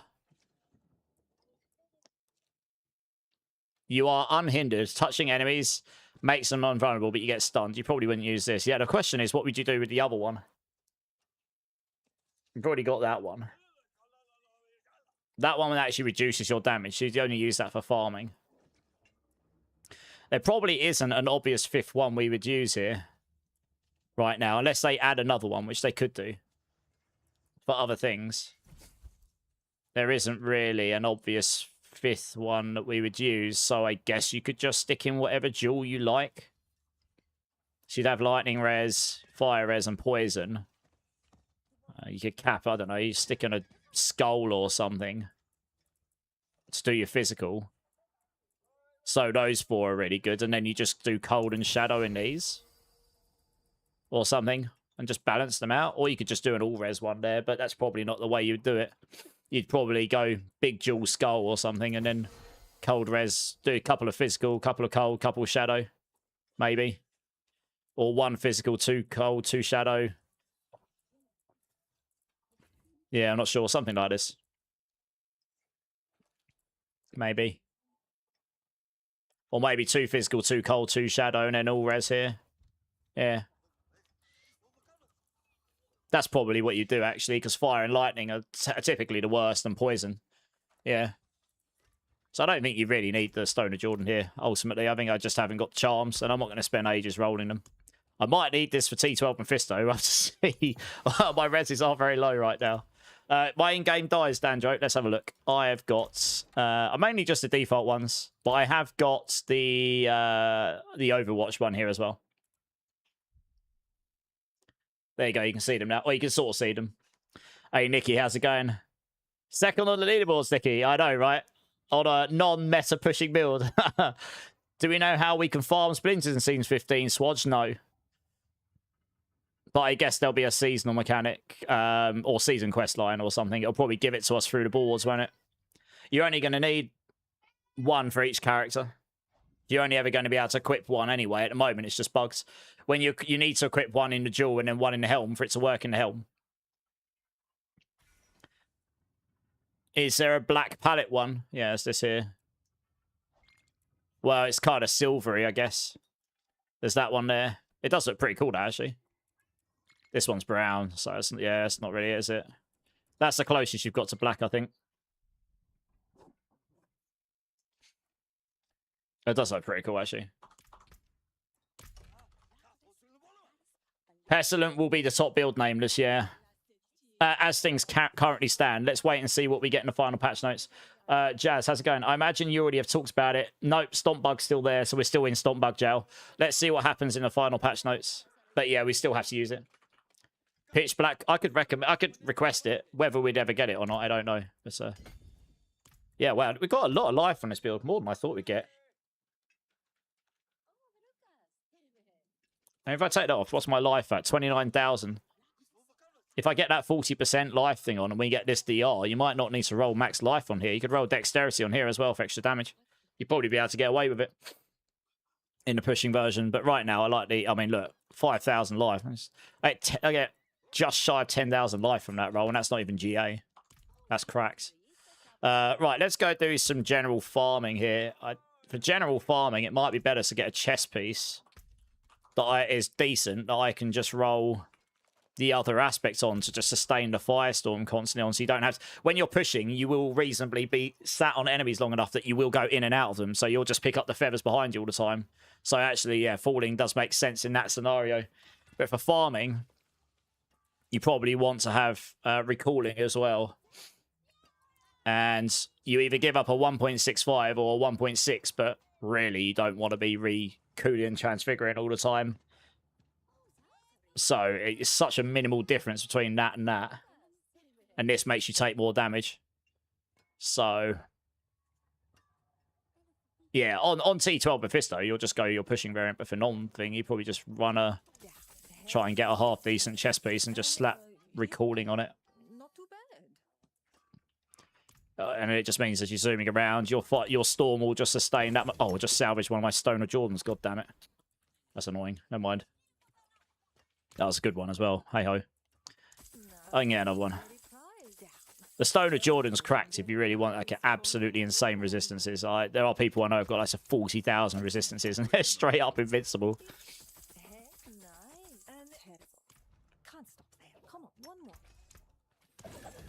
Okay, chest armor. Just see if we can get a half decent one here. Counter attack. Oh, I'll keep that. That'd have been nice if I'd rolled that when I was rolling Swarm. Holy. That's not terrible.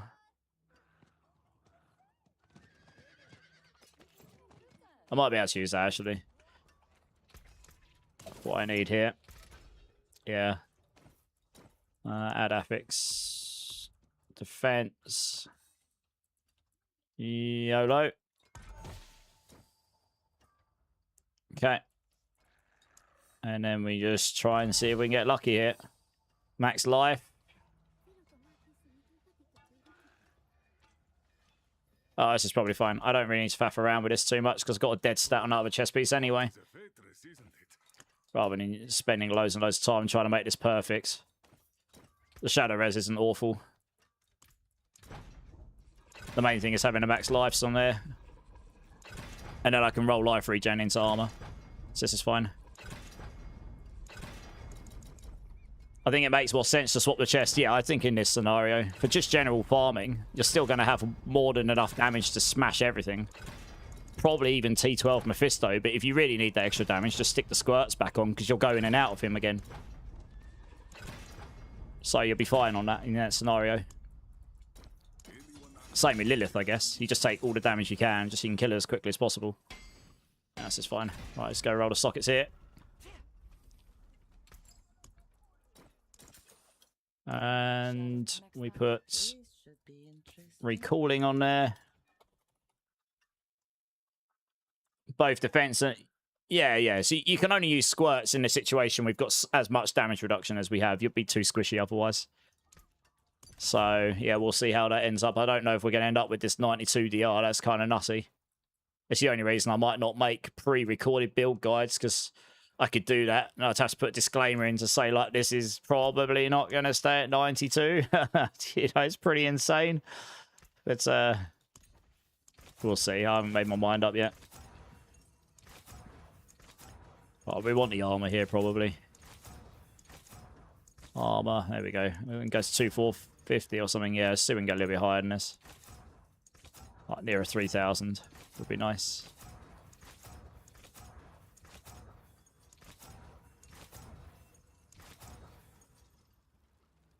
The community's requested a black die. Yeah, probably.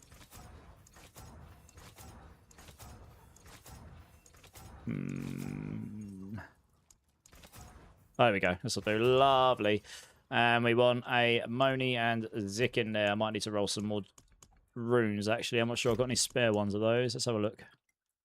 Moni. No, Zik. I do not. Okay.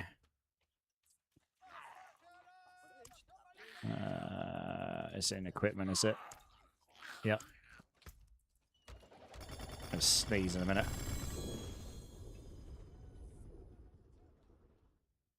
Oh, that's better.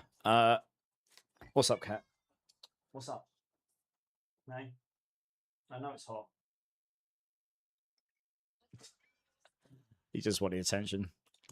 Right, Zik rune in there. Right, stick that in.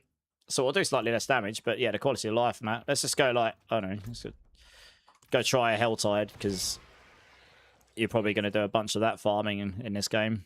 Doesn't really matter which one of those I'll take. A challenge rift. I've only done one of these. It seemed very underwhelming when I did. Hey, villains, how's it going?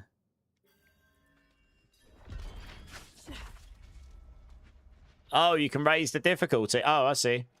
What do you do? Oh, do you do this to...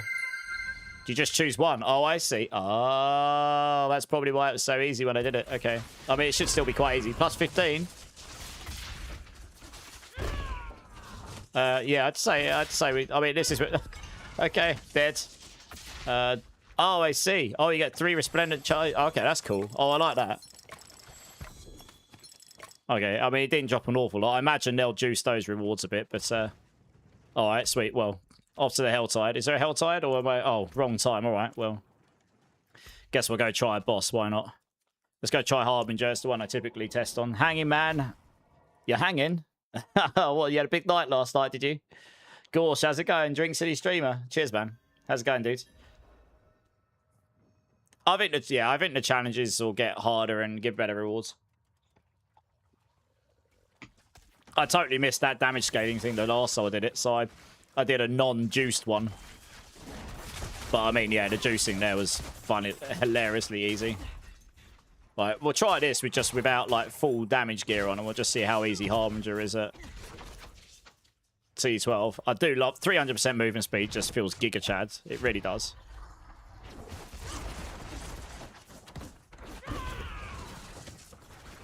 Whoop-a-doop-a-doop.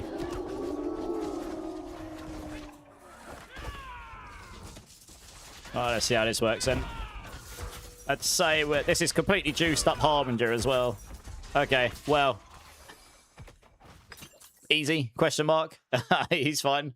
Let's go try Belial because he's a bit more awkward.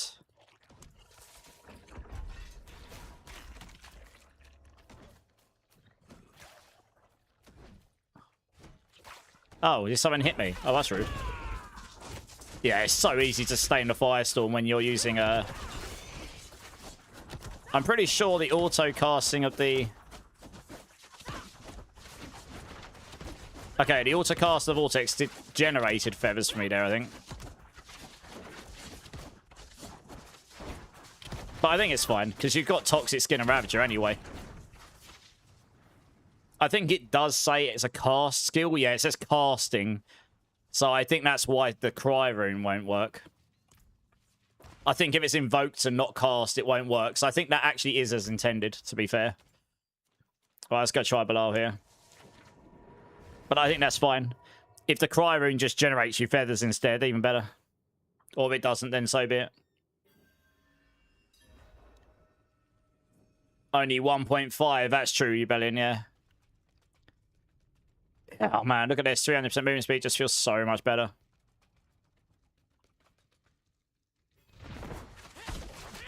Just generating supremacy while we're waiting.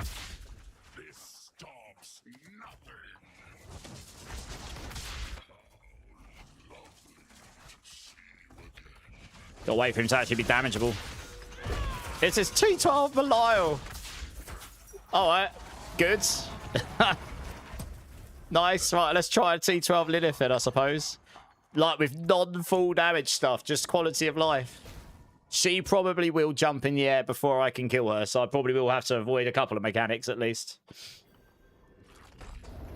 You can't launch a game until it's fully downloaded, or else it just bricks completely. That does make sense. You do kind of need all the files of a game to download and play, or to play a game, unless it's one of these games that can download the stuff while you're playing the intro or something like they used to do.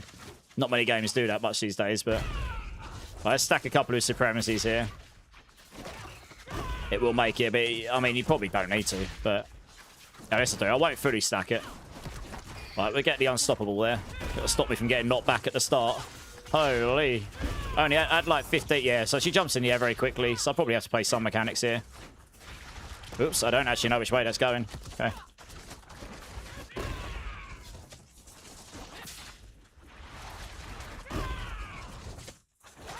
I need to... Oh, God, I'm outside the circle. That's all good. I need to crowd controller. There we go. Good. Yeah, you really do have to hit her extremely hard and fast at the start to guarantee that you're going to kill her before she jumps up in the air. Keep supremacy up. I should nuke the second stage. It should be a bit easier, I think. Quicker you can kill her, the better, really. This isn't even full damage as well. I could put the Squirt's blouse on. I probably won't need to, though. I don't know if I can survive that. I suppose I could try. I just killed her before she even did it. Okay, good. I didn't need to survive it. Just killed her. All right, well, T12 Lilith easy. Right, let's go try T12 Mephisto. It should be interesting. Some of my resistances are very low to his elements. How's the PTR going, Knife? Yeah, it's good. Yeah, it's good. I mean, it really depends on what they change beyond now. There are a few things that might get nerfed, potentially, but otherwise, we've got some pretty sick builds. Yeah, we've got some fast as hell boots. Oh, nice. Welcome in, dude. How you doing, dude? As it's one of the two speed builds we'll have, like proper actual true speed builds. This and the Storm Feathers build are like pretty quick, actually. They're both fast. I've done T12 Mephisto on Storm Feathers easy enough. I could swap to the Squirt's blouse on this if needed. I don't think I need the damage, though. It's more surviving certain things, isn't it? Yeah, so we'll see how it goes. If I get hit by the laser beam, that'll be the end of me.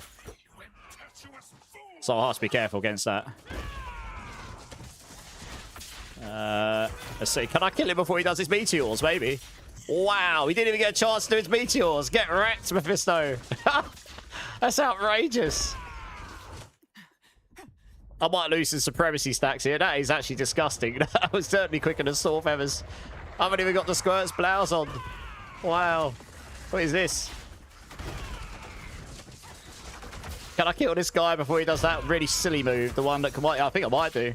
He does this move where he pulls all the... Yeah, kill him. Here. Easy claps. Wow. You just get out of those. That was easy. T12 Mephisto, everybody. Slapped him.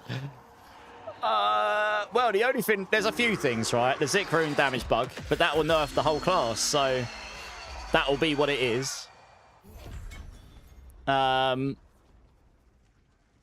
Yeah, that'll just be what it is. I hope they don't just do that. I hope that if they do that, they're going to have to... I don't think they will. The fact, if they do that, they'd have to compensate so much. Otherwise, they are killing a lot of the class. But other than that, yeah, I mean, the DR we're getting from this duel is nutty. So that'll probably come down a bit. So it won't be quite as tanky. But then, at the flip side, I'll have more life. And I'll sort my resistances out so they're not wet noodle. So I think I'd be tanky enough. Either way, I mean, we just clapped him. That was ridiculous. Hey, Bavir, how's it going? Welcome in. Thanks for the follow. Attacks reduce cooldown evade plus charge evade in boots. Attacks reduce evade cooldown. You can't have both of those on the boots, Lydian. You can't have those, I don't think. You can only have one. You can only have attacks reduce evade cooldown or max evade charges. You can't have both on there, sadly. Otherwise, yes, that would have worked. I can confirm the damage I was seeing from 505 trillion was from the needle lucky hit proc. Okay. Yeah, that's a lot. I rolled another one and removed it and not even hitting a trillion. Okay. Yeah, see Fusco, it's doing a lot of damage. So I think if you take the Ariox needle off, then the build suddenly takes a hit. But yeah. Well, this is pretty strong, though. What setup was Crazy using? Was he just using his standard setup here? Oh, he tried with an Ariox needle. Okay. Interesting. Protein heart.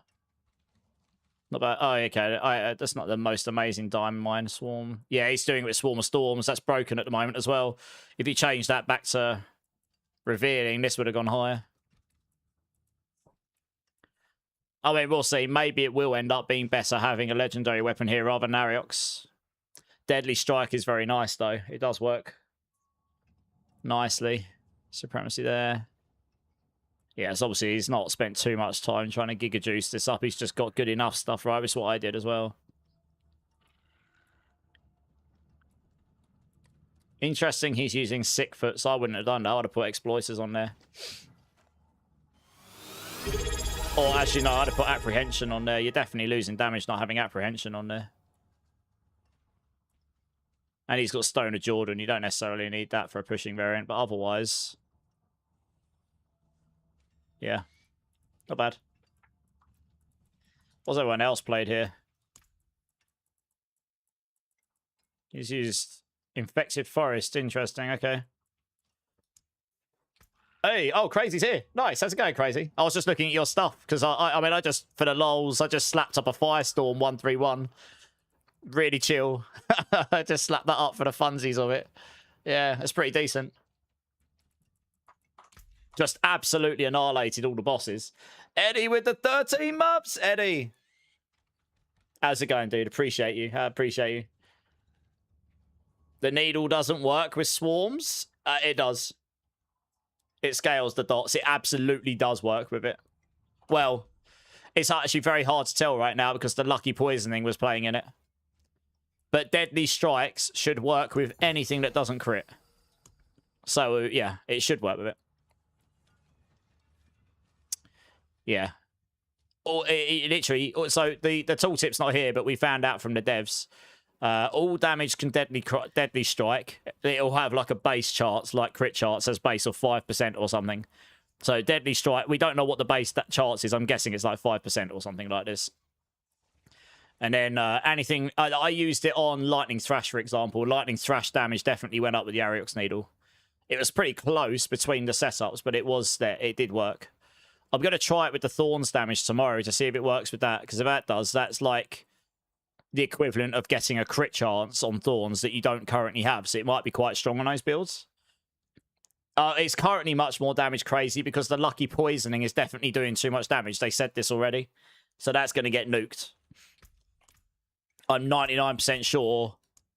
Yeah, 99% sure that Ariox Lucky Poisoning will get nuked.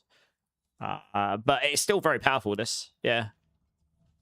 Yeah, it's still very powerful, for sure. Yeah, you're missing Apprehension here. You could change that. That'd probably give you more, I reckon. This is useless against bosses, so I wouldn't use this.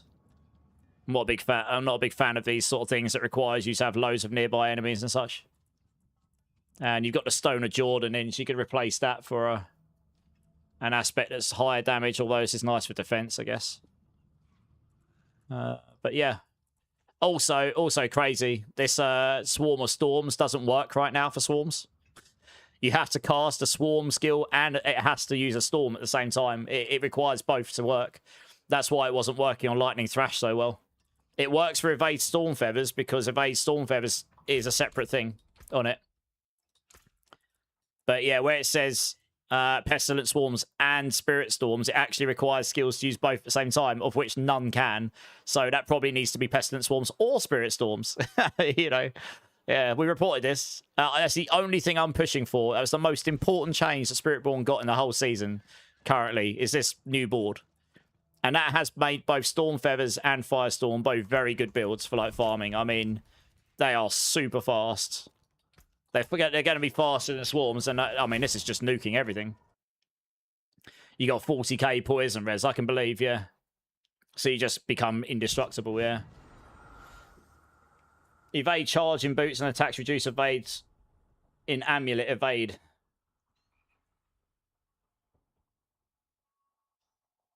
Can you roll that on an amulet? Yeah, I suppose you could do that. But the benefit of using Thrash, there's a benefit to using Thrash here, Lydian. It's a mobility skill. And it's got cooldown on it as well. So I tend to just use that in between evading. Which allows me to lock on. It gives me another means of mobility, like locking on. But it also means I can activate this Moni rune on demand in between evades. So you're activating that Zik rune like really often. Yeah, but it's also that cooldown as well. You can just hold it down and evade in between. That's what I do. And it means I've got 300% movement speed. I've got Permasaur. So you can do this to move around. I've also got the ability to lock onto enemies like this. And I've got 300% movement speed. And then in a attacking scenario, I can just evade like this. I'm on the floor all the time and just picking and able to pick stuff up all the time. So you've just got every mobility option possible on these builds. Yeah, so I mean, it should just be like, with this setup, you should just like, this is going to be probably my farming build. I mean, look, I didn't even hit them with the Firestorm when I killed them there. That's ridiculous. I think my Storm Feathers, which I haven't even juiced up, is doing more damage than I need to kill these enemies still. Just easy collapse. Yeah, you just hold down Thrash and evade in between, off you go, no problem. And if you want to go further distances or over walls, you use Saw. Happy days. Easy peasy.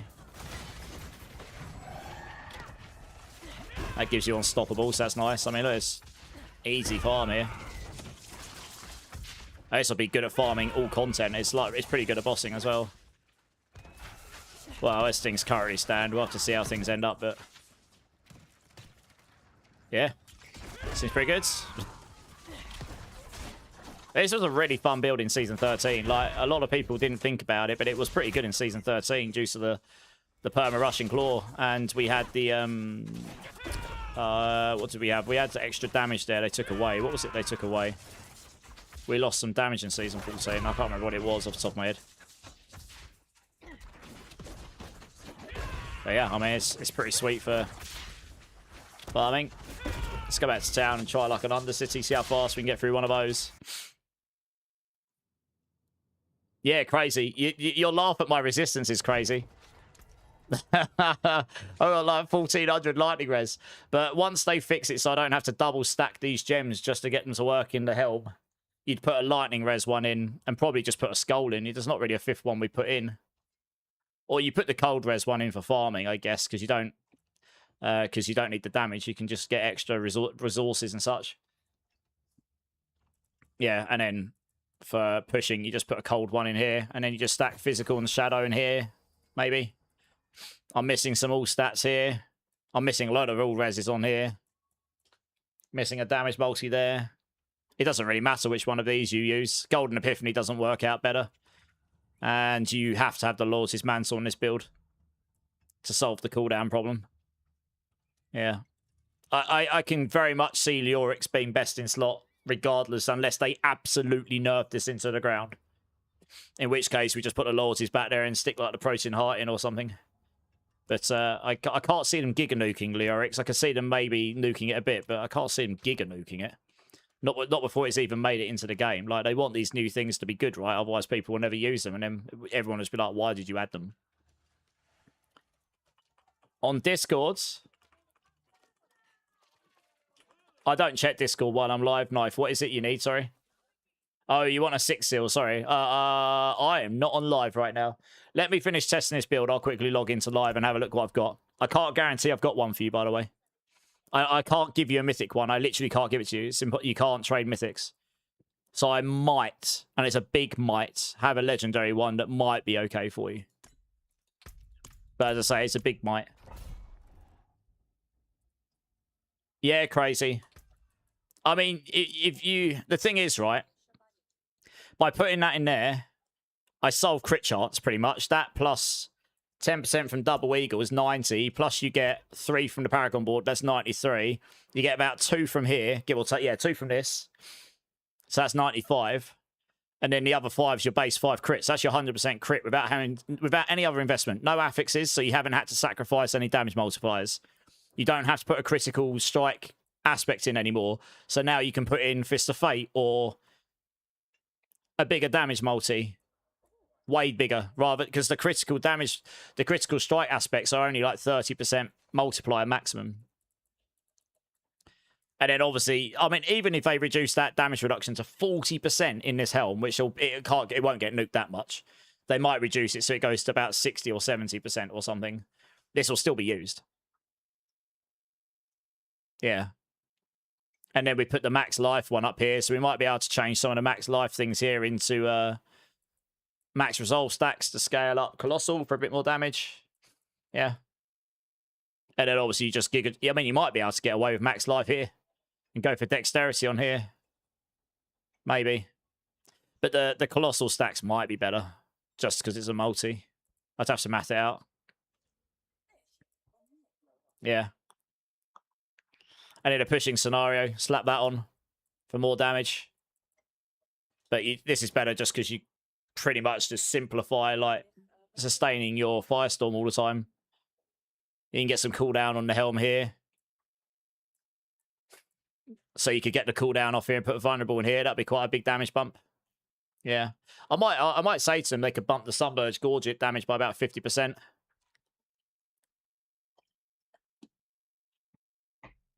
Yeah. But this board here, that's much needed for Stormfeather builds. Like Stormfeather builds should be our speed builds. And I prefer how this is playing to how it used to be. Like, just the evade animation, doing that over and over and over and over again everywhere, doesn't feel as good as what we've got here. Like, being able to run the speed and, like, go over the walls and stuff. Perma-evading meant you had to go through doorways, you got stuck on stuff all the time. Being able to run at 300% movement speed and then, like, I mean, there's a bit of clunkiness in it if you get what just happened there. But as long as you don't get that all the time and you actually, like, click where you can actually go, you can just go over walls and stuff, and then you can just run between stuff. It's faster than what we used to have. The only thing that was faster was, obviously, the ridiculous perma rushing claw, but we're never going to get that back again. Although saying that, if they fixed the tags so that Double Eagle works with rushing claw, maybe you would use that over Saw. You probably would be able to get perma rushing claw. You just evade everywhere, and every time you evade, you reset your cooldown. So you probably would be able to get there. Pretty close, anyway. Yeah, they make. I might mention to them to see if they can get a look at Saw over the next couple of months, because there is a situation where it's like, if it doesn't deem you can land where you're trying to go, it will just make you go up and down, and that does feel a bit bad. They should be able to. It should be smart enough for them to be able to detect, is there something like slightly to the right or left you could do, or something. I've done physics coding before where you basically go, okay, I'm throwing this piece of bread, like, where's it going to land? That's basically what they do here. You click where you want to go, and they're just predetermining, can we actually land there? And if not, it doesn't allow you to go there, so it doesn't break, like, make you go through walls and stuff. Or in the wall. Yeah, the build's pretty sweet. I mean, this is just general farming, but it's a fun build. I like this build. I will definitely be playing this next season. Just got to find yourself a good talisman, good amulet, and off you go. Is it worth to have Fists of Fate? There is nothing that gives a better percentage. The Fists of Fate's the best we have. I look through the aspects, there isn't much option. Unless you use the Hesherek Asungi, but then you can't use Double Eagle, and then you can't use Lord's Mantle, and the whole build falls apart. So it's not worth it. It's really, really hard to sustain your supremacy unless you're able to spam Seeker. And getting enough cooldown to do that is not easy right now. If they added the cooldown Splinter, which we don't currently have, then maybe you could do it. But you'd have a few other things to solve, like getting to 300% movement speed and such. So yeah, the Fists of Fate Mythic is an average 95% damage overall. You'll hit really small sometimes and really big other times. But it's on average 95% damage.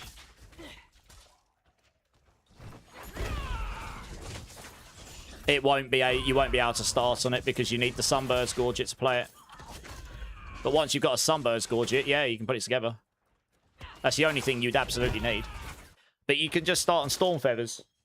Just standard Storm Feathers. This is really similar. You just play... It's like very similar. You just play into Lightning instead. I'll have a build for both. That's really strong as well. This is slightly stronger. But Storm Feathers is equally as fast. It's got all the mobility in it. Same thing. Thrash and Saw. It's exactly the same skill setup. That just relies on the damage from these.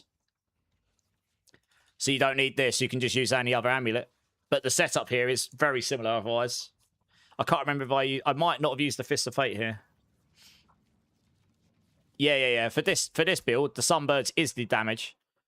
The Sunbird's Gorget damage there, that's 78,000. That's your weapon damage in this build. It scales off of your weapon though, so we use a polearm here. The higher the weapon damage you got, the higher that number goes. Yeah.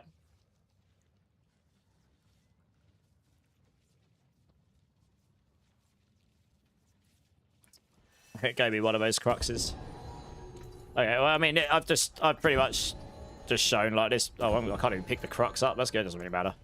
I'll pick the Coolians up. I'm going to need those. I might farm a couple more of these just to get the Coolians. I am just going to go use the restroom quickly, guys. I'll be back in 1 minute. Be up here.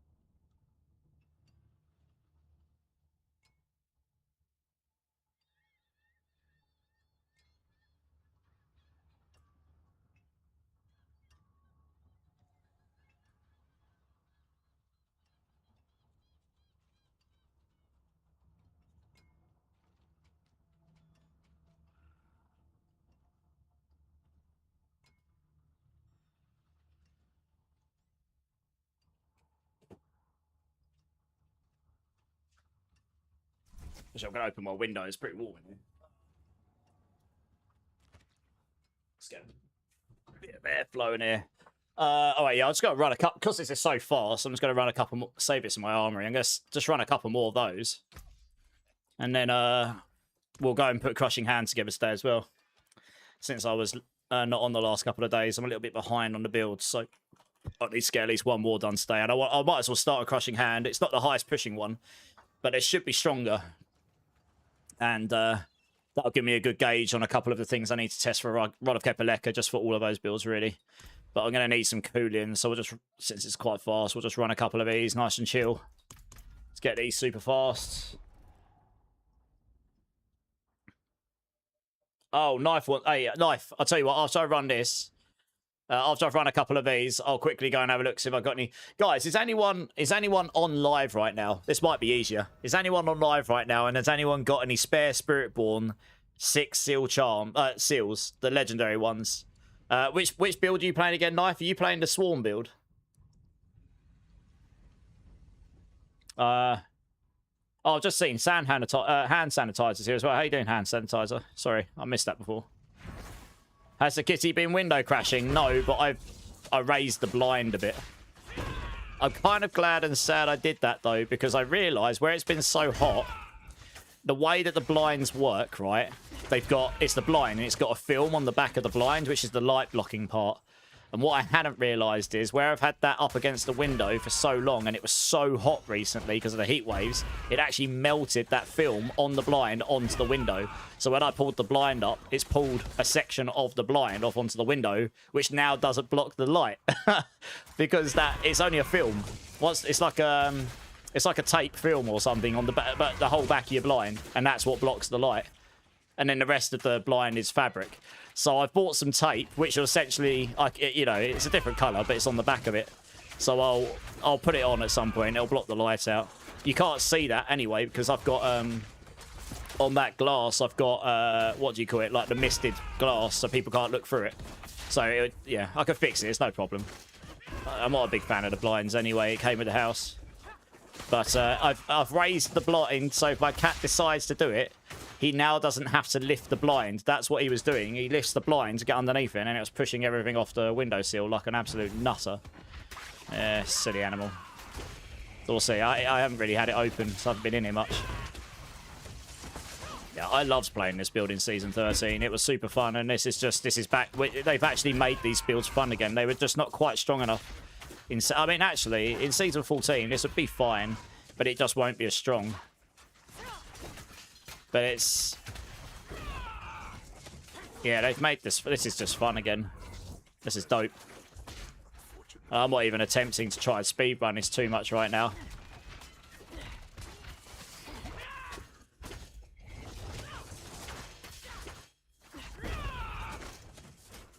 Just speedrun through this, just bunny hop through the dungeons and just... You don't even have to target. You're playing pick up the feather. It's like whack-a-mole, except pick up the feathers.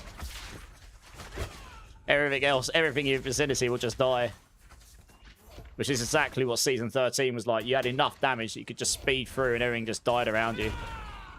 It's great. Oh, I don't really need to finish this. We'll just... I don't need to finish all those. I just want to get the coolings at the end. I want to get to about 50 and then hopefully I'll have enough for the crushing hand build. I'm going to have to roll some gear for that build probably. I mean, look, it's not like the boss was hard there. Nice, I killed a couple of goblins here, so got a few more. Sweet. It's those I want. You can't cheat yourself, those, annoyingly. So you have to actually get them this way. What are we up to? 53. Okay, I'll run a couple more. Hey, RD Princess, how's it going? How's it going, Princess?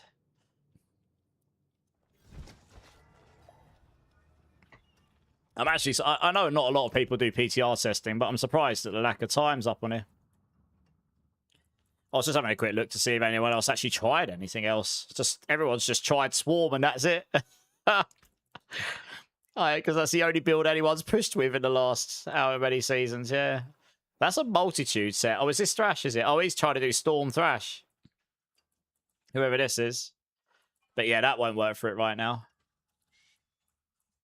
This may well have followed my Jagged Plume, Revenge, Colossal. This may well have followed my VOD. I was probably the only person that tried. Zepazontek. What's he got in the charms here? Procyon Heart. Okay, yeah, no, he didn't follow because I had the Ariox Needle Zepazontek, which was better, I thought. But, yeah, generally speaking, this is pretty close to what I ended up on. Thunder God, so I didn't use the Stone of Jordan so much. He didn't Kunyu transfigure this either, actually, interestingly. Didn't use the Leorix, yeah. Yeah, alright, well, it's interesting. No, I guess these were just random builds. 65, I mean, you can do that. You can do a 65 on anything. Literally any build you like. They'll try to do... I mean, Rake will definitely do a lot higher than this. How's that? I mean, what's other classes doing? Alright. Barbarian up in the 140s. Swarm will get up there, but yeah, Barbarian in the 140s. Necromancer in the 130s. How good was Lord Zora's gear? He's transfigured as well, holy.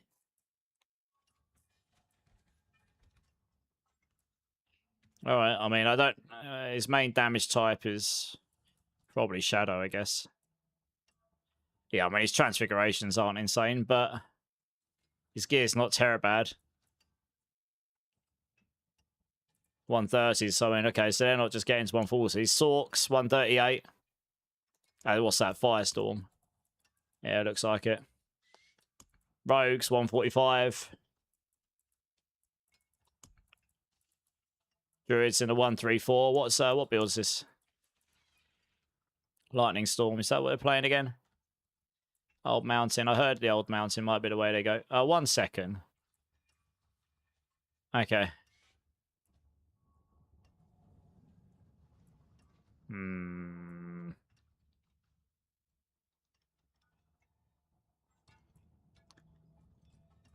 I guess they don't like the 5 sets on these? I don't know. I don't know much about Druid anyway. Okay.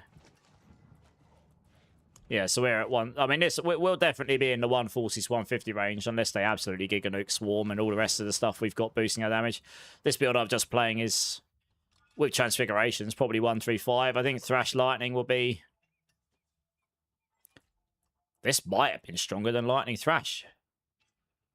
But then Lightning Swat, that board wasn't working. So with that board working, Lightning Thrash will be stronger. So Lightning Thrash will be like 135, 140, something like that. And then Swarm will be higher. Paladins looking the weakest. Warlock's going to be crazy, yeah. 2 minute 30 on the 150. Holy. So that's ridiculous. Yeah. I mean, I'm all for... I am all for... the Spirit... I'm all for the Warlock having the strong... You know, being in the limelight for a season. Because I feel like they should probably have that. But, wow, look how many Mythics this build uses. Holy crap. No wonder it's got so much damage in it. But I think this might get brought down somewhat. I think this might be because it's using the Soul Stone up here, which can infinitely stack. I reckon they'll cap that Soul Stone, the 5% damage on kill thing. I think that'll get capped. Yeah. And it's like the Wendigo as well. That's that. Yeah, every 15 kills, you just keep sacrificing your minions to get loads of damage from that. That makes sense. That's what they're doing with that Soul Stone as well. So those combined are giving you some absurd amount of damage. Yeah. Yeah, I think Warlocks will be the strongest next season, unless they... I don't think they'll just go and nuke them now, because I think they deliberately... Given they got easily the best patch notes in the game for this season, I'm pretty sure they deliberately want them to be very good this season. Yeah, I think they're now taking the state of we want certain classes to be the top class each season, or at least try and make it. You've been working a lot getting locomotive trains built. You've been building locomotive trains. Oh, nice, dude. But yeah, glad to hear you're doing well, RD. You hit 2,000 trillion with the needle. Inconsistent, but it happens. Is that with the poison affix, Fusco, or without? Arthur, what does Spiritborn have new for Season 15? Lightning Thrash, Firestorm is back, Storm Feathers are back. I just, for funsies, just slapped up a 131 on the tower with Firestorm, like, easily, with no transfigurations. Pretty good gear, but no transfigurations. 150 glyphs. So this build will get to 135, and it's giga fast. Yeah. And then, well, at the moment, Swarm's our top pushing build, but I guess we'll see what they bring us in the final patch notes. I do not expect there to be, like, massive knee-jerk class balances. They might do bits and bobs. But, yeah, I'm not expecting them to suddenly, like, give 5x damage to certain builds or reduce builds by 5x damage or anything at this point. If they were going to do that, they would have done that already.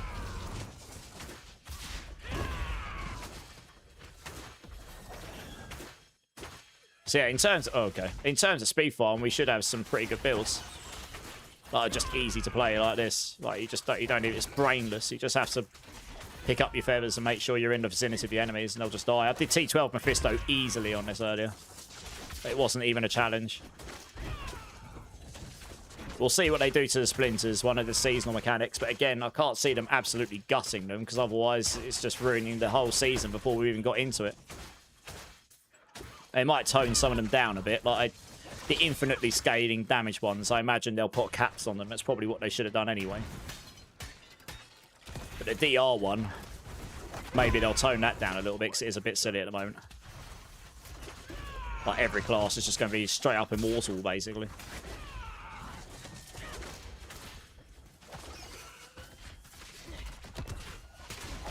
But yeah, Lightning Thrasher, fun build. Looking forward to playing it.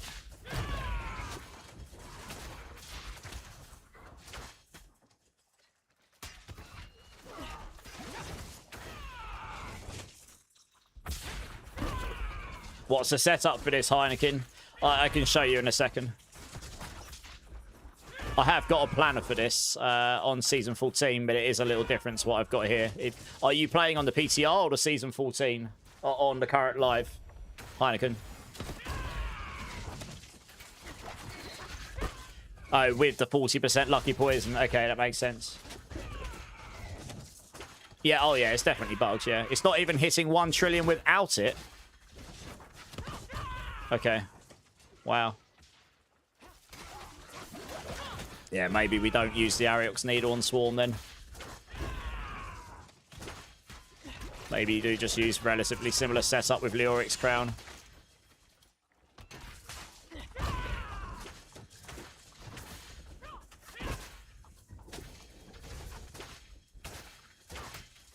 See if I get the goblins because it gives me more. I'm just farming Kulians here, so when I put Crushing Hand together shortly, hopefully I'll have enough just to get what I want on the amulet.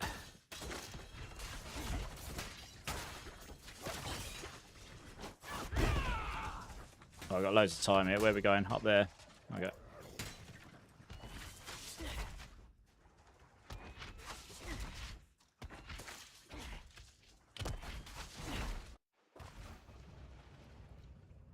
You want to play it in a new patch? Okay, I'll have a build guide for this. Absolutely. And a build video, like, will go up. I've got to decide on Monday whether I pre-record build videos and just put disclaimers in saying what things could get nerfed. I might do that for some of the builds that I'm particularly excited for. We'll see. Because I'm going to be capturing all my footage on Monday. I can't pick them up. Where are they? There we go. I really need those. Right, how many did I get? 9. 70. Okay, this is enough. I can put Crushing Hands together with this. I need to go and have a look on the... Let's do this here. Right, let's go save this off. But yeah, I should have a decent number of builds up for... I mean, as things stand, unless they take the Zik Rune damage bug away from us, we'll have loads of builds that do 130 plus damage-wise. Yeah.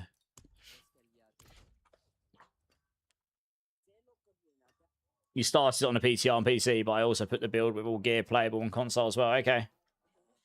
Yeah, sorry, Jay. I just haven't gotten around to doing the guide yet, but I will have it for Season 15.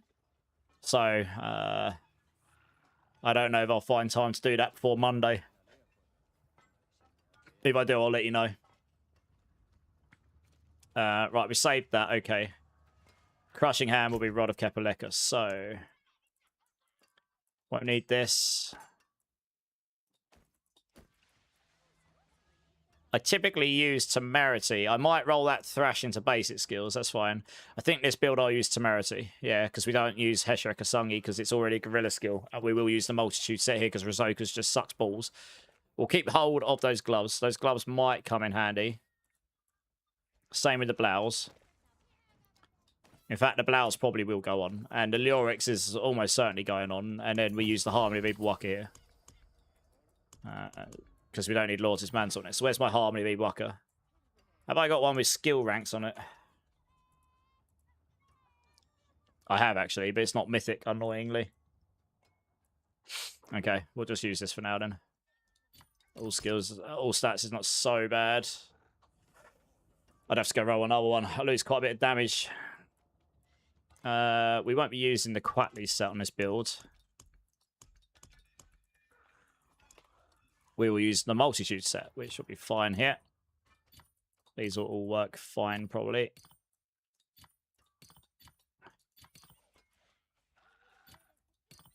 So those can all go in here.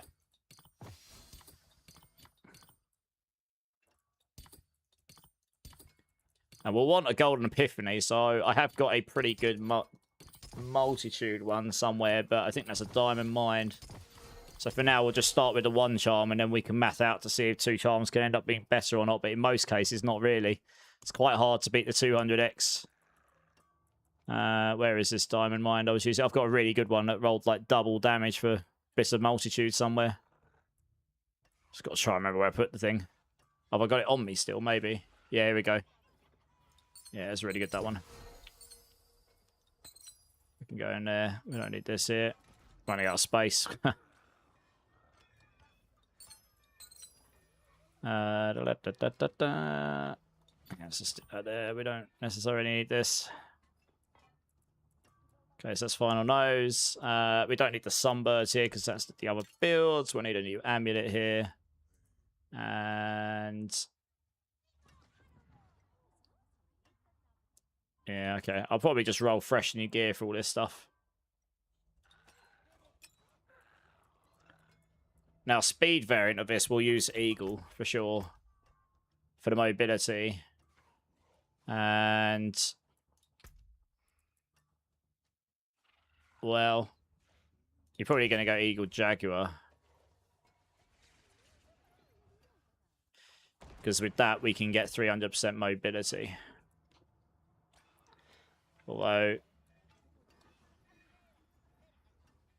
armored hide... if we have armored hide on the builds, I'm trying to think like how we're going to need... we won't necessarily need that much ferocity on this build. We're not going to use Plains Power now. It just feels bad to play. I'd rather spread my legs and let someone kick me in the ballsack. It just doesn't feel good to play. We can solve the attack speed on this build in the helm, although... I'm just mathing out. If we stick that in one of the gems, we get 35%. We get 20 from Infight, so that's 55. You'll probably have minimum 4 Ferocity on Ravager. So that's 75. You get 10 from the boars, that's 85. And then you can roll attack speed on your weapon, that's 100. So you probably don't... yeah. So this is fine. In which case, you probably don't need this here. You'd actually probably go this way here. Potentially. Because if you're wearing the temerity, this heals you constantly, and that heals you with your temerity. And then you can use the Jaguar ultimate. Which allows you to overstack your ferocity. So it just solves that, gives you 30%. So yeah, it just helps you solve it. That's probably what you do. And it gives you extra mobility as well. Nice. So this is probably what... and then you could flip these around for like giga damage. So you'll go like damage reduction here and 20% damage down here. Maybe. But if you're at 300%... even if you're at... I think you can get 280% mobility here if you haven't got the doubling up. That makes the Endless Talons... sorry, the Fleet Wings aspect pretty decent. Well, damn. So which bit, Jay? The fire build's your favourite, Heineken. That's a really fun build, yeah. I'm putting Crushing Hands together now because this is a fan favourite. Right, we need to... let me see. Have I got... did I roll a half-decent Rollerkepaleka? We're going to need that. I may well have done. Core skills, crit damage, weapon, max life. Yeah, it's not too bad. Don't know. We'll see how much life we end up on. You might not need the max life.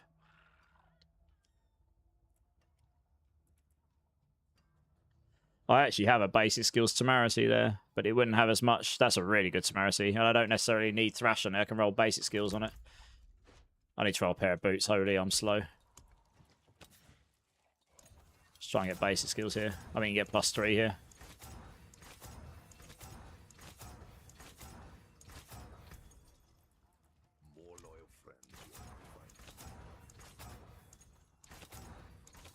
Yeah, that's +2. Okay, I think that's the maximum I could have got.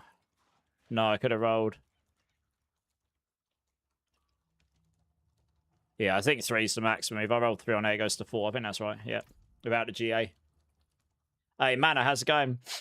What are you testing today? I just finished testing Firestorm, which is really nice. Yeah, it's really good. I just slapped up a 131 on the leaderboard just for funsies, like, comfortably. Now I'm doing Crushing Hand. So I'm just getting that together now. I'm going to do Boots next. Let's go roll some Boots here, because I'm very slow otherwise.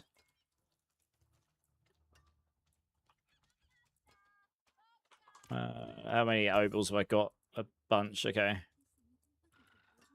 Shouldn't take too long to get this together. I know roughly how to build this.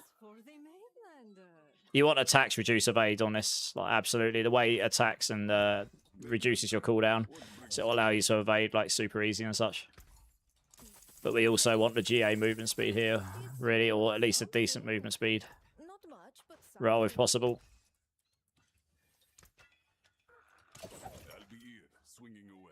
Yeah, welcome in, Manor.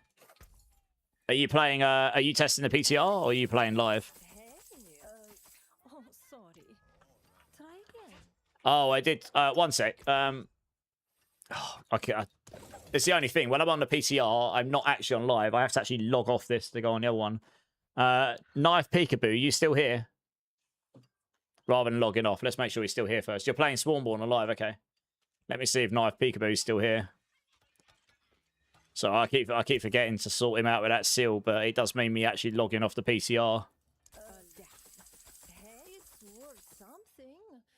Not much, but something.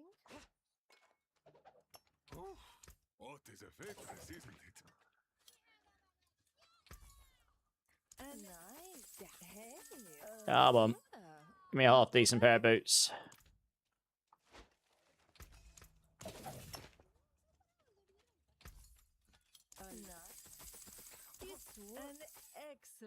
GA movement speed. Okay, this is probably useful. Yeah, this will be fine. Let's see if we can make that work. What do they need? Well, let me see if they're even online still.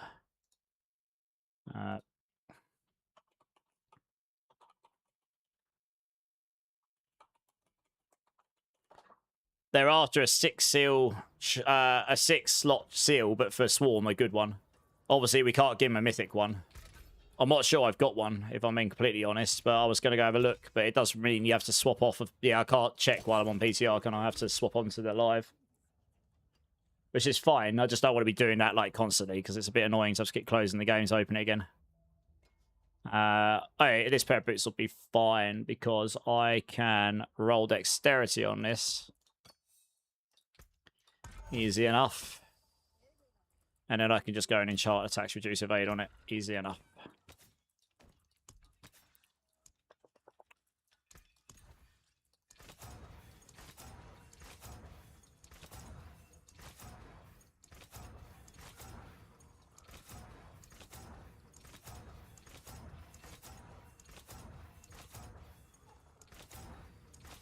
Just need it to roll attacks, reduce evade.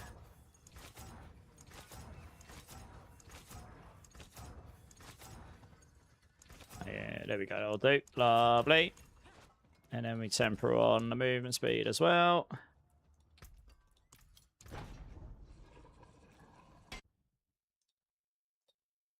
Okay, well, I've messaged them on Discord. I don't know if they're still about or not. If not, I'll sort them out tomorrow offline if I can. I did say I just keep forgetting. It's terrible. You have to keep... People who want stuff from me have to keep prodding me. If I'm in theory craft mode, my brain's going all over the place.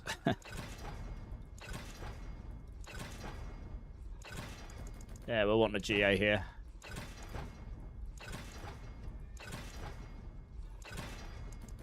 Got 11,500 scrolls. Holy.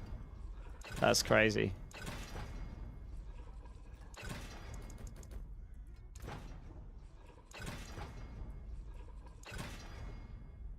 Yeah, it's a 6 slot charm, yeah. And just for a good one for swarms, it needs damage on it. But I don't know if they're around right now. They're not replying on PSNs. They're not replying on Discord, so they might not be online right now. They didn't reply in stream, so maybe they're just not here right now. So don't worry about it unless they come back. Oh, it's master at that. Actually, A pleasure. I think on here we would roll exploiters.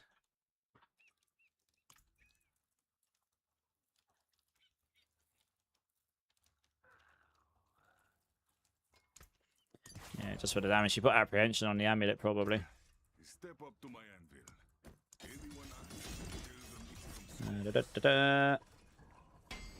I mean, for damage, you go dexterity, but I'll probably just put this in the movement speed, just so that I am actually capped on movement speed, because actually, we will need the movement speed here, and we'll probably need to roll movement speed on the amulet as well. You lose 30 by putting that jewel in, so you'll need to make up some movement speed somewhere. So it's 16. Oh no, we won't get 16 from this board. So you got 86 there.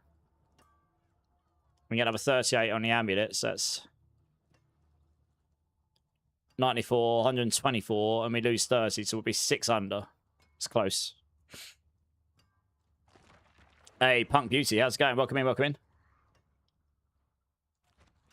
Yeah, it's close. It's getting pretty hard to cap your movement speed beyond that other than using runes, but that wouldn't be optimal, I don't think. You're going to use Pock Zik on this. So I'll need a Pock. Give me un Pock. I'll need to remember to look at the runes when I come into this. Yeah, Pock there. And Igni Cry.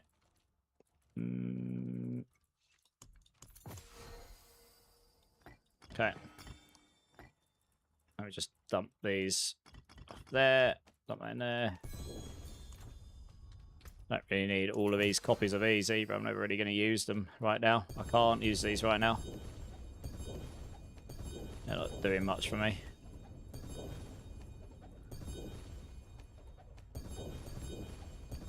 Fine, there we go. Okay, let's sort the weapon out.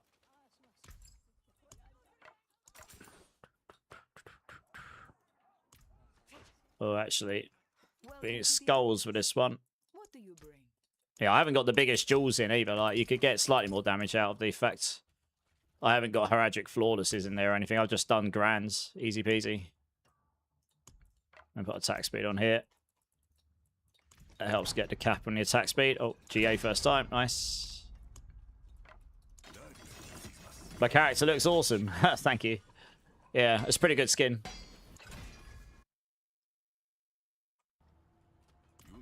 Okay, that's the weapon. Boots. Pants is fine. Yeah, chest piece is fine. Helm's gonna be fine. But for this one, I want to try wield this. Because the Rod of Kepelek is meant to guarantee your crits, that does break with the Lockrons, but I hear it doesn't with this, so we're going to test that.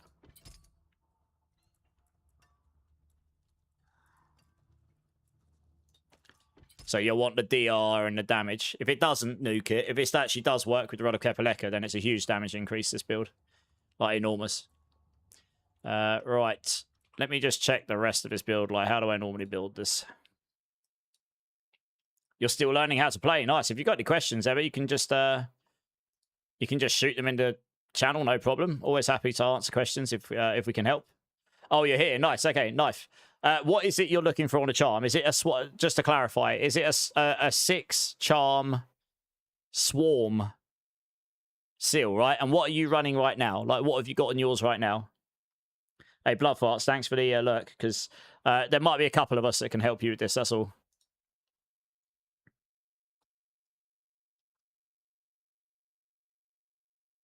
Okay, that's counter swarm, is it? Yeah.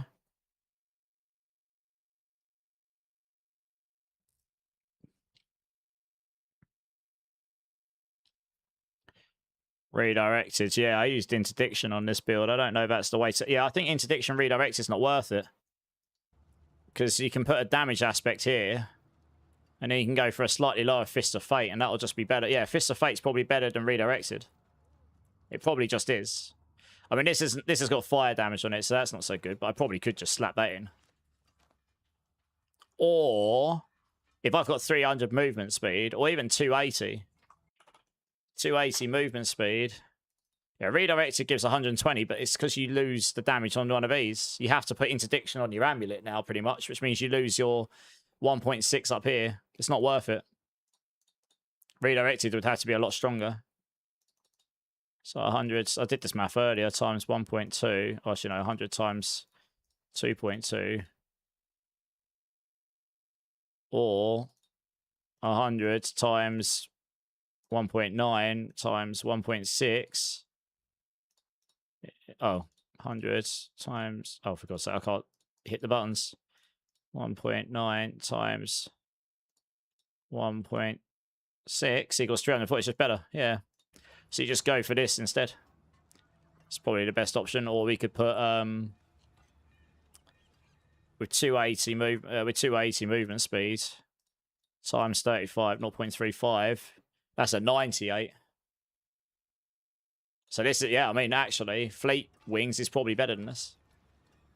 But marginally, it's just damage all the time, as long as you've got the movement speed, yeah. So I have to see how much movement speed we got. This averages out at 95, so I'll have to just see how it feels. This will be a much harder item to achieve than, say, a crit damage pair of gloves. Guessing I put Supremacy on the amulet. Yeah, I do, yeah. Okay, you got 7 poison and you got... Oh, you've got crit strike damage and poison. That's pretty good. Oh, no, crit strike damage doesn't do anything for you. You want dot damage. You want damage, generic damage. Okay. Okay. All right, let me log off quickly and go and have a look then. All right, I'm only going to do this once because I have to log off and go on the main. I'm not sure I'm going to have anything either, but I will have a look for you. Let me just log into the main realm here. Oh, I have a strong damage charms. Well, that's... Oh, strong damage charms. Yeah, okay. Yeah, I'll see if I've got anything better than that. Let's have a look.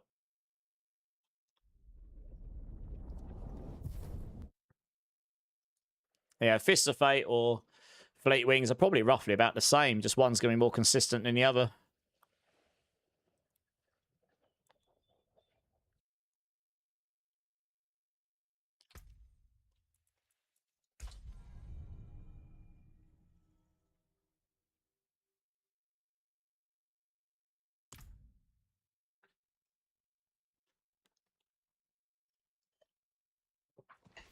Okay, let's have a look. I haven't been on my live for a minute.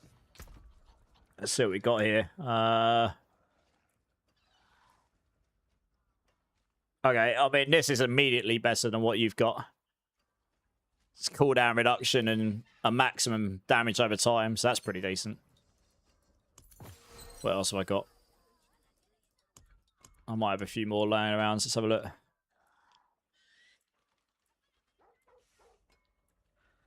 Because I probably was saving that for myself, but I'm not going to push on it. I'm not going to play that build again on live now, I don't think. That probably will be the best one I've got for Balazans, I imagine. That's pretty good. That's probably the one I was using, but I'm not going to use it now, so you can have it. It's fine. That's probably why it's in that tab. Yeah, I mean, I've got some pretty good... Yeah, you can have that one. That's the best I've got. That's pretty good, though. I mean, that's massively better than what you've got. Cooldown reduction is not useless to you. And 30, a 1.3 multiplier. That's pretty sick. Yeah, no worries. Just add me up. Exclamation mark B tag. Oh, I might need to make room for you, actually. Something weird happens to my frame rate here. Oh, no, it's okay. I might need to make room for you here.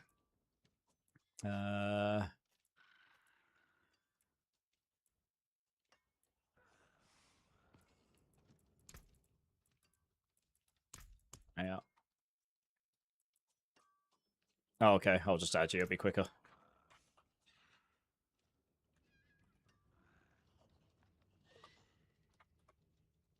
Okay, I think I got that right. Yep, nice. Hope you get that. Just come and just request to join me.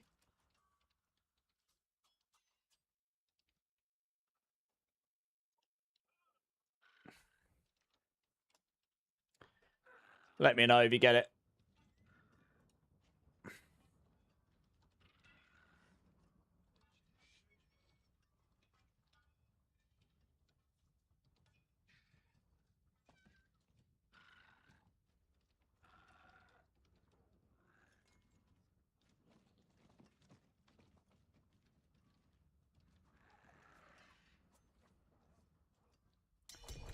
Nice, okay.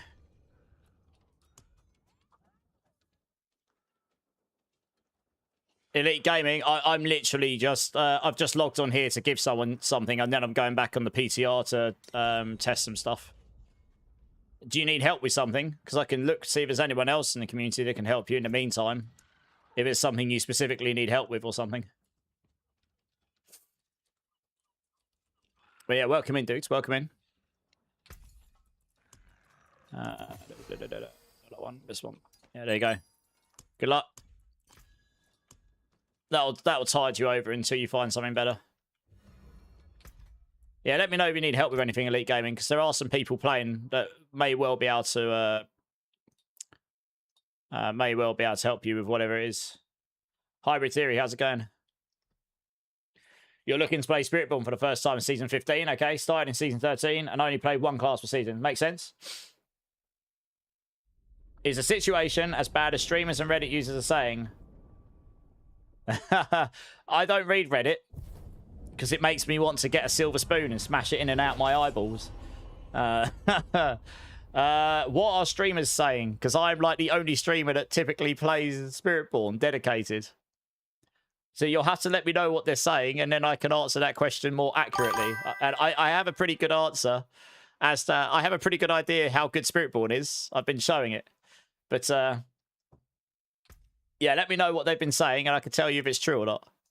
I don't typically go on Reddit looking for that stuff. Reddit's just a whole different animal. I don't know. I feel like I'm too old for that. It makes me want to punch walls sometimes, and I don't like doing that. Yeah. You're currently going through Lord of Hatred so far, and you're enjoying it. Playing as Druid. What is your favorite class? My main class is Spiritborn. I like a lot of classes, but I typically play a lot of Spiritborn right now because I cover it. I am the guy that does the stuff for Mobalytics. I cover all the builds, the main builds for their tier lists and stuff there, so it just takes a lot of time. I do, on average, 15 to 20 builds in a season. Videos, coverage, meta and off meta. So yeah, it's a lot of time spent there. Can I perma evade with Thunderspite? No, because they took away that tech.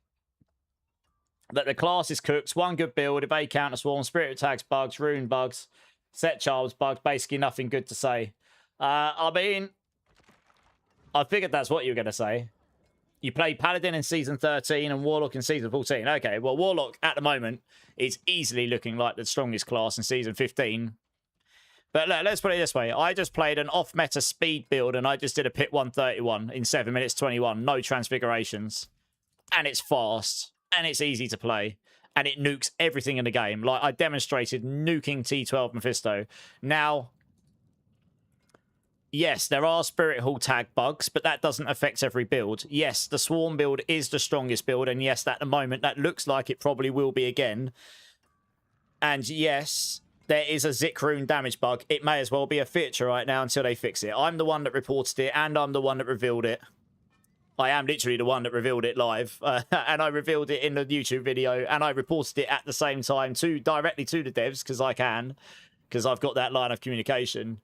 And I will report it. I reported it again last season, and I'll report it. I've already reported it in the PTR, and I'll report it again if it makes it into live. You know, but I have also told them don't remove it unless they give us power elsewhere, because otherwise you'll only have one build that's truly, in quotations, very good, and the rest will be okay, and they'll somewhat struggle. Oh, it's Nevermind in town. Hey, it's Nevermind. Let's give him 69. Yeah, he's giving me 69 as well. Woo!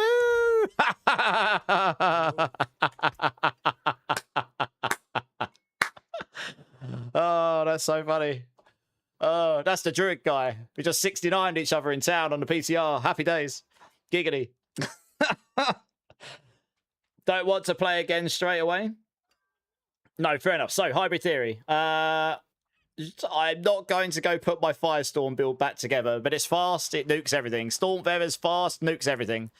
If they take the Zik Rune damage bug away, those builds will still be able to get to 130 with Transfigurations, 130 plus. Swarms will, at the moment, get to 150, but that might come down a little.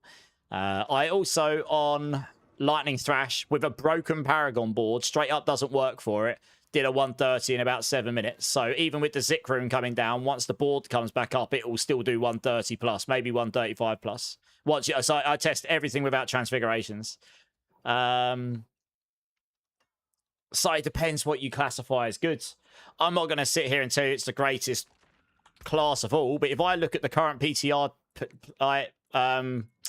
leaderboards, as I did earlier, you've got Barbarians in the 140s, Rogues are up in the 140s, and Warlocks are just giga broken, like 2 minute 30, 150s. So at the moment, Warlocks just in a different... Warlocks like God tier. Just take that out the equation and compare everything else against everything else. Because Warlock, unless they might nuke some of this stuff. We don't know.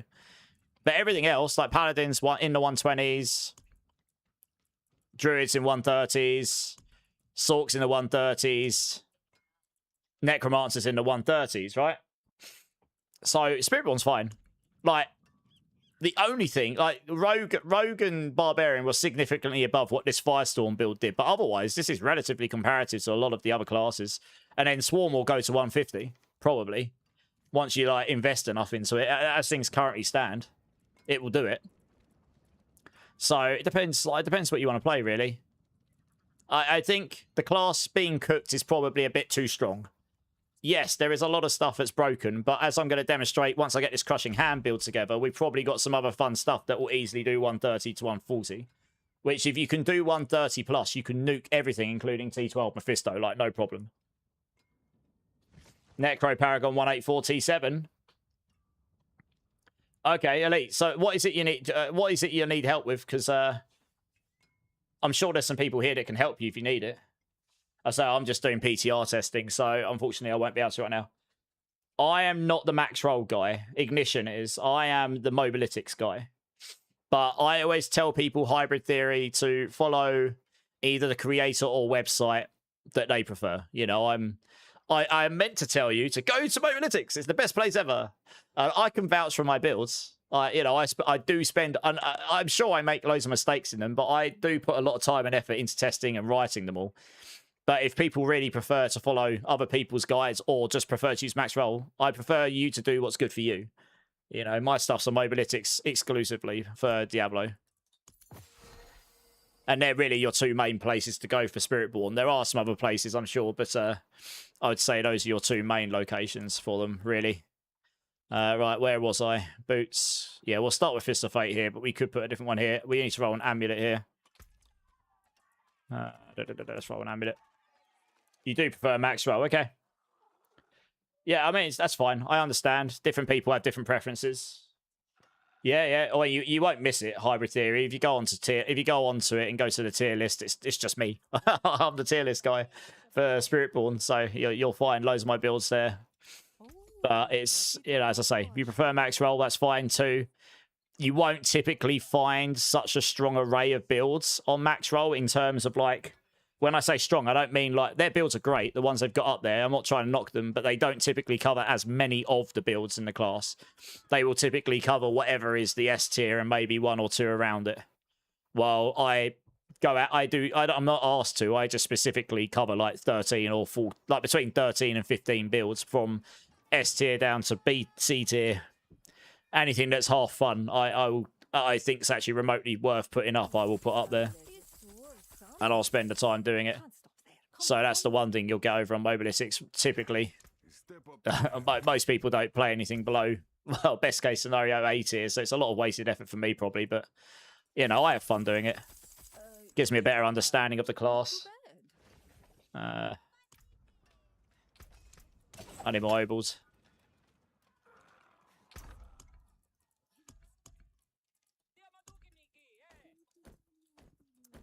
Save that. Yeah, I don't really want to break these gloves. They can stay over here. Not bad ring. I'll keep hold of that. I don't know if I'll use this. Right, cool. I've got more room now. I can pick stuff up. I need obols to gamble. It's going to take me a minute to get one. Oh, I need to tell you what I do need to do.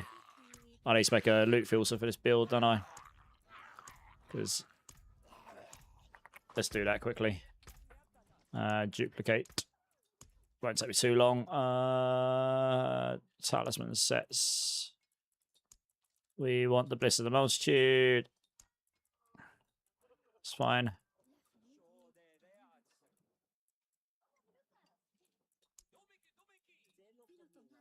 I guess this is fine. We don't really need this because we use the Rod of Kapaleka here. Ancestral Amulet, that changes to physical because it is a physical build. We might also be able to add on basic skills, core skills, Eagle. I guess you can have any of these really. That's fine. Oh, yeah, max resource as well. Yes, maximum resource is really nice on this build, isn't it? You probably want max resource and 3 damage multis. That'd be crazy. Yeah. Ravager, focus, movement speed. We don't need this. Rings. Physical.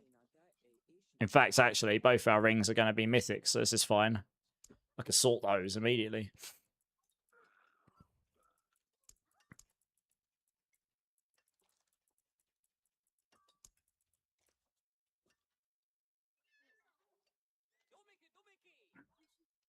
Yeah, you gotta. That's a good point. Ring of Starless Skies. You can get that in a charm now. So if we go to maybe, yeah, Golden Epiphany probably will end up being better. Maybe. I'll need to run the math when we get to it. Max life, armor, resistances, basic skills. Cool. You can only get basic skills here, can't you? That's fine. Yep. Gloves. Physical. Cooldown. Attack speed will be solved on this anyway, so that's fine. I mean, most of these you've solved with uniques and stuff. Like mythics are just so strong now. You can get max resource here, though. That is a good point, actually. I might need to roll another squirt. Actually, I might have a squirt's blouse with max resource on it already. I think I might have that already.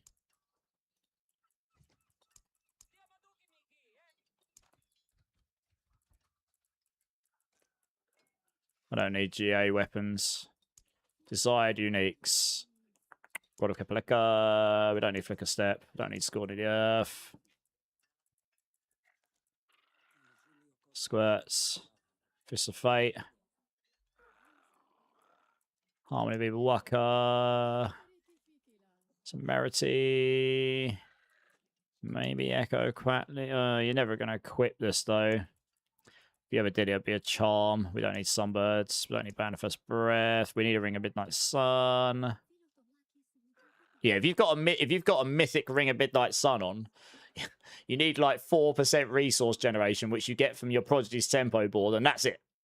Ravager just solves it for you. That's all you need, and then that's it. Your resource loop is solved. Easy peasy. You don't need resource gen anywhere, which is really nice. Yes, we can stick Stone of Jordan in as well.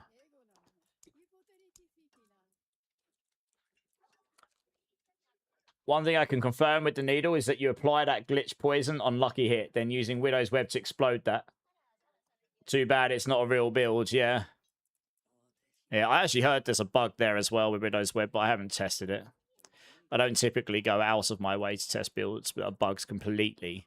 I mean, at this point, the Zik rune damage is basically a feature until they remove it. So we just treat it as if it's part of the class, and it just funnels us into doing certain things. It just is what it is. And eventually, it'll be fixed, I guess.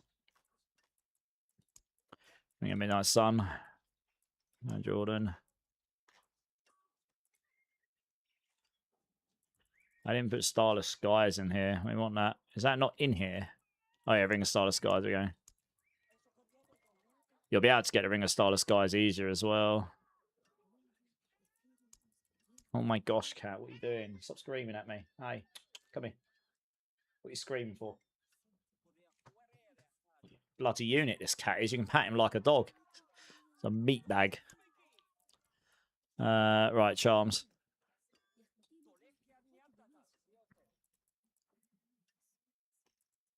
Maybe Echo Quatley. I've already got one of those already. Don't need loyalties. The Lockrans just nukes the build. I have reported that as a bug because probably shouldn't, but it does. Protein Heart, yes. Ring Starless Skies, yes. Zepazontek could work here. No, Squirts you'd equip. Sunburst we don't need. You wouldn't equip the Temerity. Probably you equip the Temerity, you wouldn't put that in your charms. And that's it. Okay, right. Let's just rename this. Crushing Hands.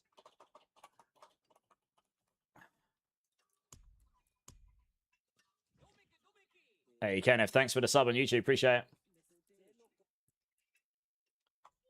Okay, right. We need to... I might have some rings already, but I think I might also have a Squirt's blouse, which... Do I remember storing one of those somewhere? It's got max resource on it. I definitely have something I stored with max resource. That might be a Harmony of Evil Waka. Yeah, I do. Okay, I don't know if we'll use that. We'll stick that down there. Maybe I need to roll another Squirt's blouse. I want to try and... yeah, I'll probably try and roll another one. I don't think I've got another one right now. Okay, we'll do that in a moment. Seems I didn't store one off. I'm about to ring a Starless Skies. I've got one with GA Vulnerable. It always comes with attack damage, so you'd have to get one of these that's got like really good mods on it. Oh, sorry, always comes with attack speed.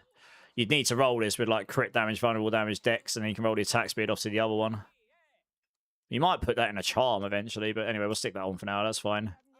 Ring of Midnight Sun. Did I bother rolling any of those? No, I might need to roll one of these. Just get a mythic one. Problem solved. With half decent affixes on it. Okay, we can come back to that. Let's get the amulet first.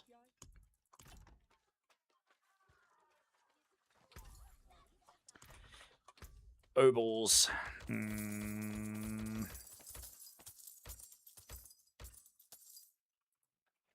Oh, that's a good point. I'm not going to equip the Harmony of Evil Waka anyway. The Lurix is too strong.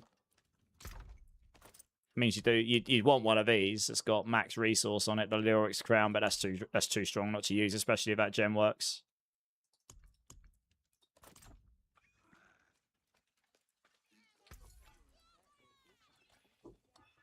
Amulet. It's probably going to be the hardest thing to roll here. Oh, nice. They can't all be winners, can they? Yeah. Don't need that at this point. All damage, vulnerable damage, and Jaguar skills. That's not bad. It's not got a GA in the right place, but we can certainly keep hold of that one. It's certainly usable. I'd prefer to have one of the GAs I'm looking for. Oh, it's you on YouTube, Elite. Hey, nice. I appreciate you following there. Come on, one more. Yeah, I stream in a multitude of places so people can watch wherever they decide they want to watch. Crit chance, crit damage. We don't need the crit chance here.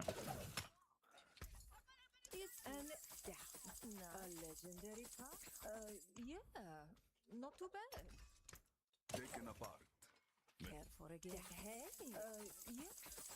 It's terrible. Can't stop there. Come on, one more. And nice. Down. Nice. Hey, well done, you. Not bad. It's going to be very hard for me to roll what I'm looking for here. Oh my god, there's so much resource on the floor. I can't even get to the blacksmith anymore. Legendary prize for the mainland. All damage multi.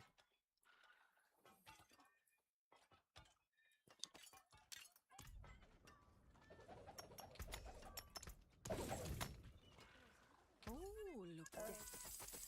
Terrible. It's an excellent pull, my friend. So terrible. I'm not likely to play any more dot builds in this PTR, I don't think. I need to get some more obols, holy. They went fast. Alright, let's go get some of those. That's it. I'll be here, swinging away.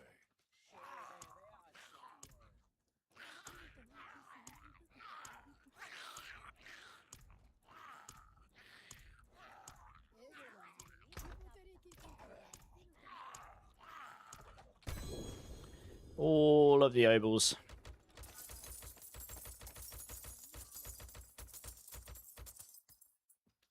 All disappearing on the floor. That's less than ideal. Oh no, they are still on the floor, okay. Just gotta see it all. Taken up, know where to find me. A legendary knife. And, yeah, not too bad. Could roll these for hours trying to get something remotely close to what I'm looking for. Oh, look.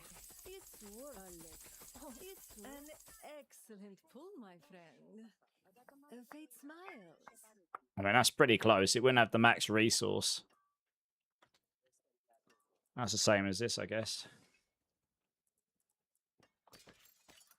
It's got the GA deck, so I guess I'll keep hold of that.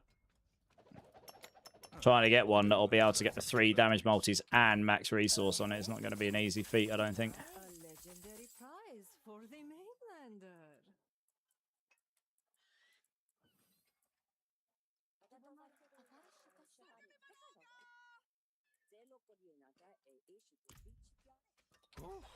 Oh, it is a waitress, isn't it? And down. They can't all be winners, Nope. can they? That's it for that piece. A legendary down. And I thought mainlanders had Nope. a sense of adventure. And it's worth something. Hey? Oh, the GA rate is not good.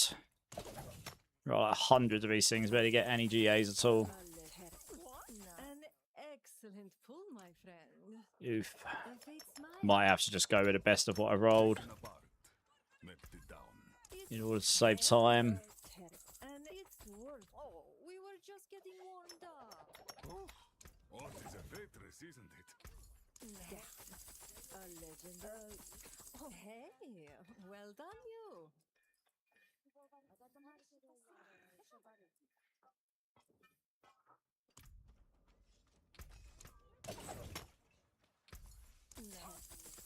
It's a legendary. Yeah, not too bad. All damage, vulnerable damage.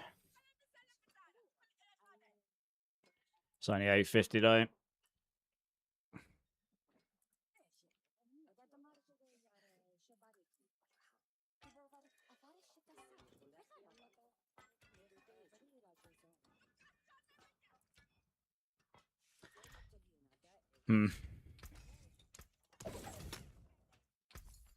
An nice, an excellent pull, my friend. Fate smiles. I've barely seen any max resource rolls at all. Dex max resource, crit damage multiplier, and physical res. There's no GAs, but I'm tempted to try and roll that and see if I can get lucky on it.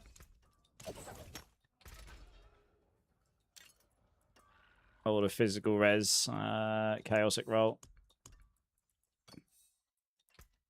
See if I can get lucky on it. Vigor. Yeah, it's not ideal.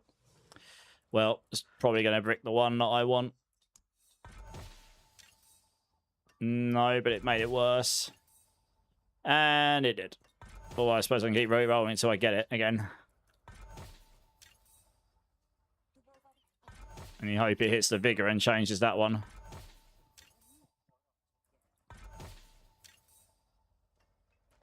I want it to change the vigor on kill.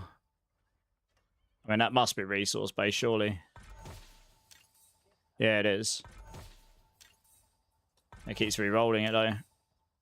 Oh, it's focused roll. Ah, no wonder it wasn't changing it. Okay, well. Yeah. Oh well. Screw this. That's gone. I'll keep re-rolling then, I suppose. I've run out of ovals again. Holy. Just want something that's not completely awful. That's sort of somewhat near what you'd want in a pushing scenario. So yeah, ideally the 4 right stats. Even better with 1 GA, but that's... Yeah, the item you're looking for here is not going to be easy to roll from here.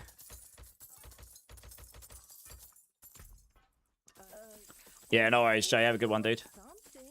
An excellent pull, my friend. Fate smiles. Alright. No. No. Could be here a while trying to get this. Oh, we were just getting warmed up. Pity to break another's work. Hey, it's worth something. Not Oh, that's not bad. GA dex, GA crit damage.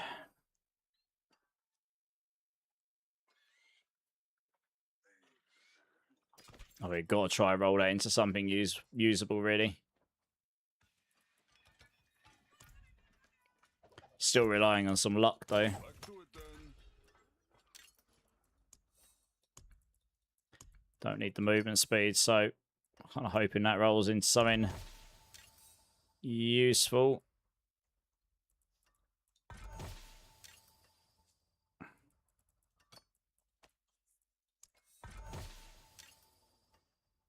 Ugh, it rolled lightning damage. Rip. The +1 potency is not doing anything for me here. Alright, I'm going to YOLO it. It's probably going to brick this. Oh, it didn't. It rolled into armor. Hey, it rolled vulnerable. Okay, we can use this. This is fine. what brings This is... you It's not got a to max my resource, but this will... land? In fact, it might be better for me to roll the max resource, question mark? Not sure. Don't need the lightning, though. I can go to physical or max resource, yeah. Or all damage. 17, 3, 5.1, 22. But that gets multiplied. I think the max resource might be better than the all damage multiplier. Yeah, probably.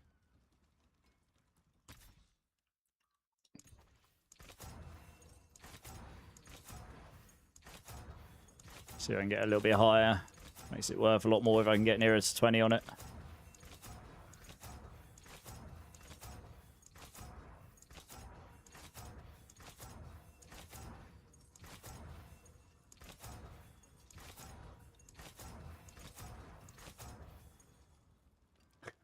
Went up from 17 to 18. Good. One closer. If I can get 19, I'll be happy. Close enough. 19 or 20.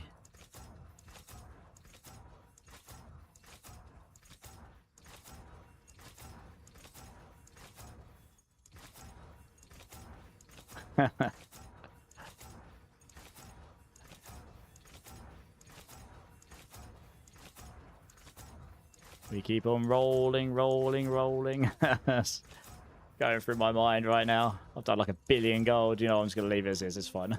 It's not worth me. Not worth me wasting my time on it. Right. Probably gonna need to temper movement speed on here, so that we can actually make up the movement speed and not be giga slow. Nice. Got the crit first time. Supremacy goes on here. Yep.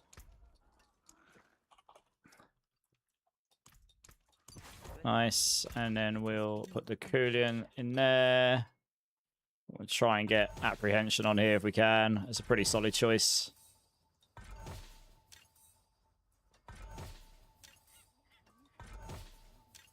Oh, it's 70 of these, so hopefully I can roll it in that time. Otherwise that'll be a bit annoying.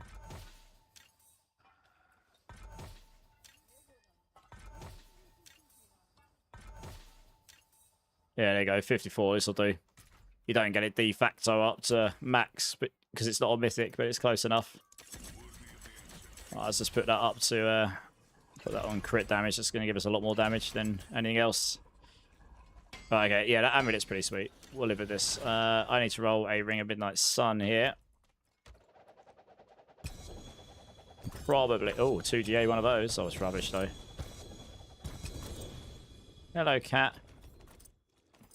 Meow. Hello. Oh, nice. That's a really good Squirts blouse. Double GA, Dex, and Max Resource. You've been through bushes. You've got little balls all over you. Where have you been? You're covered. Bloody hell, cat. They're everywhere. You've actually got them all over you. You absolute menace. That's 3. I have to vacuum the floor now. What have you done? Yeah, look at me with that grin. You're cheeky old bugger, you.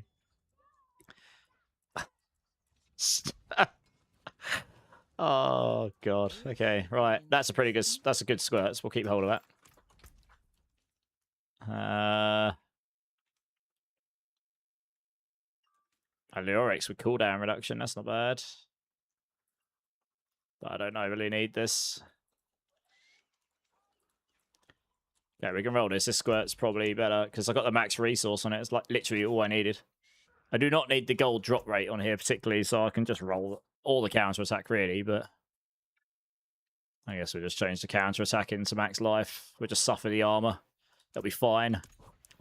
What could possibly go wrong, right? Oh, wow. That was some lag. Maximum. Oh, damn. There you go. Okay, that's easy peasy. And then stick that on there. Max life. Alright, max life is the new defense, really. I mean, we've got so much DR. More max life you've got, the easier it is to stack your barrier. Yep, there we go. And then we just master at that bad boy. 175 gold drop rate. Wow. Yeah, we're going to max resource here. 40 max resource. Yes, please. Right, let's take the old runes out of here. Welcome to the Isles. What do you bring? Pock. Zick. Nice. Stick that one away so I don't lose it. Good. I guess we can just stick these up here as well. In case I need them for other builds. Don't need any of those items. So I need a Ring of Midnight Sun. That's the main thing I'm lacking here now. Right, all uniques. Do that a few times. Hopefully we can get one. It shouldn't be too hard. If I roll a mythic one, you just hope you roll like half decent stats on it. I will try the mythic caches first. I can always roll it up to a mythic. Since the rest of the stuff I got for free anyway. I have one that's not very good on the stats though. It rolls dex and max life, so you want one that's got at least one of the damage affixes on it really.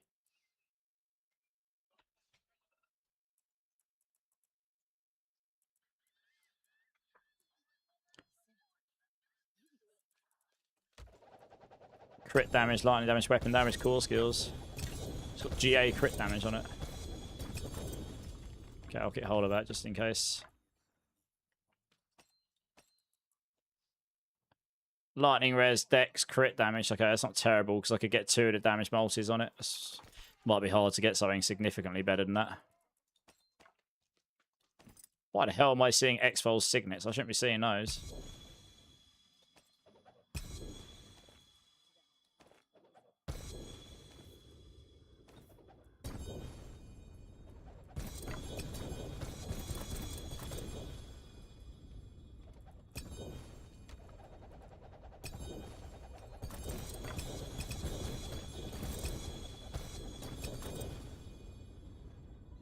That's pretty good actually, in case for tomorrow that might come in handy. I don't need this.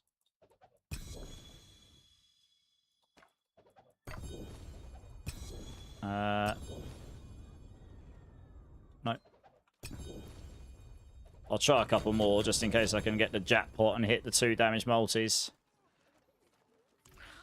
If not, I'll just use that one I've got. It's good enough now. It comes with crit charts. For some reason, they thought that was a good idea, even though you solved the crit charts with a Rod of Kepaleka, so you never really actually need crit charts. Kind of bizarre, really. Excellent fight. It was the one that they put on that didn't really make so much sense, but hey. Oh, there's a lot of 3 GA pants. Oh. No. A couple of... No. No. Ring. Sonny Jordan. Another ring. X-Files. Good.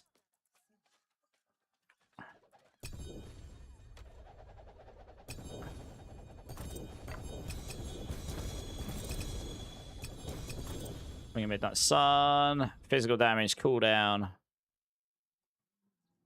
Right, it's not horrible.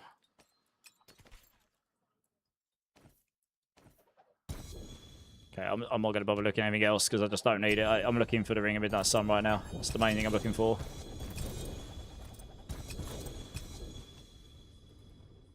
Peace Among Us, Ring of Midnight Sun. No good stats, okay. 4 GA chest armor, Tyrells. Oh, good. Back on the floor that goes. 3 GA boots. Saw, okay. Oh, what the hell is my playlist going off and doing? Goodness me.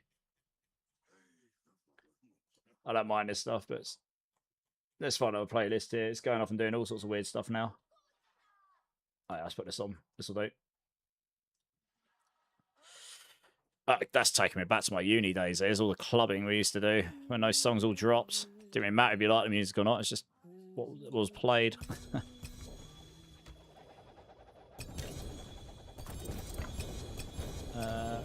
Rings. That's damage of time. That's no use to us. I might end up using one of these just to save time.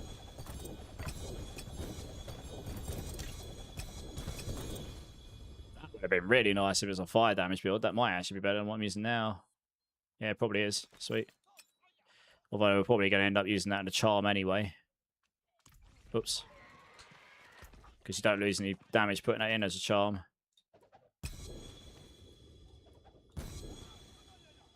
Right, rubbish. Alright, do you know what? I'll just use one of these I've got for now. That probably is better, so we can do that one. What have we got here? Crit damage. I could roll crit and vulnerable with lightning res. Yeah, we'll just use that one. That's fine. That can't harm. Just items all over the floor. Okay, let's do those there. Yeah, yeah, this is fine.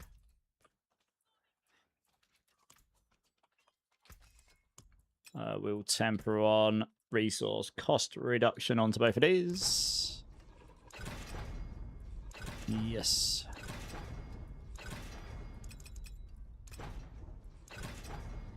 Okay, nice. And on there.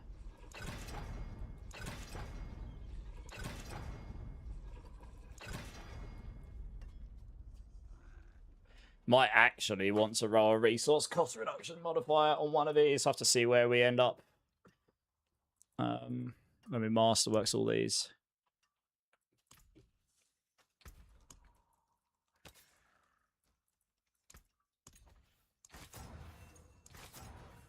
Won't need the resource gen. Oh. Oh, there you go. Vulnerable. Sweet. Okay. I mean, attack speed isn't not useful to us. The fire damage does nothing for us here, so we may as well roll this one.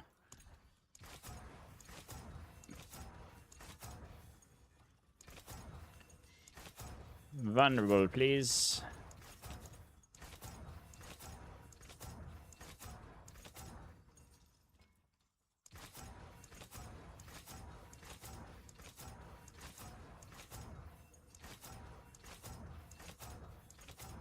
There we go. Cool. Let's see where we end up. Oh, you'd want resource cost reduction on the chest as well, which I don't have right now. You'd want that inside the gold drop rate. I don't think that's meant to roll on this by default. It just does. But that's what you'd want. You'd want resource cost reduction on the chest as well. So I'm probably going to be lacking a little bit of resource cost reduction compared to what I could get. You cap at 75. I think I'm going to get to about 69 or 70 once you put the Ring of Starless Skies in there. I haven't done my Paragon board yet either. I get a bit there, so maybe we'll be okay, actually. 15, 27. I might be all right. Won't quite be a 75. It'll be pretty close, though.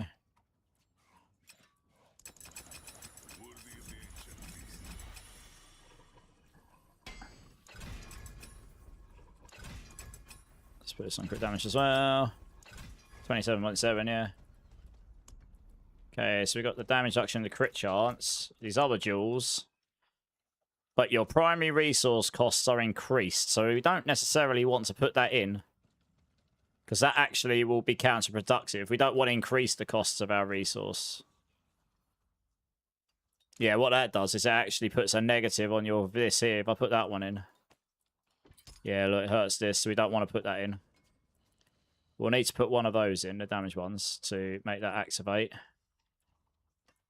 To see if it nukes the build.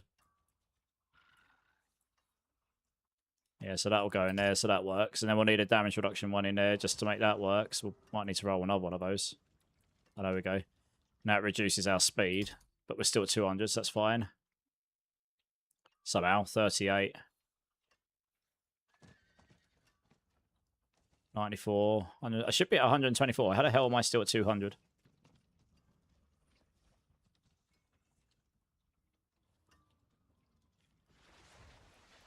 Have I got movement speed rolls somewhere? Not actually sure.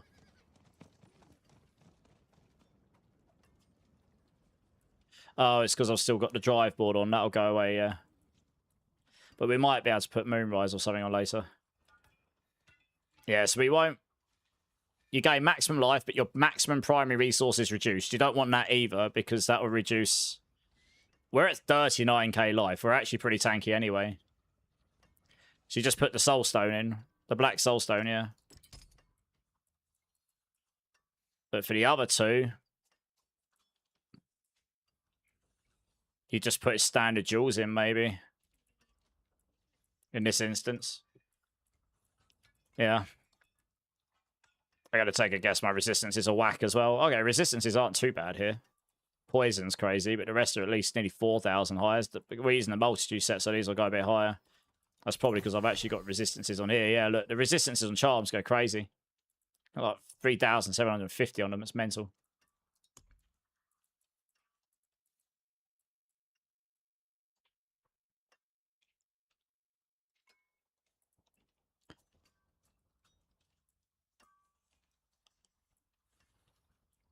This seems fine. Okay, Spirit Rules, yeah. Okay, now skills. Okay, it should be a bit easier to put together in the last one. Obviously, we max out Crushing Hand since that's our main damage skill. Unrelenting. Cost more vigor but do more damage, yes. Grants. Blocking increases the damage of Crushing Hand. Well, we won't have a lot of that. That is one bonus. That is one benefit to using Interdiction on this build, but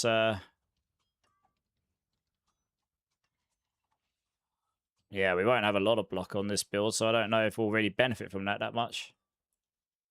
But then you can just have the, yeah, I don't know. We'll have a little bit of blocking from Infighter.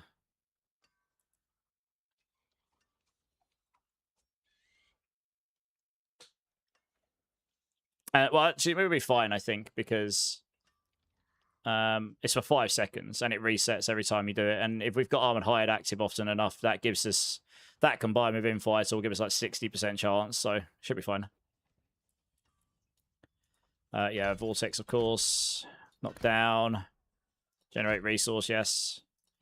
Max out Ravager here. That here. Yeah, we want the Vigor regen there, and the maximum Ferocity, max out Toxic Skin, Resource Gen. Probably want the healing and the armor, Scourge with DR, Vigor Gen, and we will want the lucky, we want the vulnerable here. I think. Because I don't think we've got any other means of making enemies vulnerable on this build. Well, I suppose if we're using Eagle Primary, actually, we will. So you can put the healing there. And we'll probably want Armored Hide here. Pretty unstoppable. And we obviously want Concussive Stomp in here, because it's just Giga Broken, Resolve Gen. And we take Hunter. We can take the damage over time reduction here, and I guess one of these. Doesn't really matter which one. We don't need these down here.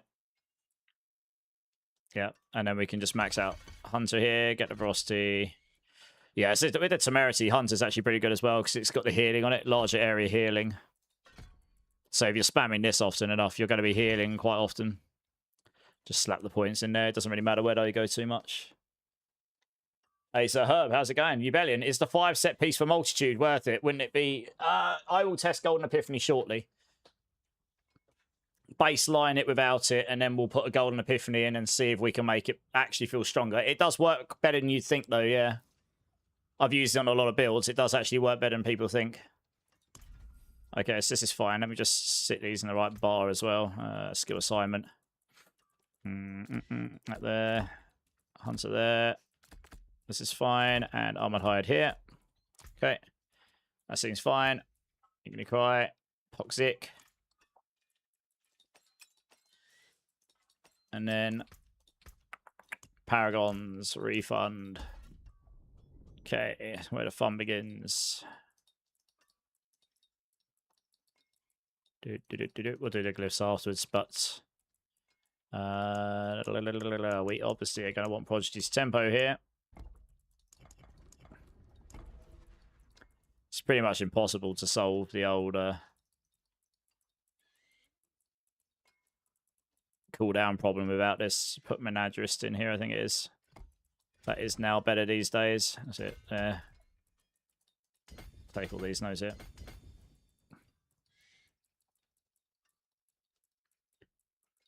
Take all of these. That with a mythic midnight sun, this is enough resource gen that it literally just solves the problem with the Ravager on. All right, Infighter.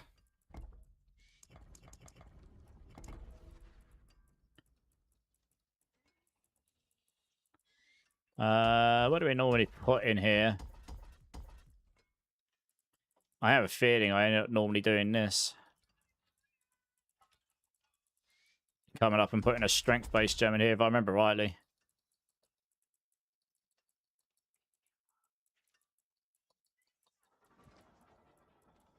Okay, can't remember what I put in here off the top of my head.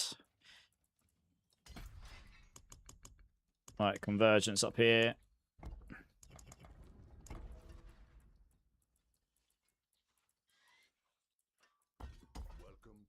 This one we put Spirit in, probably. I think we put Outmatch another one, that's why. Yeah, I think that's what we do.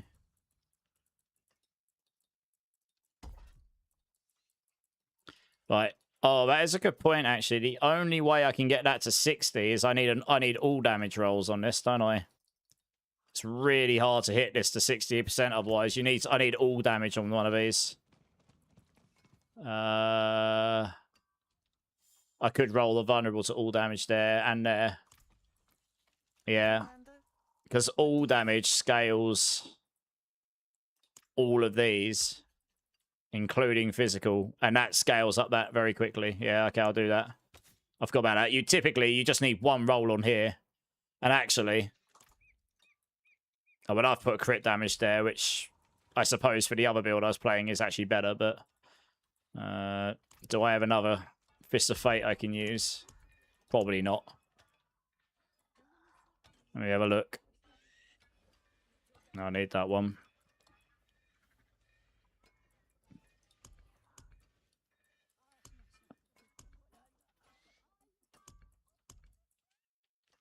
Physical damage over time, but I'd lose one of them. Yeah.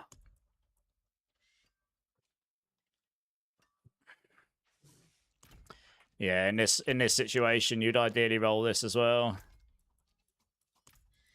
I might have to roll that back when I come to take the footage, but...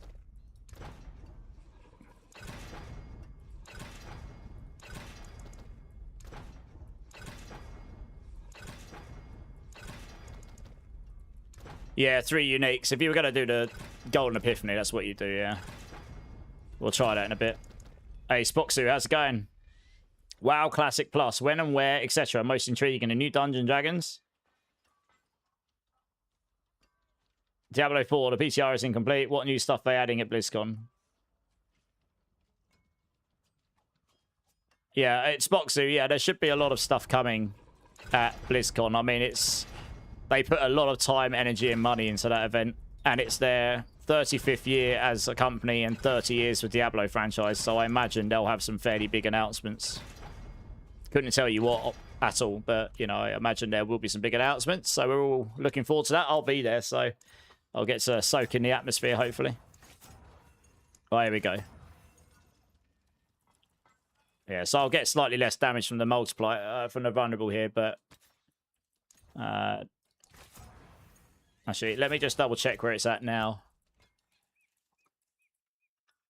49.78, yeah. I think you need the all damage roll on here, if I remember rightly. But yeah, you roll all damage on all these, and that just solves the problem, mostly. Yeah, look, I'm pretty much there. Like, I'm literally on the edge of getting it. Yeah.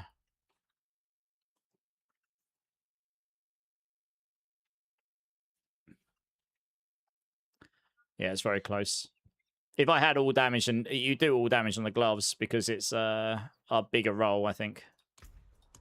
I won't be able to do it, but yeah. May you find your way back.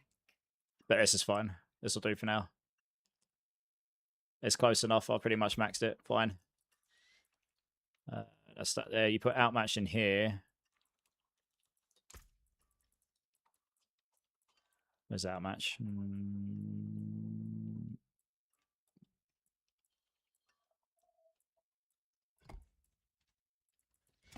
Yeah, so that's easy to activate.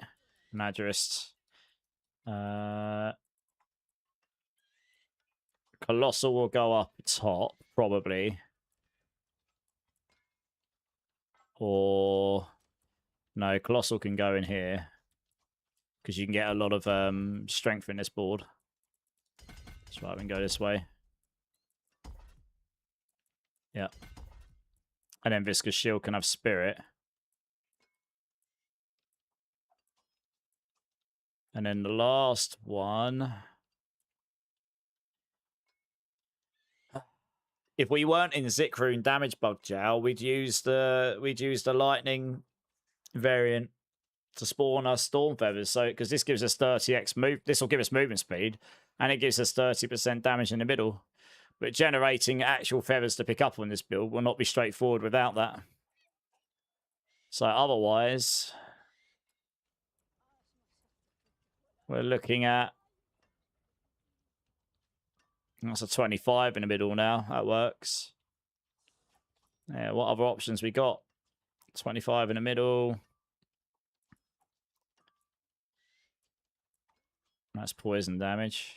That's 20, but that doesn't really do much for us. I really don't like Guzzler. You can go for Headhunter, which is a 1.1 and a 1.5. I suppose that's probably marginally better than the 25 in the middle on its own. I suppose that's only on elites, though. The other one's on crits, so it would affect everything. There's not a lot, unless you can get Revenge working, but we're not using Gorilla Primary, so... Jagged Plume would give us the most damage, but having Storm Feathers to actually pick up, that's not something I think we can solve without sacrificing a damage aspect, but it is possible. But in a pushing scenario, not necessarily. If they change that bottom part to all damage like we've asked for, then this would suddenly become best in slot for a lot of builds, which would be really good. It'll be really good for movement speed. It's going to be very, very hard for us to get to 300% movement speed without this.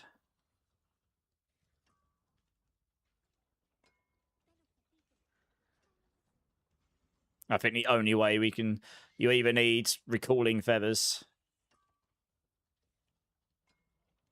or... yeah, I mean, for a speed version, that's what we would do. I need to get the last board. I'm nearly out of Paragon those already. Holy crap. All right. I've over subscribed on some of these boards. I think I'm going to have to claim some nodes back.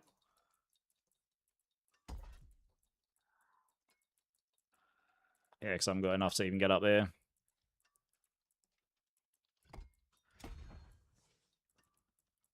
I mean, I need all those. I'm going to have to sacrifice some nodes here somewhere.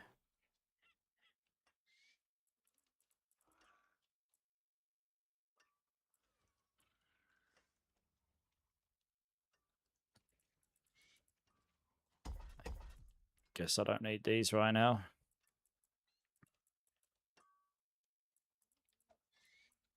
I probably don't need those. I'm well over what I need. I don't know if I need that, actually. What's my attack speed at? I haven't got that attack speed glyph in, so...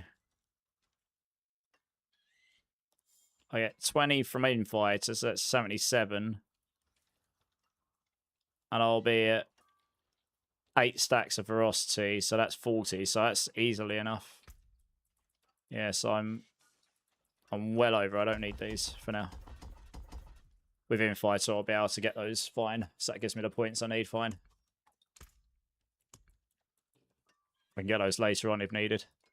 But yeah, we're going to want these at least. And that's activated, right? Yep, fine. How many points have I got left? 5. I want as many of these as possible just for the speed, really. Can I make that more optimal? Probably not.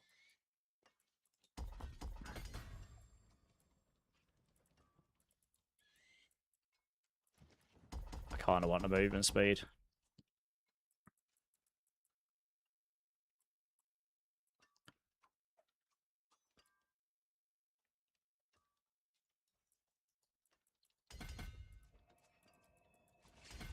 There we go, we get what, 100 down here? 105. Okay, well, I mean, you would go that way. Okay, it's kind of a bit bodged together. Yeah, so in this scenario, what I would do is I think I've got exploiters on the boots. We can put recalling feathers here. This is more of a speed version as opposed to pushing, but 30x in the middle there. It's quite nice. The movement speed is going to be really nice. And when we change the charms, we're going to want to replace these, which means we might be able to get stronger aspects there through the use of having faster movement speeds. It might actually be useful to do this. We'll see. Wow, look at my toughness. Holy. 34,800 life. 70. Yeah, so we'll easily be at attack speed bonus. That's fine. I'll be at 92.8 attack speed, even without those nodes. And then once we block with infighter with golden, I think I'm good to go, finally. It's all fine, right, okay. Well, we'll see how this works. I mapped it out before. My resource gen should be more than enough. You don't need much resource gen. If you're at 65% on your Ring of Midnight Sun like this, then 65 divided by 100. Sorry, 100 divided by 65. You need 154%. So yeah, if you're at 10%, you take 110. Multiply that by 1.5. Minus by 100. 65. I should do it. Yeah, because it's 10%, but it's actually 10% above 100. So it takes... Your Ravager will take half of that, so that's 55. Adds it on, that's 165%. Bigger gen.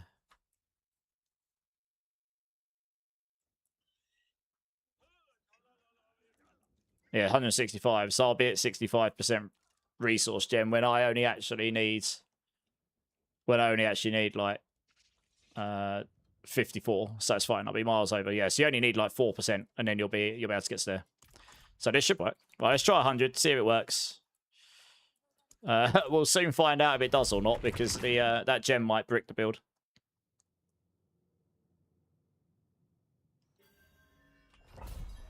We got the movement speed, yeah. Let's see. Once we get to 100%, that's it. Oof. Yeah, I think that gem bricks the build. Oh no, maybe not. Maybe not. No, it doesn't. Okay, sweet. I must have just not hit an enemy or something. Takes forever to refill my resource though.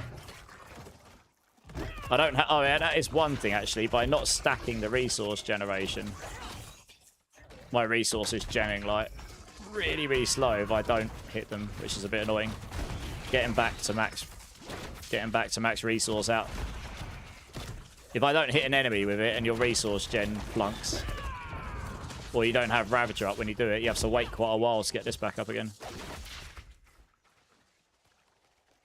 6 seconds, yeah. I don't have a lot of resource gen because I haven't bothered stacking it. That is a good point.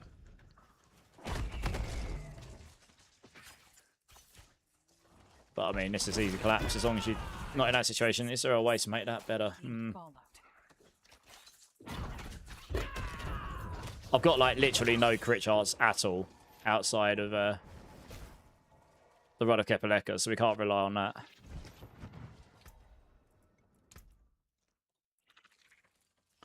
That's just really low, isn't it? That's why.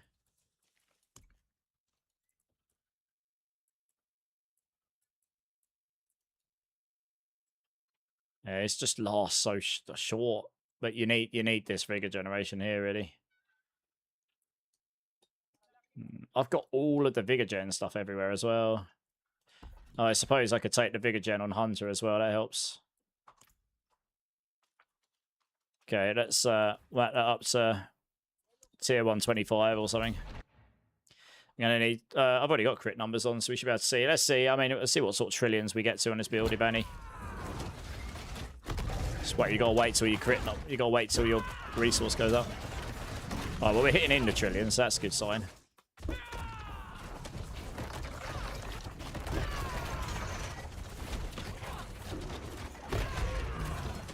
$57 trillion. Nice.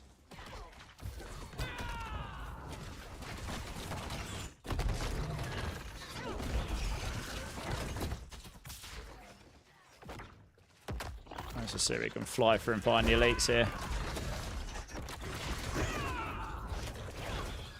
Haven't seen any 100 trillions yet.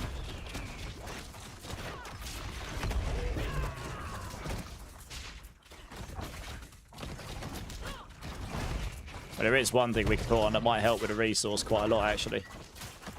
Okay, wait. Actually, we'll finish this and see what the boss is like on a 125. My guess is this build will go to 135 plus if you've got like really good gear. I reckon I could probably do a 130 tonight, somewhere around that. But we'll try the Golden Epiphany route as well. I'll need to do some quick math just to work out what the damage difference would be.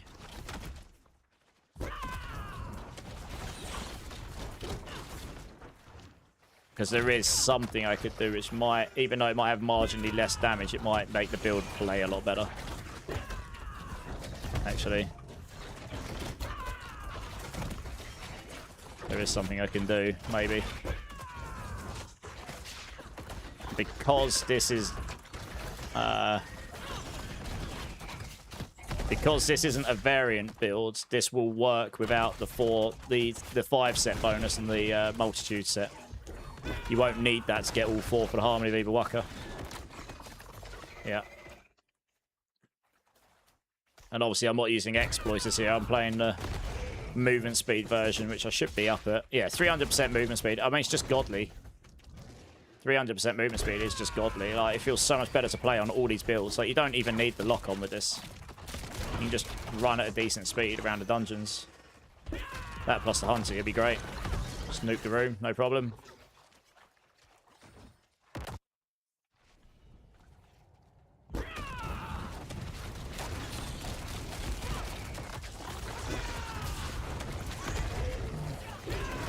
Yeah, once it gets going, you just win.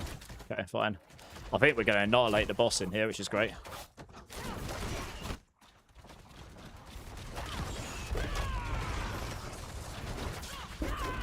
My barrier is literally just perma it's just perma up. Like, what's this? I don't think I've seen my barrier drop. This build's quite tanky, although I have got that DR on right now, so it's quite disgusting in that sense. Yeah.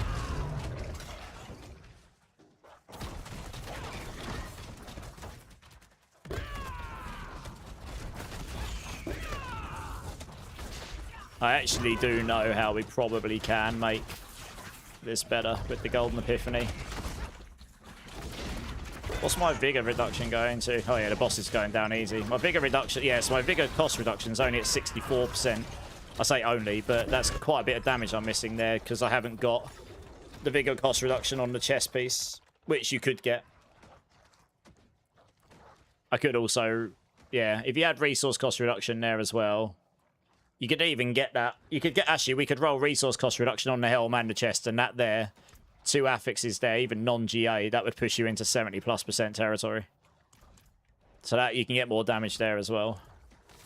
Okay, right, we're going to go and put the Golden Epiphany on. I've got to just do a quick bit of math. But I think at 300 movement speed, 100 base echo. Yeah, if we put the echo quickly on, that's 87%. We've got supremacy on at 270. Actually, let's do this without 100 supremacy. No banner first breath. No Protean. No Reapers. No Tea Gods. No that. We got the Evil Waka, which is 156. Oh, so let's just put this down. I might need to add some more stuff here. 270. 0, 156. Okay. I need to add multitude set.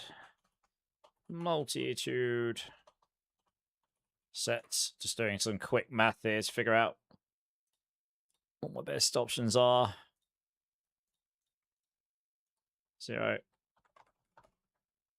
That's 200, isn't it? That's fine. I don't really need the rest right now.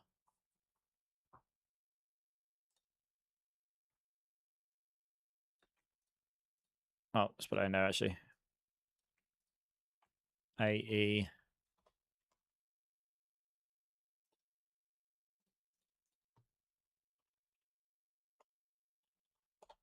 Okay. Go down it. All right, nice. That just needs to be 100. That makes the numbers a lot easier to read. Right. Okay, so if I do that, and I take the multitude set off, and as a result, that allows me to put an Echo Quackly on of 87%, giving me Giga Resource Gen and also Giga Healing for my Temerity.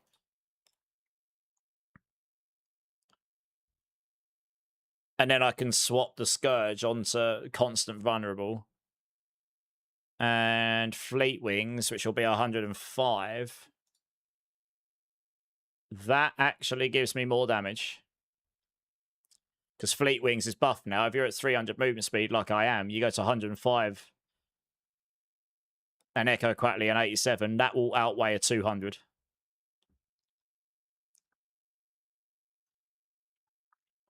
Theoretically, that should be stronger. And that just solves the downtime of the resource will be gone on that completely. So we can try that. That's probably the strongest option we've got. That isn't going to make us like Giga Squish. I mean, the Blood Mad Idol, but the Echo Quackly will just synergize really well with this, I think. So we can try that. Saying that, I don't actually know if I've got a good gig. I don't think I've got particularly great Golden Epiphany for this build, but like this is a Giga Seal with Diamond Mind. So I'll probably lose damage there, but it's quite a big damage bump from what I calculate here. 800 over. It's like a 25 to 30% damage buff here. It's quite a big one. So let's see. I have got one in here that's half decent at least. Let's see what we can find.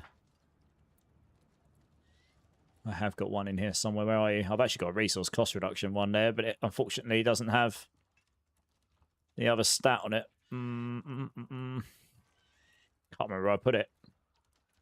I know I have a half decent one. I've got a Jaguar skill damage with resource cost reductions. That's not terrible. That would be usable because both of those would scale my damage to some degree. Oh, this one here, damage and centipede damage. Yeah, that's going to be the best, like, hands down. I've got a damage and Jaguar skill, but that's 8 and... What's that? That's 19 and 8. That's 19 and 9. That'll be better. Oh, it's a Diamond Mind anyway. Okay, right, that goes in there. I can go in here. So, now we look for the two worst seals. Eagle, centipede, gorilla. Okay, we just take those 2 off for now. And then I have a Starless Sky. Because what we're going to do, we can get Starless Skies. We'll put Starless Skies in here. And I have a particularly good one of those. Yeah, I need to take it off though.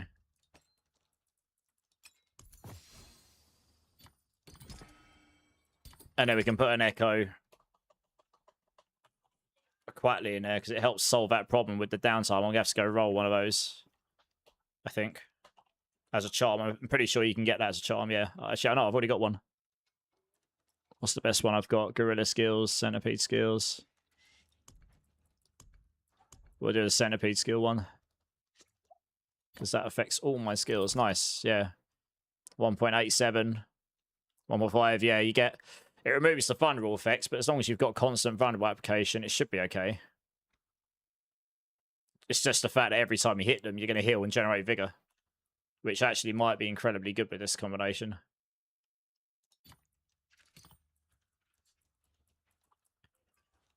And then I'm going to have to go roll a decent legendary ring here. So let's put that there. That can go away.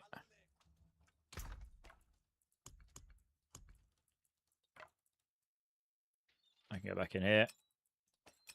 Go in here. I don't know that stuff. I just need a decent legendary ring. How many ovals I got? Loads, okay. Protein Heart is good, but it's basically a 1.7 multiplier, so that's actually less damage technically than the Echo Quatley. But yeah, we'll see how this plays.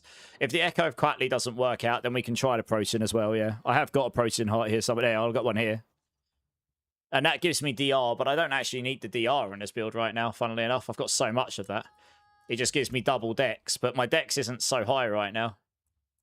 The one thing about my thinking of the Echo Quatley is I have got a situation where because I've rolled such low resource gen due to having a Mythic Ring of Midnight Sun on, if you miss, you can end up in a situation where your resource isn't genning up very quickly.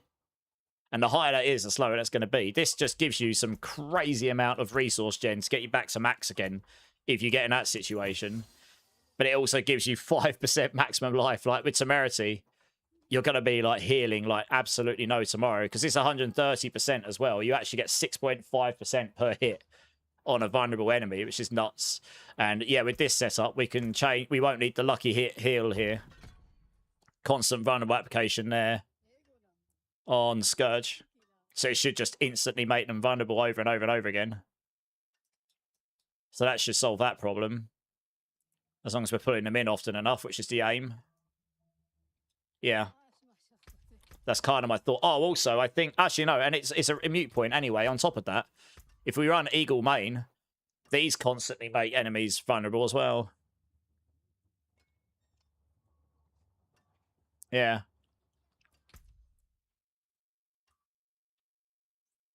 Yeah. And also this as well. Casting focus skills recalls all nearby storm feathers, dealing lightning damage and makes enemies vulnerable for 4 seconds. But we're literally just spamming these skills. So every time I generate feathers and recall them to myself, everything around me gets made vulnerable. So between that, the storm feathers coming from primary Spirit Hall and the vulnerable from the Scourge, we should just be constantly making enemies vulnerable, like constantly, like all the time. Because we're spamming with Prodigy's tempo, so you're going to be casting Ravager and Toxic Skin and such all the time. So I think we shouldn't have much downtime, if any, at all. But I guess we'll see, right? Let's see if we can roll a half-decent ring here. Roundable attack speed. How much attack speed do I have out of that Starless? I get 40. I can actually max my attack speed here, but I will rely on Infighter. So I could go full damage on the ring as well. Yeah, you're just relying on that to get it. Well, no. You've already got the Harmony of Evil Waka in there. I've put the Ring of Starless Skies in here because this double whammies. You don't lose any damage moving this off the ring. So that gives you a 1.5, plus it gives you 50% straight up resource cost reduction, which is like a 4x. That's like 5 to 6x damage on your Rod of Kepaleka. And that then allows us to put fleet wings on here. And because we're getting to 300% movement speed, you get a 105 multiplier here. They buffed it.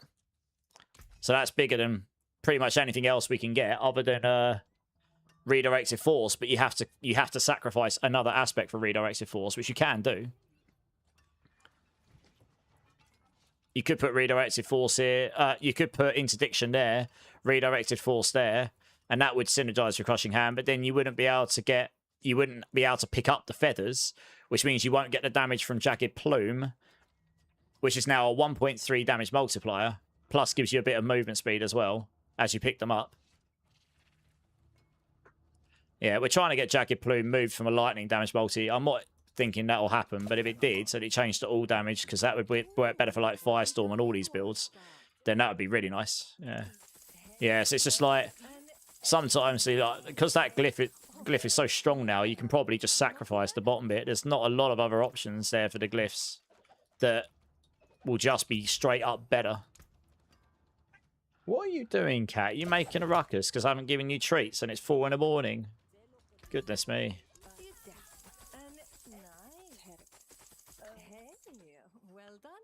No, we'll just see. We just want something half decent here. Oh, wrong one. We got here.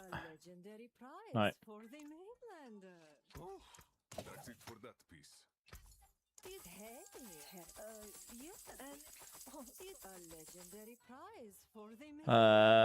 Damage of time, no good for us.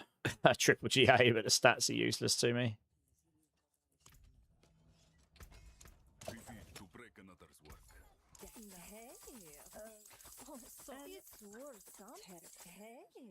Well done, you.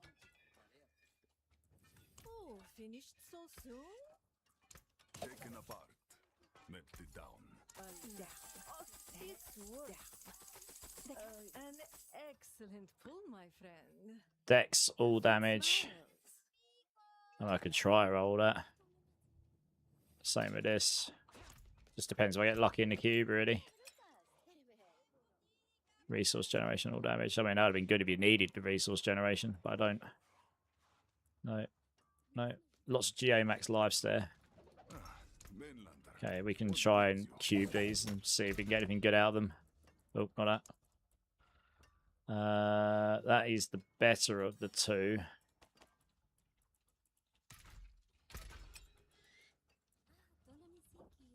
Okay, chaotic roll. YOLO. Damage over time. Well, lovely. That's good. Okay, well, we'll try the defense here and see if we get lucky on that one. Physical damage. Okay, that's not terrible, actually. Although I really needed all damage multiplier on here, but hey-ho. Never mind, it'll probably outweigh it. I won't be able to max my convergence so easily, but I can change this for crit.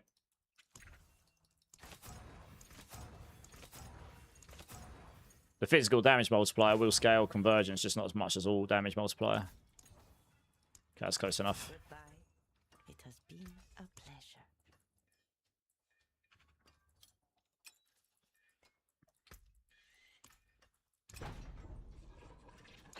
Yeah, you need the GAs here.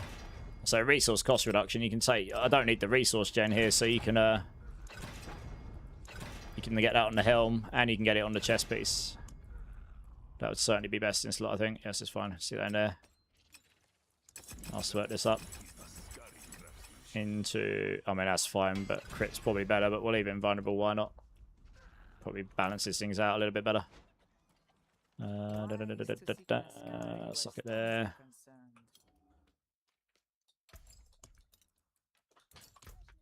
Okay, we need that in there. Okay, where is my convergence? We're about 55 now or something, is it? 54, yeah. See, that's the thing. Losing that all damage just scaled that down a fair bit. That's a bit annoying. I don't think I can fix that any way easily here. Not really. I could roll all damage there. No, I couldn't because it's already got fire damage on it. That's a bummer. I can't roll it there because the max resource is too strong. Yeah, you would have wanted all damage rather than physical there, but I can't do much about that. Okay, well, it is what it is. Mainlander, what do you I guess if it's still stronger, we'll just know. Hey, Mix, how's it going? Welcome in, welcome in. You're playing with a Swarm build. Also, watch the latest video for that. Are there any news or upgrades regarding that build? Well, technically, it's been nerfed for next season, but it's still the strongest build. And it's actually stronger. But we'll have to wait and see what the post-PTR shenanigans will be, like what notes and stuff. But there's loads of builds that are going to be decent next season as things currently stand. Oh, sorry, I've just seen you post in YouTube. Yeah, welcome in. Yeah, I mean, Swarm's going to be fine, though. It'll go to 150 as things stand in the PTR. No one's done it, but it can do it.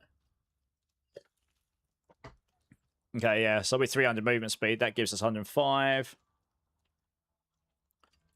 Got a bit more dex out of this.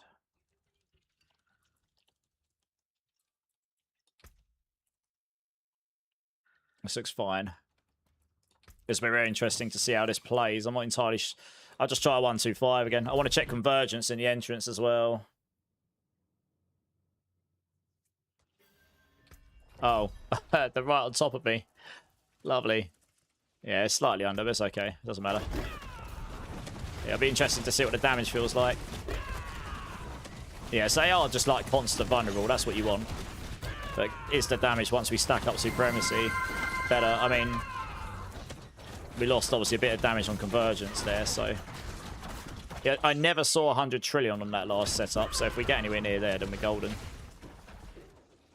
In theory, this should be stronger. I mean... Yeah. We should be basically like generating so much temerity healing here that we should be basically immortal. We'd have to be straight out one shot. We'll heal. You're hitting so fast. You're healing immediately here. And the resource problem's gone away. Look, I'm not. Look at this. Basically empty. If I hit these, look at that. Yeah, that's so much. That feels so much better to play. This is the problem. Like if I don't hit an enemy and I empty my resource and the Ring of Midnight Sun does kick in, this actually just instant refills and gets me back into the gameplay again. There's like no downtime. That's what I was thinking. So yeah, that feels a lot better. It's going to be so awkward to play without that in a pushing scenario. Let's see how we get on with pushing on this.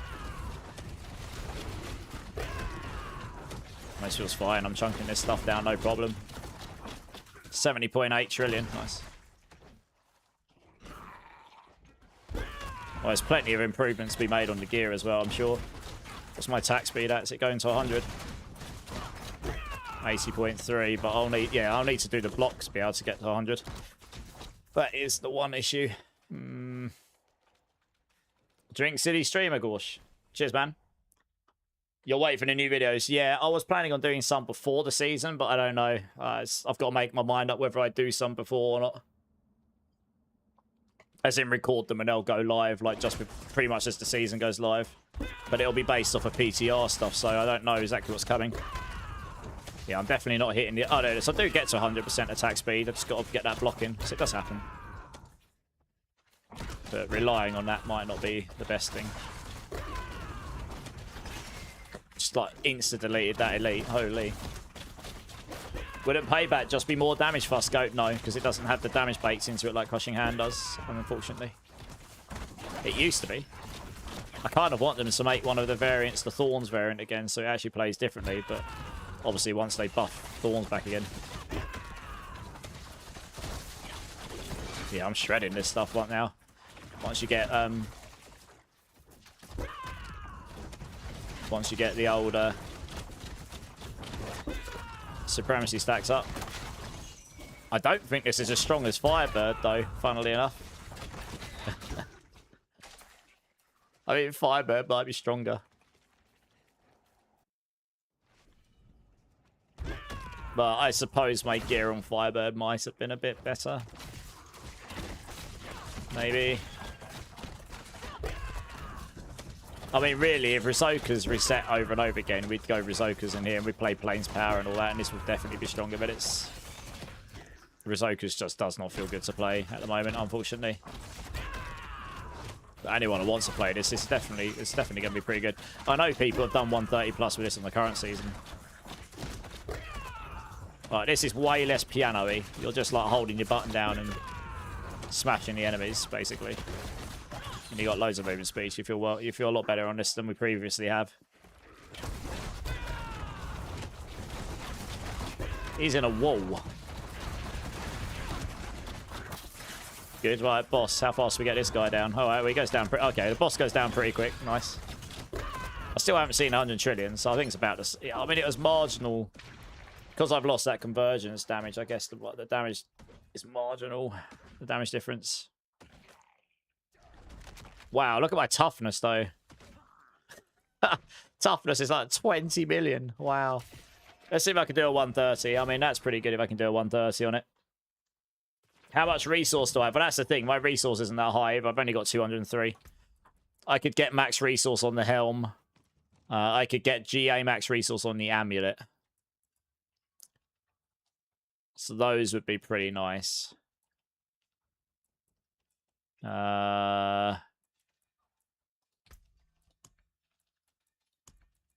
can get 250 max resource on this. How do I normally do it? Yeah, I've got all the max resource in here. Yeah, you could get some max resources in here rather than in the ranks as well.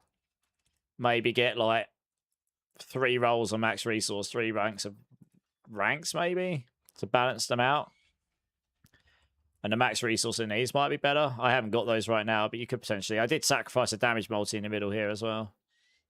So yeah, you could do that, and that would bump you up to like 250 plus if you got the max resource here, which I've got, and the max resource here, which I haven't got.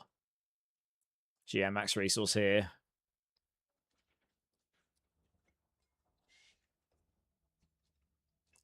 So you can get up to 40 there.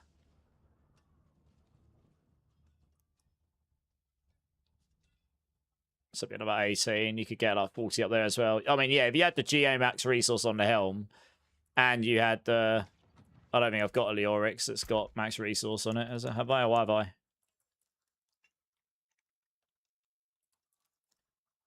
No, and if I could have enchanted that, that would have been good.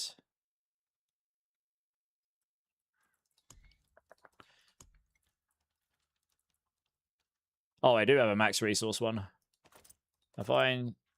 Mythic... I have a mythic one. It's okay. No, maybe this will work. Obviously,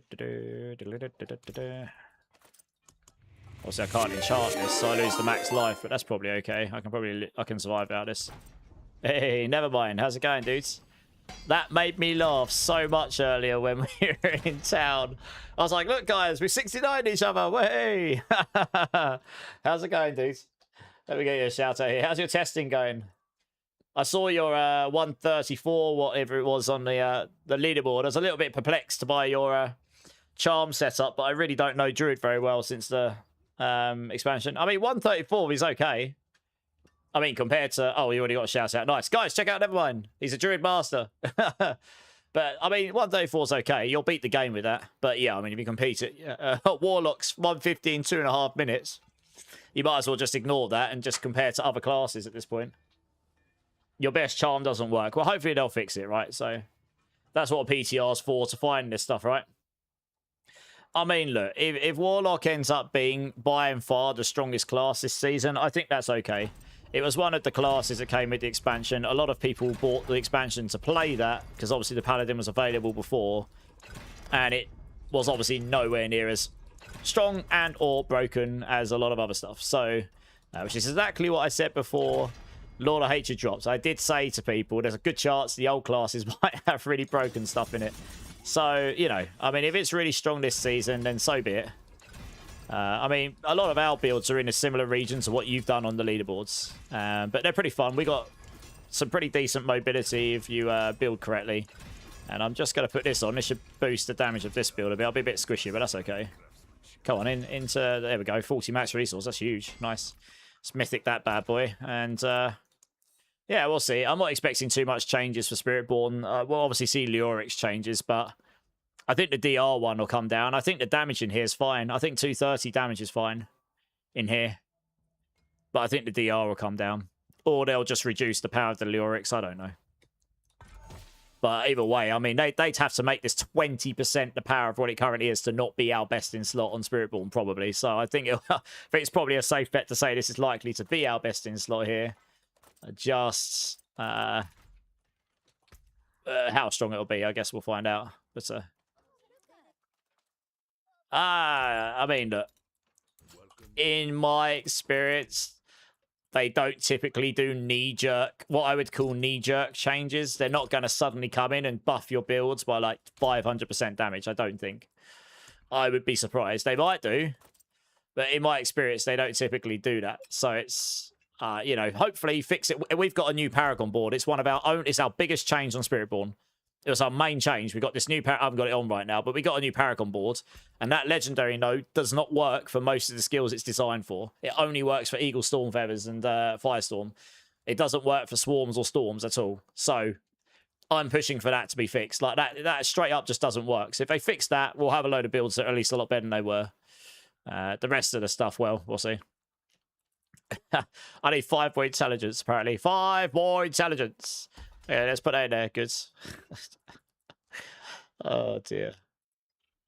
Okay, right. Okay. Well, that's giving me quite a bit more resource. That should bump my damage a fair bit, actually. It's 20% more resource than I had. Yeah, I forgot to do that before.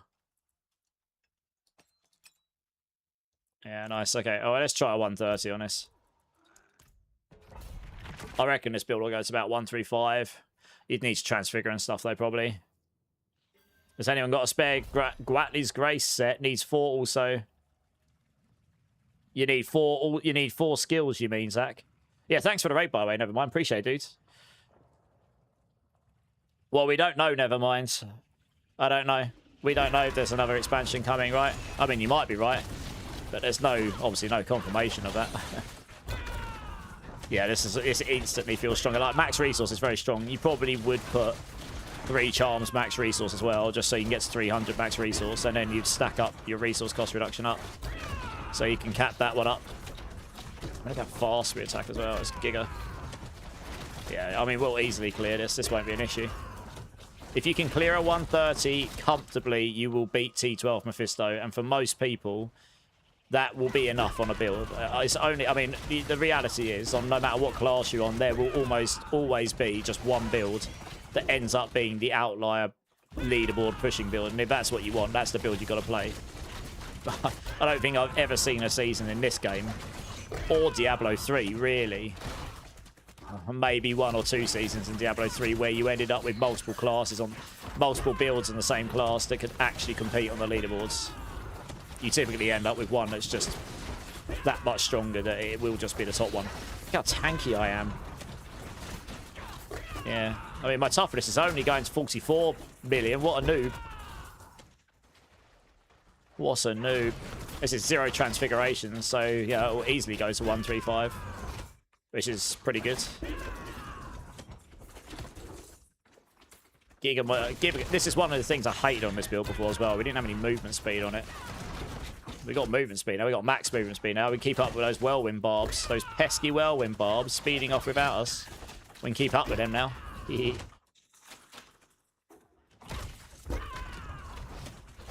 If the new board wasn't bugged, would Lightning Thrash be better or worse than Swarm? It'll be worse. Well, actually, it's hard to tell, actually, because there's 2 notes in some patch notes where they put some notes out saying known bugs. One of them, I think basically, the swarms are meant to be half the damage. The tooltip says it's half the damage, but it's still doing the full damage, apparently. If that's the case, then you can expect swarms to be doing half of what they are in the PTR. That brings it quite a lot closer. If they're going down from 2 quadrillion down to half a quadrillion. And then the Ariox Needle, is the lucky poison hit damage on that is doing a lot of damage. The Swarm might not be the top build after those both get fixed. In which case, you might see, like, maybe Quill Volley. I mean, Fire Quill Volley pushes pretty hard. Like, it goes to, like, 138 in the pits currently, in current live. It'll probably be stronger in this season. I'll probably try Fire Quill Volley tomorrow for the first time. We'll put it together. From a pushing point of view, that probably will be up there. But otherwise, yeah, 130 to 140 is probably where Spiritborn will land with those nerfs. We'll see. I mean, if they need cap the Zik rune as well, then yeah, I mean, we probably won't go much beyond 140. I'm not certain they'll do that though. I think they'll upset people too much if they do that. I think they've got to leave that alone until they can figure out the final balance of the. Until they figure out the balance across all the classes to bring them more in line with each other. But we'll see. We'll see what they do.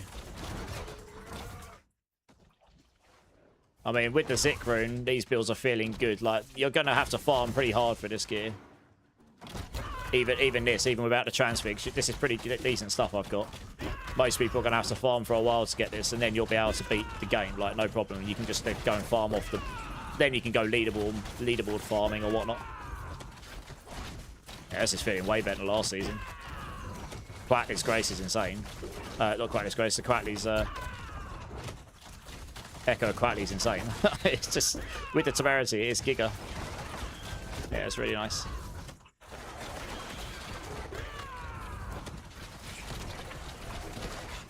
I mean, that's a soul drinker. We're taking him out pretty fast. I still haven't seen any 100 trillions, but this is a build that hits very fast rather than hard. I mean, I'm not even at 5 minutes in yet. And I'm not using Heart of Stone. It's worth noting I'm not using that node where you can speed through pits quicker because you kill stuff and get those progress blobs. I mean, if I'd done that, I'd be finished already. I'm doing that deliberately because that gives you a pretty... It means if I finish this in under 10 minutes, I probably can finish a tower at this level. Because I'm not cheating, you know, I'm not speeding through the pit at an unprecedented level, which you can't do in the tower. So yeah, if you finish one of these in under 10 minutes, as long as you're not relying on ads on the boss, you'll be able to finish a tower. That's why I'm doing it this way. Oh, we should be on the boss shortly. It should be an under 7 minute clear. It'd be interesting to see what the boss damage is like. You know what? I might be able to do a 135 on this right now, which is crazy. If I can do that, then this build will go to 140. That's pretty solid. Better than I thought it'd be. It does. I need to amend. I put a bug in. I need to amend it. It does look like that minus 100% crit splinter does actually work with the Rod of Kepaleka. It's the Lochran's Talisman that doesn't. Yes, I mean, look, the boss is going down okay. It's not like giga fast, but it'll go down all right. Hey, Banjo, how's it going? Thanks for the follow, dude. Appreciate it.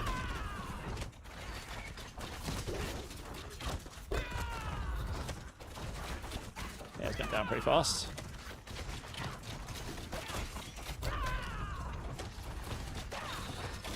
Yeah, we're seeing double-digit trillions, like, pretty quickly here. That's what you want to see. And you'll probably make it so all your hits... I mean, look, that was a... 6 minute 24 seconds pit 130. That's pretty good. With no transfigurations. That's pretty solid. 150 glyphs, so fair enough. Okay, you can probably take a little bit of power away there. You'd have to cap your glyphs out. So you might be, you know, you might not be doing a 130 that fast to start with, but... Is there any obvious other wins I can make here right now, other than... I could enchant max life off here and put Dex in here and just get more damage. I mean, I could do that. That'd make me quite a lot squishier. So I'm not sure I'd want to do that.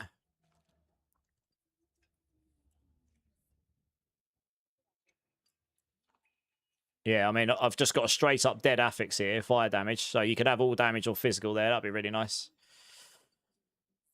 Resource cost reduction there would scale your damage. Resource cost reduction here, which if I could enchant this, this would be perfect. I'd be able to resource cost reduction and impairment induction reduction. That would have given me quite a bit more damage, more than you'd think. Even another 3 or 4% there gives you quite a lot of extra damage once the equation comes in, but I can't enchant this, so that's dead. Hopefully that will get fixed. Yes, it's pretty solid. I mean, Dex is fine. I mean... I'm missing a multiplier here on the Ring of Midnight Sun. That'll be pretty hard to get, but you can certainly look to get it. And I'd probably want all damage on here rather than physical, so that I get the maximum in the convergence. But otherwise, I mean, yeah, my gear's pretty solid. And then you probably go for 3 maximum resource here. 3 all skills. What's my... Actually, you might go for one all stats roll like I've got, just so that you can cap all your stats out in your Paragon board. Which I've literally just done. I've just capped them all. I haven't quite got enough decks, but you could certainly make that up.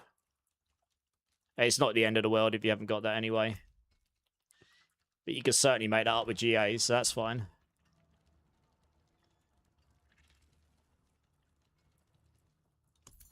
And then you just get a GG one of these with all the damage in the entire world.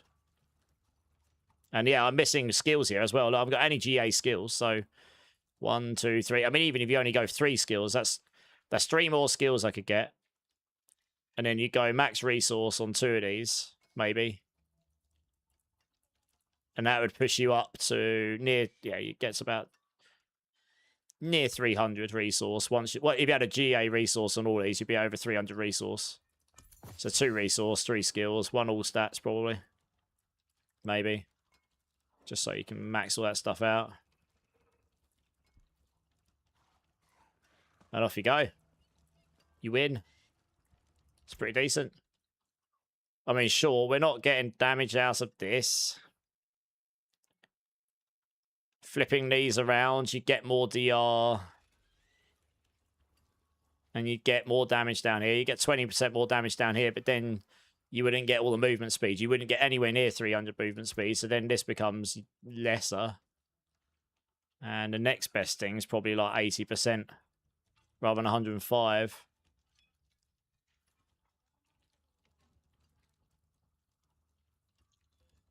I think the 105 probably is better. Let me just do the math here. 100 times 100 times 2.05 is obviously going to be 205, right? So 100 times I don't know, like 1.8 times 1.2. It's slightly better. You'd be slightly higher damage, but then you wouldn't have the mobility. Yeah. Yeah, you could put expecting edge. You could get slightly more damage out of the build. You just, I suppose if you did that, you have a full pushing. But then to do that, I would, because you could put exploiters on the boots. But to do that, I would need to replace Jagged Plume here, which is a 1.3. What would I replace that with? I guess Headhunter, which gives you 1. Well, it gives you a 1.1 and a 1.15. That's probably the best bet. So it's pretty close. And it gives you the normal nodes as well. So that's probably your closest bet for extra damage.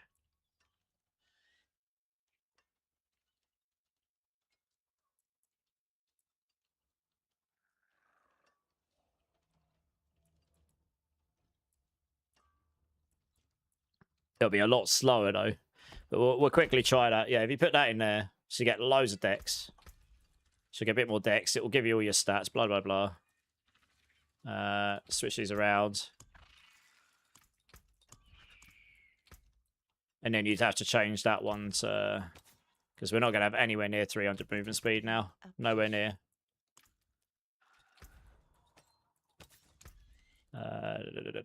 Hey, Zerif, how's it going, dude? You won't be that much squishier since you have so much damage reduction barrier. Yeah, exactly. I mean, you could do. What build is strong next season, Duke? We've got quite a few builds going into 130 plus range, which is pretty decent. I'm just testing like a full DPS non-speed version here. They just buffed one of these up to, where is it? Because I attack so fast on this. Not combined, it's the other one.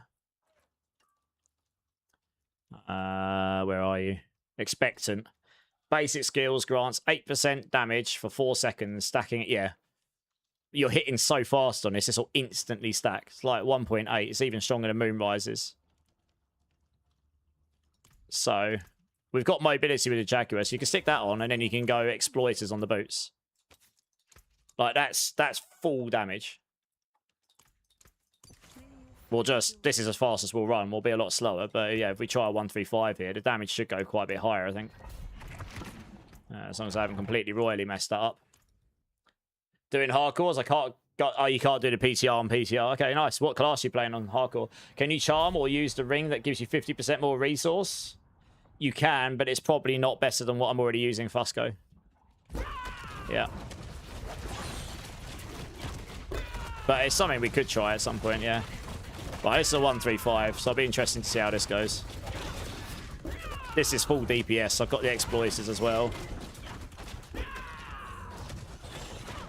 What is my movement speed? It's probably the same, right? 193.5, yeah, it's a lot low. Oops. Yeah, once Supremacy stacks up, hopefully we'll do some damage. But with the mobility from Hunter, we should be good. We should be still good, I think. Can we actually kill anything in here? Yeah. Supremacy is stacking up now, nice. Yeah, my lightning res is probably a bit low, so those cracking souls might actually hurt me. Yeah, obviously we got that splinter on where you kill stuff, you get extra damage, so that kind of helps.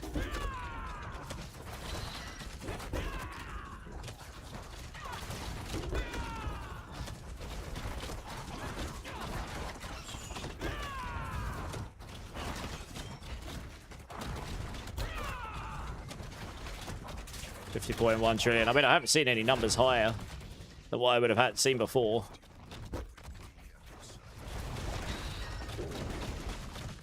The other version's way better for just general play, though. I mean, it's so much faster.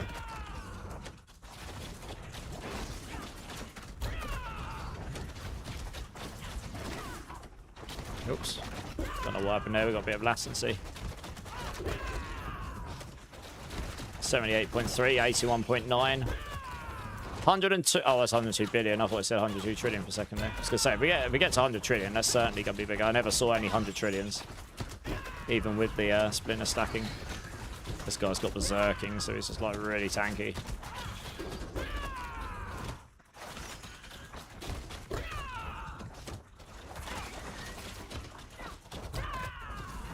Yeah, I'm not sure we're going to do this in time. I mean, it is 5 tiers up, so like 2 or 3 times damage requirement, I think it was. I'll check my spreadsheet. Got a spreadsheet for it. It doesn't necessarily feel like I'm doing any more damage here compared to what I was before. I'm just a lot slower. I want it to be better if I don't have to switch the stuff out.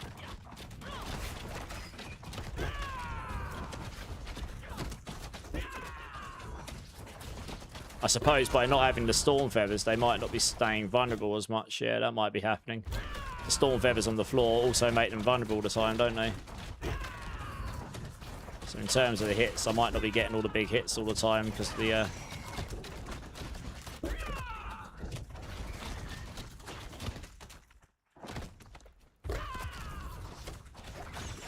here's a life link. They're going to take forever to kill, aren't they?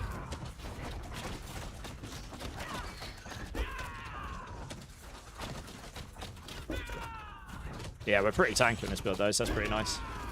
Just generating so much barrier because of that combination of Temerity and the Echo of Quatley.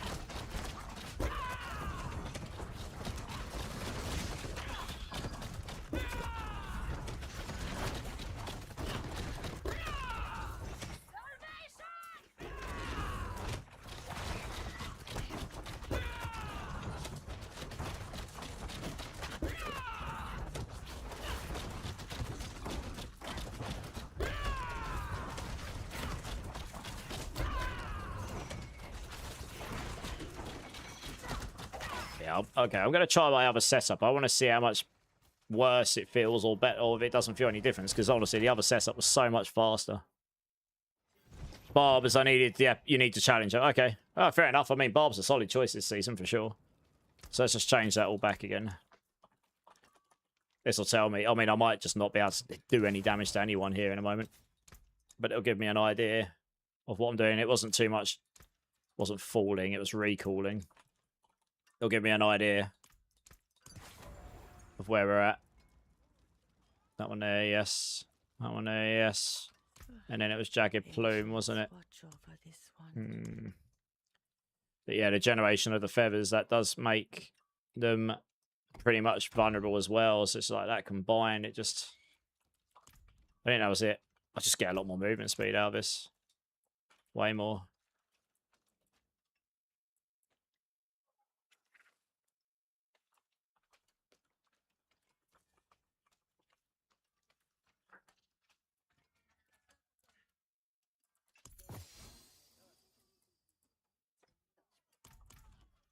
Okay, cool. Well, let's try that. I don't think I'm going to be able to do any damage to these now. But then again, the damage numbers I've seen there weren't like drastically higher, even though you would have expected them to have been higher.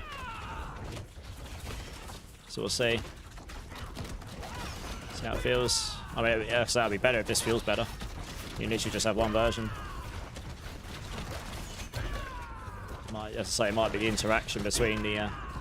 although it doesn't look like they're going not vulnerable, it's happening so fast, you might not see it. I mean, this is already feeling better to me. This is a 135. But this is spider family, so that might be a little bit of a convoluted test, because spiders are pretty good, actually. Yeah. But yeah, you just... these feathers constantly make enemies vulnerable around them. So... oh, I'll tell you what I didn't change. I've still got centipede eagle one, haven't I? Oops. What's my movement speed at then, without eagle primary on? I'm still at 270% movement speed without eagle primary on. Holy. Okay. I mean, maybe that's all you need to do for pushing. Just change the centipede eagle. And maybe that's just the best thing to do. You lose a little bit of damage on this, but it's probably still higher. I reckon that's still higher than 27, 54, 70, 61, 81, 94. Yeah, it's still higher than expectant was. So we're still getting more out of Fleet Wings, even with not 300% movement speed, 270% movement speed. We've still got higher damage coming from that aspect. So we get the movement speed, so that's good. Jagged Plume gives us more damage than Headhunter, so that's good. We lose Exploiters. So that's the only thing. But if you're going to use Jagged Plume, you actually, to gain the damage out of that, you need Recalling Feather. And this is definitely feeling like more damage because I'm actually killing stuff quicker. Well, that actually hurt me. Rude. Rude.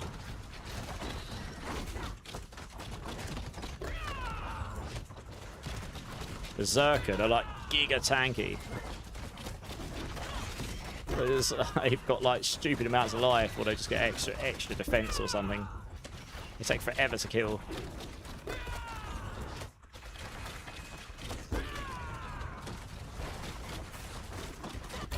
I'm not sure if it's... well, if I kill them, I might get enough extra damage to take him down a bit faster. 15 seconds or a bit more damage.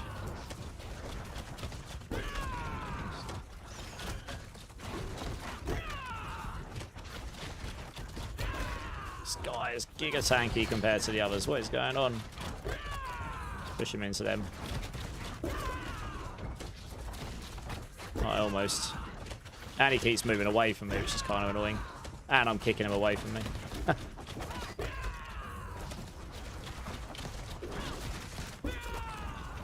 Oh, come on, die. Blimey, this guy's taking forever. There we go. Yeah, that was painfully long, that one. You want to challenge yourself, level to 70 with magic gear. Nice. So how high up now are you, Zeref? Isn't Protein Heart just better than Echo Quatley? No, not necessarily. Echo Quatley gives us a 1.87x multiplier, and as long as you've got the ability to make the enemies constantly vulnerable between every hit, so you don't lose out on damage between hits, the Protein Heart doesn't quite give you that much damage in theory. Now, I could try the Protein Heart and maybe it would give me more damage, but the reason the Echo Quatley is nice here is because with the Temerity, every time you hit and consume, it generates you Vigor. Which means if you accidentally empty your resource by not hitting an enemy, look out, like if I do this, empty my resource, look how fast it regens when I'm in combat here. They are instant refill once we get going. If you don't have that, it can be quite slow at regenning, which is a bit annoying. Also, with the Temerity, you get giga amounts of heal with it. Like, giga amounts of heal. Because every time you consume on an enemy, you get 5% your max life. And with a Mythic Temerity, that'll go up to 6.5%. So my barrier just stays max, which with Viscous Shield is really nice. So, yeah. The Storm Feathers on the floor, they make enemies vulnerable. My Scourge makes them constantly vulnerable. And there's one other means of I'm making them vulnerable as well. I can't remember what it is. There's another thing in there, though. Yeah, it'll come to me. But yeah, there's multiple ways I'm making enemies vulnerable over and over again. So yeah, these corrupted. I haven't got very much shadow res, I don't think, so these things are actually hurting me quite bad at the moment. Corrupted orb, shielded. I'm not sure if it's actually worth killing these guys. The shield is not really great, is it? I'm going to skip this guy because shielded just sucks. Like, you'll spend so long trying to get him, it's not worth it. Of course, I got the shielded mobs. The ones that got barriers on them, but hey-ho.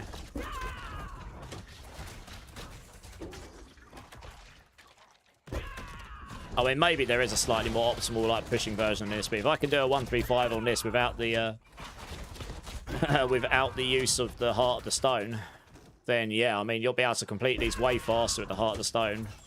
And I've got no transfix, I don't test with them, so...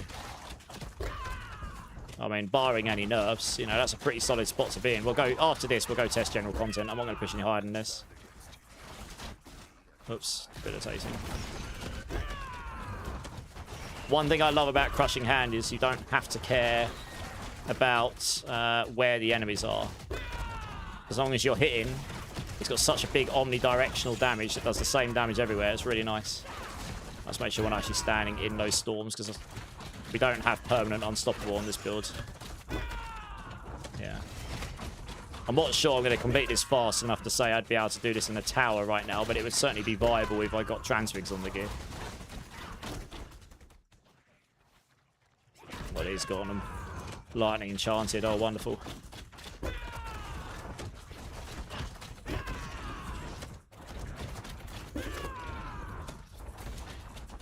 They keep getting knocked away. I kind of wish... Yeah, it's the one thing. Like, the builds that use the Protector, the pulling is so much better. It groups them up and keeps pulling them together all the time, which is really nice. Oh, holy, we're getting raided by Panda Glassjaw as well. Hey, how's it going, Panda? If anyone's here to give Panda a cheeky shout-out, please do so. We've got one of the Sork Masters in here now. First Druid. Now, oh, he's a Druid guy as well. We've had all the Druid people in here. And Sork people. Nice. Thanks for the raid, dude. Appreciate it. Make sure you go check out Panda, everybody. Definitely worth your time. How's your stream, dudes? How's the classes looking on PTR? I'm just sort of stress testing this Crushing Hand build. I think a 135 will be solid here without transfigurations. I think this is going to be doable. It's going to be tight, but I think it'll be doable. We'll see how we get on. We'll see how we get on the boss when we get to it. Hopefully I don't get the Viscous Death one. That one will just make me want to uninstall the game. At least we've got good mobility now. This is good. We can get to 300% movement speed, which is nice. Well, this is 270 on a pushing build, but yeah, we can get 300 on a speed version. And that feels a lot better than 200, that's for sure. Where the hell are the elites at? I haven't seen any for like... I'm doing these pit runs without the Heart of the Stone. It gives me a better idea like how long these are taking. And you can compare, you can sort of somewhat compare that to... Oh, it's got physical res. Let's skip that guy because we're doing physical damage. Yeah, you can somewhat compare it to the tower. So like, I probably wouldn't be able to do this in a tower, not without a fantastic run. Maybe with a fantastic run you could do it. But with transfigurations you'd be able to. I mean, a 135 on this build is pretty solid. You got Thunder Spike evading, but can't spam evade. No, you can't. Yeah, no, you can't. You can't. The old tech for Thunder Spike resetting your evades is gone. That hasn't been there since Lord of Hatred. They took that out. They took that away. Yeah, it's gonna be tight, but it might be doable.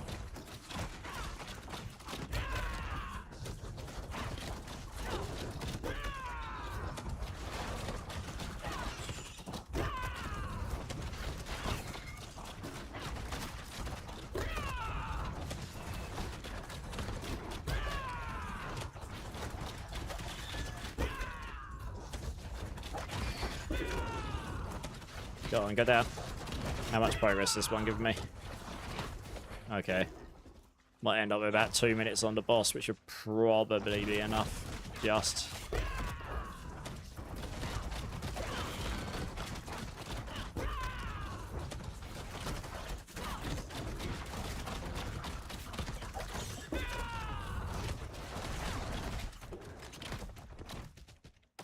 Yeah, the Hunter's nice as well. Like, the one thing, you don't get the Hunter on many of these builds. We could probably do it on Quill Volley, but on this one, Because you don't use the protector, it's already a gorilla skill, so you just go hunter. Jump through the walls and such. Gives you that flexibility on the mobility. Oh, he's got physical resistance as well. Well, this is going down pretty quick. I'll probably kill these. Bit unlucky on the elites in here. I think the last 3 have had physical resistance or soul drinker on them. Bit unlucky really, but never mind. Yeah, if I could group these up, that'd be so much nicer. Just better smash them all the time. Hulk smash.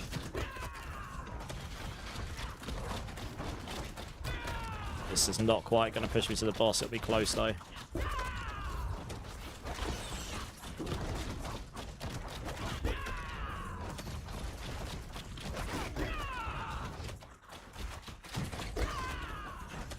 How the hell did he end up over there? It's like I just kicked him across the screen. God damn it, I need you to be closer together. Alright. Yeah, it's not going to be enough. Damn it. Not quite. Oh, it's so close. I knew it was going to be close. Yeah, okay. Well, at least if I kill these, that should be enough. I knew it was going to be close. I didn't think it would be quite enough. I was right. This will probably just push it here. Alright, well, we got much more time on the boss than I thought. This should be enough time on the boss. The bossing on this build isn't horrible. I got a little bit of a kickstart killing all those mobs as well. The black splinter kicking in. And the damage will sort of normalise out.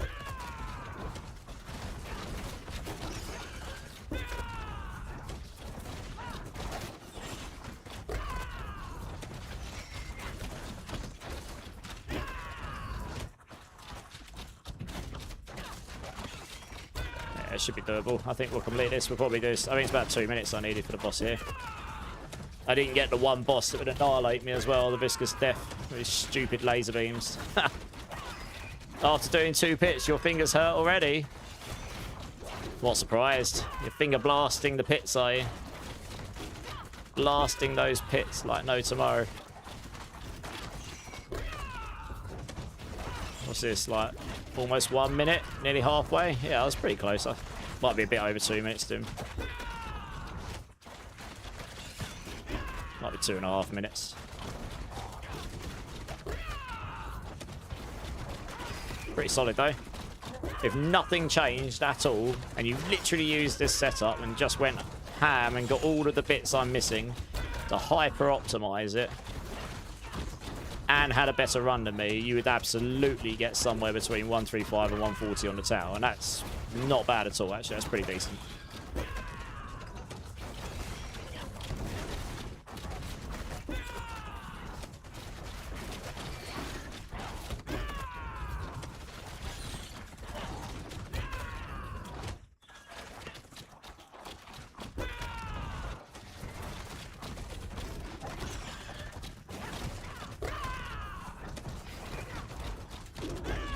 So that's almost the 2 minute mark. I can't remember exactly where it was. It was about 3 minutes 40 or so. So yeah, I think it's about 2 minute 30 kill. I can't believe I can just sit on top of that and not die. That's outrageous. I mean, I'm up at somewhere between 35 and 50 million toughness. That's a lot better than we've had in the past, that's for sure. Yeah, I was about right. About 2.5 minutes, maybe just under. Alright, cool, nice. Alright, well, hit 135. Not a pretty slow run, but under 14 minutes, so you had at least a little bit of wiggle room. Probably could have been a slightly faster run if I hadn't had loads of physical res mobs constantly back to back, but yeah, you probably only saved like a minute or 2 maybe tops. You do pushing crushing hands, yeah. I mean, it's just still not going to beat Swarm unless Swarm's... If everything I've heard is correct, Swarm's damage will be half, and if it's using Aric's Needle, it will come down, but it will still be doing quadrillions, probably. So it will still be stronger than this. Yeah, so that's pretty solid. Yeah, that's pretty solid, I'd say. Cool. Alright, I'm pretty happy with that.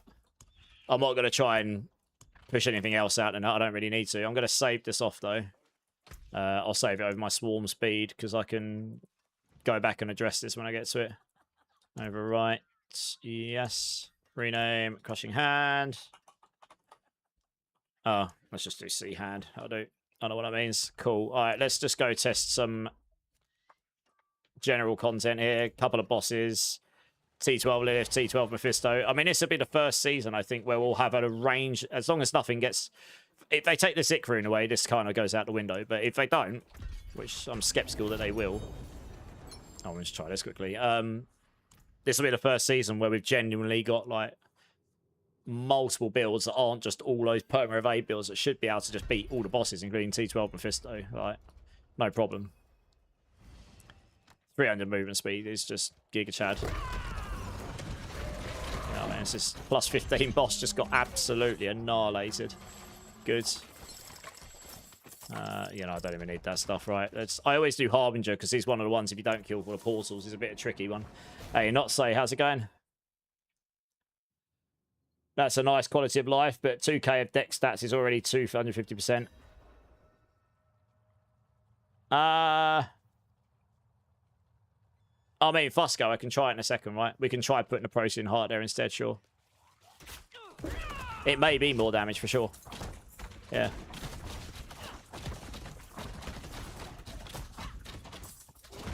I'm literally one-shotting everything. Wow. You don't even have to hit that hard to one-shot normal mobs in T. That's what... I've missed this. We don't even need the lock-on stuff because we run so fast now, which is great. I love it. Yeah, I mean, I don't know if I'm going to be able to... But yeah, that was the thing with Crushing Hand. You just go in the room and you just one-shot everything. It was fantastic before. Wow, okay, 1 second. How fast are we taking this guy? Wow, we shredded him. Get wrecked, Harbinger. Eat my massive gorilla buttocks. Eat that. Nice, all right, cool. Yep, confirmed. Smash Harbinger. Let's try Belial. Yeah. I mean, even without the Procyon, we're just annihilating everything. It's fine. Yeah, I'd probably... I will try it in a second. It may be stronger. It'll be very obvious if I go try 135 and I'm suddenly giga nuking everything. You'll just lose the healing and the and if you miss a shot, you're gonna have to wait till your resource gens up. Yeah.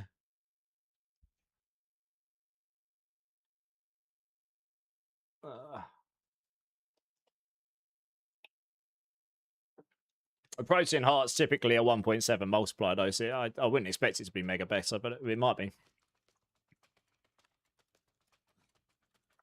Because it's all relative to what you've already got. If you didn't have any decks to start with and put it in there, then yeah, it'd be a massive amount of extra damage. But because you've already got like 350% skill damage in there, it's a 50% on that multiplier. And then you have to take into account like how much of the damage is that accounting for to begin with. Yeah, I mean, look at that. Wow, that's even quicker than the last build. Like this nukes bosses. Easy. Right, let's try Lilith. If I pre-stack Supremacy, I might even kill her before she jumps in the air.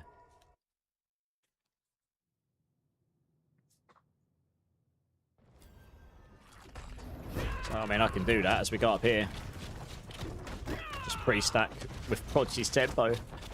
La la la la la la la la. There's like, yeah, it's 18 stacks. 23, 22, it's close enough. Yeah, cool, nice. Up here. Oh, that's close enough. Right, so do that. Do that. There we go. Okay, cool. Stage 1. Oh, wow. Get wrecked, Lilith. I mean, that's any build I've done it, including Swarm, because you could pre-stack Supremacy so easily. Wow, that's crazy. This is exactly what it felt like that one season. Maybe, what was it, like season 11 or 12? Might have been season 11. Or season 12, yeah, where we were just smashing Crushing Hand and it was ridiculous. Just absolutely fondled Lilith. Alright, T12 Mephisto. Gave her a good old spanking. Yeah, season 12, it was somewhere around there, yeah. We won't use Selig. You'll just be one-shottable. I mean, sure, it'll give you ridiculous damage, but you'll be so one-shottable. Oh, we could try it. But you would be really one-shottable. I mean, I could try that, actually. Let's go get a Selig charm afterwards and see how that plays. But you would probably actually have to put the Starless Skies back on here. And you'd probably have to put that on Ring of Starless Skies. Because if you don't have the Echo of Quatley and you miss... You're going to have like 800 resource. It is going to take you so long to regen your vigor again. It will take you so long to generate your vigor. Or is it your vigor's going to be so high, it'll take you so long to regen it, you'll never be able to do it. But that'll probably be worth it. We'll try that afterwards, actually. It's not a bad shout. We'll see if you can even survive. Like, we might just have stupidly low HP. Yeah. Yeah, we can certainly try that. Wow. I mean, okay, this is... Even as this stands, though, this is pretty solid. No, I don't... Midday hunt and Selig, holy. Yeah. I think if you go for that much... Oh, God. Don't stand in the meteors. If we go for that much vigor, we can't not have the Echo of Quatley. You will not generate resource fast enough. Like, you will regenerate back to max with the Midnight Sun, but if you miss the enemies so you don't crit, you are literally going to spend ages trying to get back to max resource again. It's going to feel horrible. Because we have 0 crit charge. You can't use fitness. I didn't kill him before he did that thing. Oh, God. Oh, did I avoid it? Like a pro! Yes! 300 movement speed for the win! Eat that, Mephisto. Stupid move. Where are you? It's time to beat you up. Come on, die. Why am I doing no damage to him? What? It's like I wasn't hitting him. I haven't got any... Oh. My stacks of supremacy have obviously disappeared. Oh, well, he's dead anyway. Is he dead? Yeah. Okay, what the hell? Why is he firing nose at me? He's dead. Okay. Oh, okay, well, he should have gone down quicker there. I'm not really sure what happened. My stacks of supremacy were just not, like, stacking for some reason, so whatever. Anyway. Yeah, wait, okay. T12 Mephisto, Crushing Hand, no problem. All right, let's go try the Selig combo just for fun. Oh, actually, before I do that, because I think this is probably where I think we're going to be we're going to be stupid squishy, but let's just try, like, I don't know, a random Undercity or something, just to see how fast we can get through one here.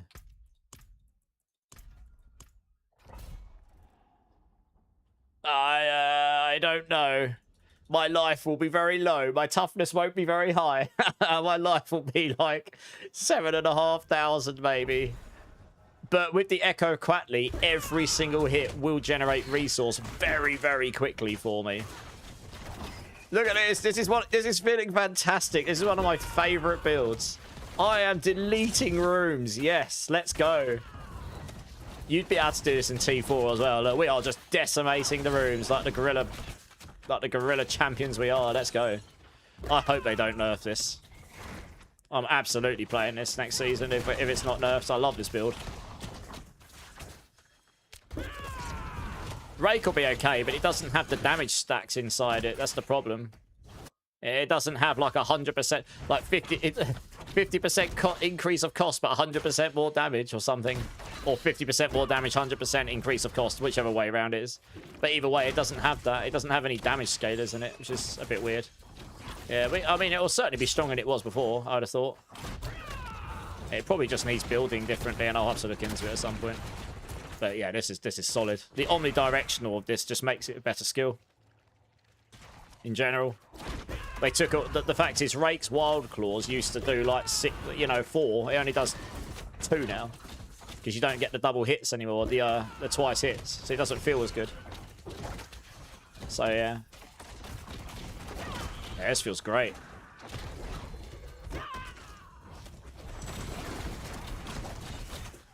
Almost convinced you to come back to Spiritborn. What have you been playing? You been back on Necro or something? Or playing Warlock or something? I mean, Warlock's looking crazy next season. So, yeah. But we'll have a... I mean, this is... At the moment, I'm quite excited for next season because I've got loads of builds that are actually going to be decent. Like, that are all beating T12 Mephisto, no problem. Like, people can just... And they're all running pretty quick. And it's just loads of play styles that people can play. I love the visual on this skill as well, though. It literally does just look like you're blowing the room up. I mean, that's what you want, right? You want to punch the floor, watch the room blow up. Fantastic.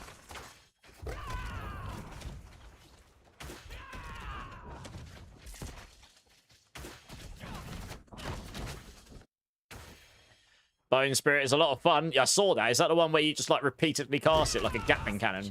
Yeah, look at that. 2-shot the boss. Giga Juice T12 boss just got absolutely deleted. Yeah, okay. Well, that's a bit silly, isn't it? Alright, well, I mean, every other piece of content is going to be just as easy as that, so we don't really need to prove any more of that out, really. Let's go try the Selig stuff for funsies. I can't do the race this time, really, Gorsh. I fly back from BlizzCon, and assuming no delays, I land Tuesday morning my time. The season starts Tuesday. Well, we're assuming that it starts that Tuesday. And if that's the case, I'm basically going to be coming home, assuming no delays on getting home and flights and stuff. I'll get home, sort life out, have a few hours sleep, get up, do a 35-hour plus blast. I don't think I've got time to sort a race out. Unfortunately, I'm in a different part of the world. Just unfortunate timing, so it might have to be season 16. Yeah. It's just, it's going to be too much work. I don't think we can do it.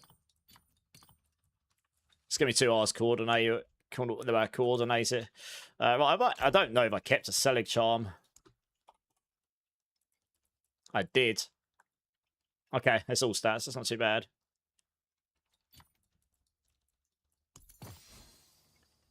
Yeah, so you absolutely want the Ring of Starless Skies on, so I'm going to have to go find that. Where's my Ring of Starless Skies gone? Yeah, so, I mean, you could put the Ring of Starless Skies in there. Oh my gosh, what am I doing? Right. Take this one off. Put that one in. 16,000 life. Okay, it's not actually as bad as I thought it'd be. 487 figure. I've still got 17,000 life. How? What?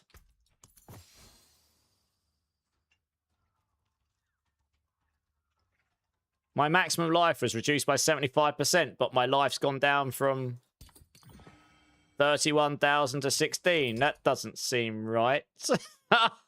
That doesn't seem right. I might have found a bug here. I don't know how that mathematically adds up. I might be being a dum-dum, but 75% life is not half. Hey, Bravir, thanks for the follow. I mean, this will be stupid if I've got enough life to survive and I've got double. That's a massive amount of damage. Just eliminate that pesky sleep thing, Maester. Oh, of course, always. Who needs sleep, right? What is this? Looks like the maths is mathing. I know, right? Yeah. Okay, well, we need the Starless Skies in here. I mean, this might work if that's the case. I don't know how the hell I've got that much life, but hey. I am going to be pretty squishy here, but yeah, I mean, the toughness is still 4 million, which is pretty outrageous. Destruction. I mean, this probably will do a lot more damage, I think. I imagine. Oh, well, let's go. Let me just try a 135. Let's see if I can even remotely stay alive.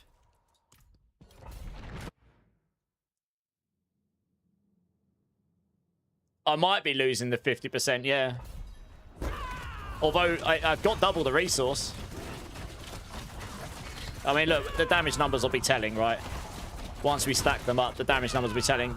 I have essentially lost a damage multiplier of a 2.05. So as much as the extra resource might be really nice, I've also lost a 2x damage multiplier, so you've got to say that it's making... I mean, it might be stronger, this. If we ever see 100 trillion, once I'm at max supremacy now. If we ever see 100 trillion, then this may well be stronger. I am tanky enough to survive, though. So, I mean, this is actually a plausible... This is plausible. I actually can survive.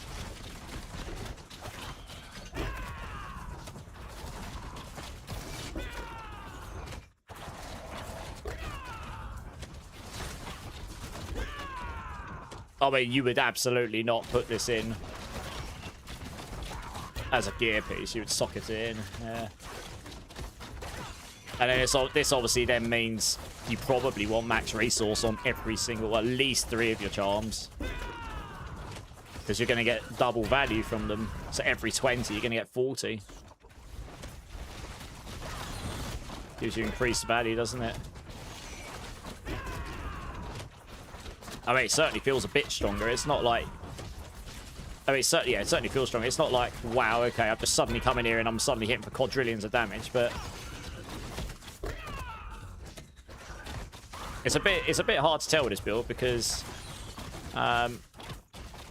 you hit very fast. It doesn't hit like hard every hit. You hit like 12 times on the third attack, and then it hits like, you know, 10, 20 trillion each time rather than 200 trillion. It's just the way the build works. So you'll see like a little burst of damage instead of a big one hit that just blasts these high HP enemies down in one go.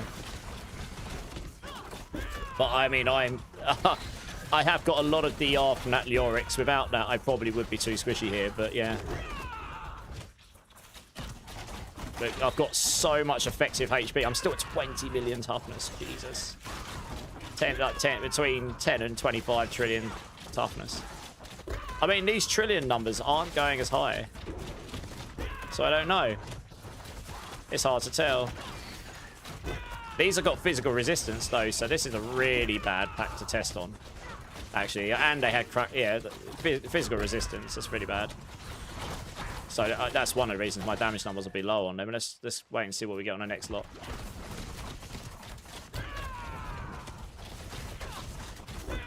I think I've gone the full. I haven't actually gone damage here either as well. I'm playing Eagle Centipede. I'm not playing Centipede Eagle. So I've lost a bit of that. Oh, that's 82 trillion, but that's because he's scaling with the Splinter. So yeah, I mean this is almost certainly stronger. What's this guy got in? Berserker and Unstoppable. Okay. Sweet. Unstoppable's great because that means I'll always get the Zik Rune damage on him.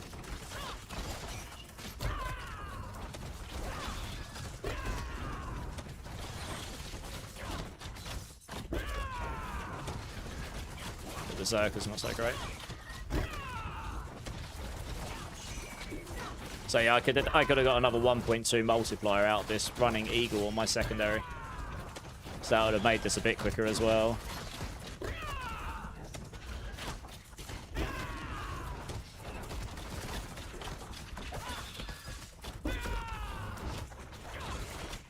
I mean, what will be interesting is if I put the Ring of Starless Skies in my charms and I put that ring back on with the movement speed buff on it, will that give me more than the Echo Quatley? I don't know. I'd say the Echo Quatley's solving quite a few things for me. It's giving me a lot of effective HP because it's just healing me so fast.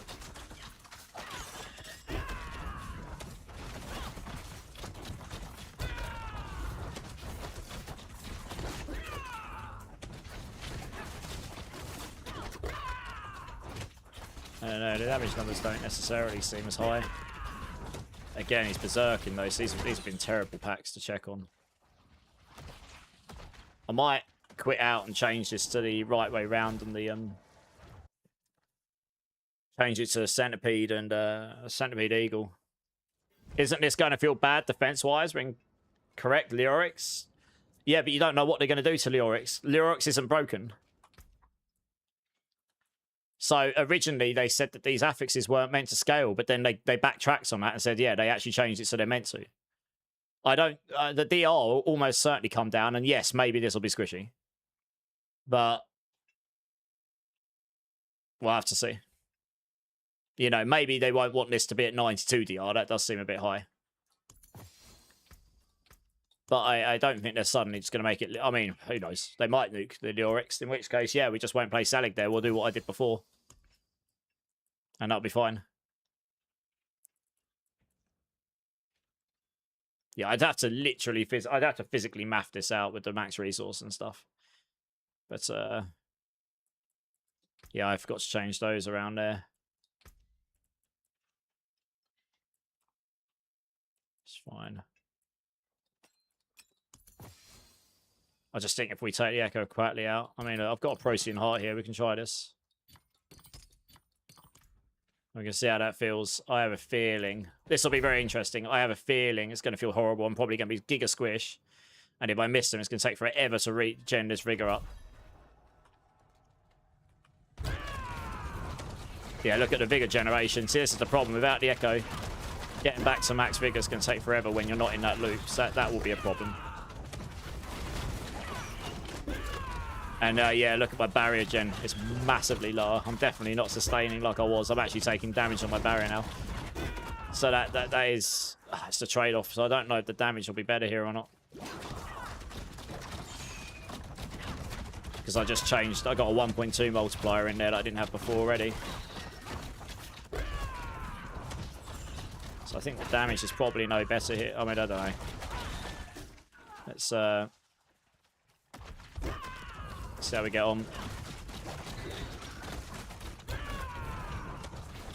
He's a lifelink, so I'm not sure.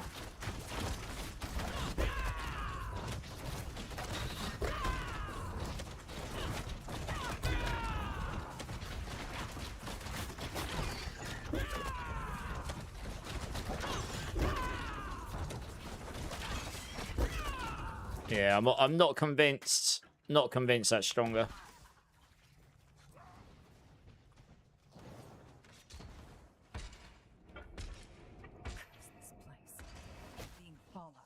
But we could try. I mean, I'm not convinced this will be stronger either. But we could. I think I do have a charm for the Ring of Midday hunt.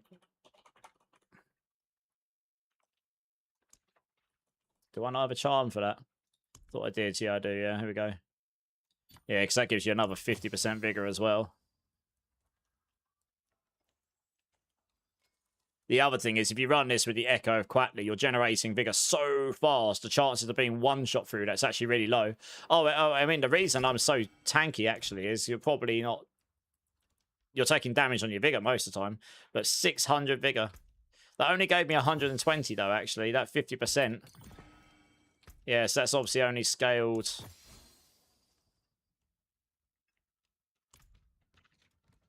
Yeah, that's only scaled on my base. That's not scaled after Selig. That's scaled before Zelig. So that actually makes the Ring of Midday hunt not necessarily that great. That's probably worse than the Echo Quatley. We can try, though. Additive, it's taken 50% of my vigor before the Selig was applied. So that's the same as saying I've got 150% vigor now. Selig and that on top. Yeah, this is going to be worse, I'm sure of it. I'm not even... Yeah, so look, 600 resource. If you don't have capped resource, holy, it takes forever to get back up there. Look at it, this is the problem. See that here? If you miss if you don't happen to crit and you get out of that loop, it takes forever to get back there. Yeah, this is rubbish. Look at this. You got your vigor's that much higher, and you don't have any way of generating vigor very quickly at all. So you end up like sitting there doing loads of damage and actually hitting like a wet noodle, because unless you're at maximum resource. So I personally think that is the play. It gives you so much sustain. And with the Selig, it might work with the Selig as long as we've got enough DR. I mean, that life is definitely bugged. Yeah, it's definitely bugged. It's gone down to 50%, not 75. So yeah, I think there is a bug with the Selig as a charm. Where it's meant to reduce your life by 75, I don't think it is. I think it's reducing it by 50. I think it's gone down by a third. Because that's lining up with how much life I've lost.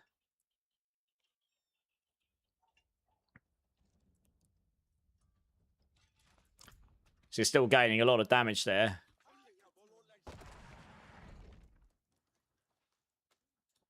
Which only goes up with the resource cost in here. We'll try this with this setup, because I didn't have the Centipede Eagle before.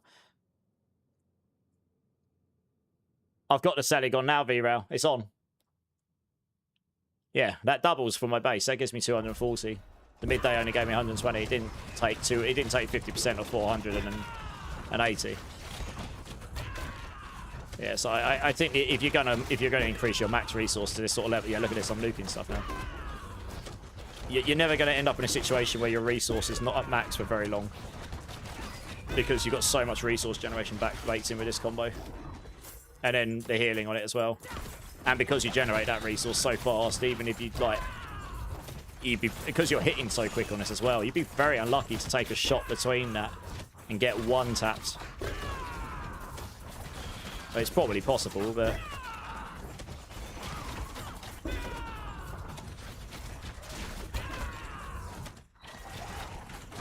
Physical cracking soul, elemental. Okay, well I'm doing physical damage, so screw you and your elemental resistance. Yeah, I mean the damage numbers aren't like wildly bigger, funnily enough. So I don't know. I don't know if it is stronger. I think I need to get my calculator out. I do have a calculator for the Rod Kepaleka somewhere, and I'll need to adapt it for the new numbers.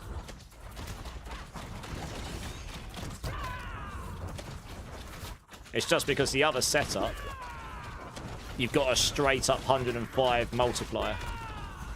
And although you're adding 240 max resource, which is 240 times 1.36. So yeah, that's like 320 multiplier. That's a 320 multiplier on one that's already 320, so it might be stronger.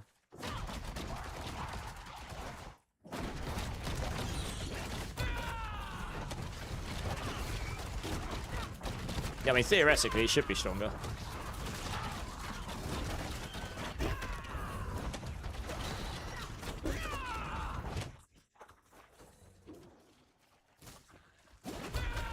Yeah, it'd probably be like... It's a 360 multiplier. It's about 320, I think, actually, sorry.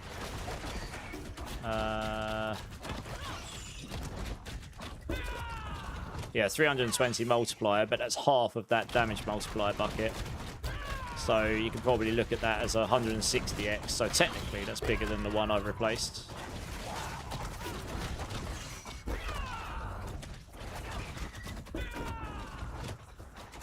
I mean, I cleared this in 14 minutes before on one of these. So...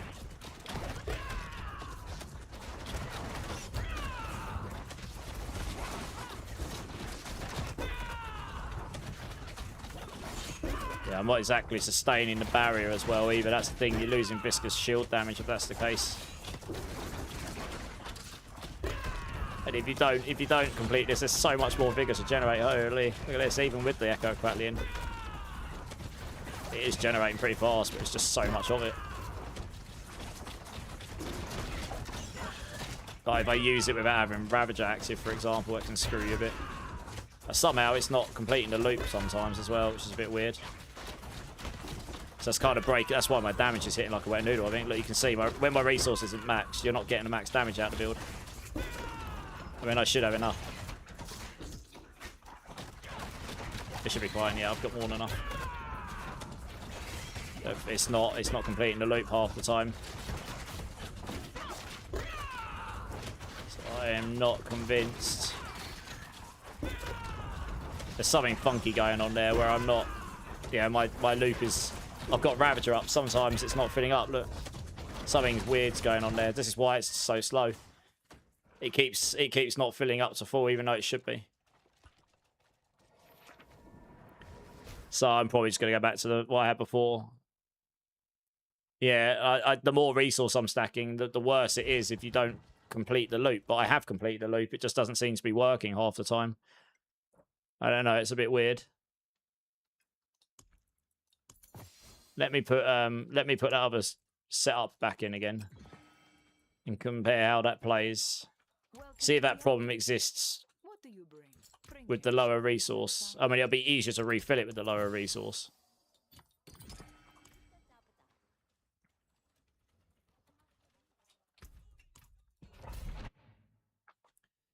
The pack is stealing your vigor. Oh, yeah, that would do it. Yeah.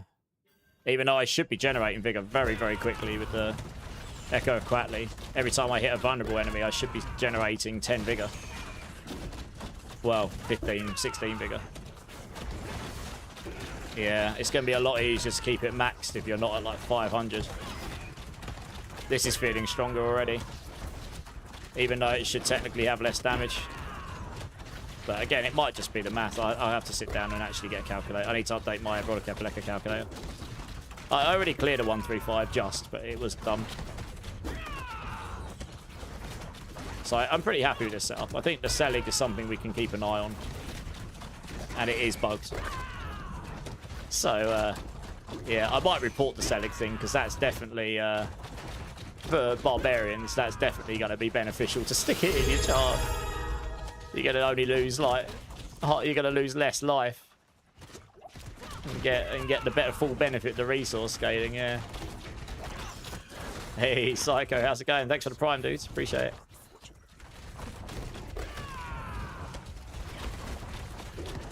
Yeah, so I think when I hit hard with the full resource, you're going to hit harder. The problem I was having was I was constantly finding the resource wasn't filling up properly, and it just, yeah, it didn't feel great.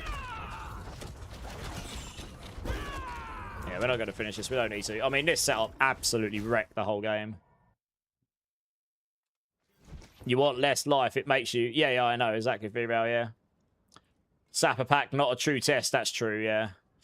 Yeah. Okay, I'll try once more. See if we can get a non-Sapper pack. But that is a good point. It's like, if you play this setup, you do not want Sapper pack. It literally just full breaks the build. The more resource you've got, the worse that's going to be. Because you're not going to be able to fit it up to max as easy. Oh, I've done that. Okay, cool. Melted heart.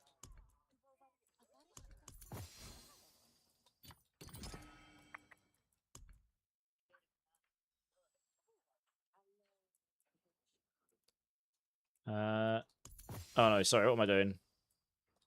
I can quite leave that there. That goes in there. That's why I was getting confused. Which setup I was going to. Right, there we go. Right, let's try another one quickly. Let's see how it feels. Yeah, for Barbs, you want less life. Just been chilling, starting a new job. Nice, Psycho. What's the new job? Lucky hit, regen, resource with how fast you attack and number of hits. Could do, yeah. You do have 20%. Yeah, you could do, yeah. Although you want the resource cost reduction as well, so it's like, because that... yeah. These are unstoppable, so yeah. Yeah, that's better. There we go. If you're not completing the loop, you just get absolutely screwed. So you just have to avoid sappers full stop. Ugh, God, I hate these when you're not perma unstoppable. Debilitating Storm sucks when you're not perma unstoppable. I might just skip these just because they're so annoying. I just want to test the damage, like once I've stacked up Supremacy. The damage isn't feeling mega better, that's the point. Like we are, it might be a little better, but it's not feeling like, oh my god, I'm now annihilating this stuff when I wasn't before, you know?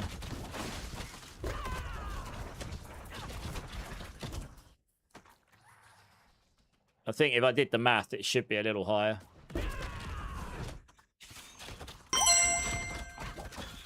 He starts the hype train, Psycho. Nice. Oh dear. Good times.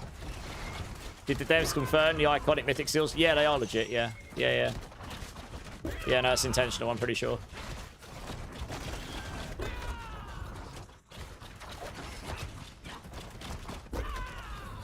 You thought they were a PTR bug? I thought the iconics are meant to be there. They are. I'm pretty sure if you look at the list of what new uniques can be charms, I think they're in there. I mean, if we're not able to do that, then that's fine. I'll put the Ring of Starless Skies back on the build, and then you just put in Protean Heart or something. Or we'll find something else to put in there that's equally great for damage.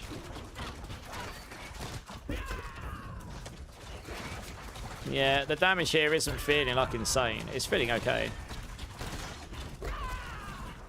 But it's not like... I don't think it feels much different. Really. I'd have to work out the math. I think it'll be marginally better, but the other setup's pretty solid. And you just have twice as much life, so you're not going to die as much. But not that I'm dying much now, but yeah, you'll be a lot less susceptible to it. Yeah.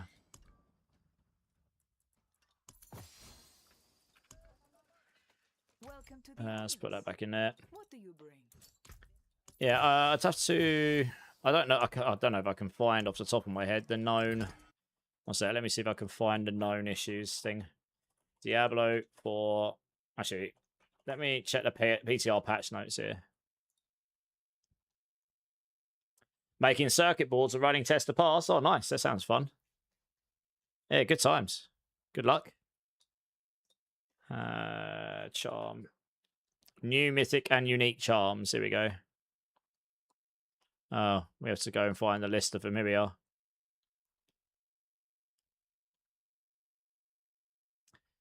Yeah, I mean, maybe they are. Maybe they're not meant to be there. I mean, they're not in the list, technically speaking. Saying that, Starless Skies and stuff can now be uniques, can't they? So, alright, one sec. Let me see if I can find... There was a list of stuff. Diablo for PTR known issues. Let's see if I can find the page. 4 days ago. Here we go.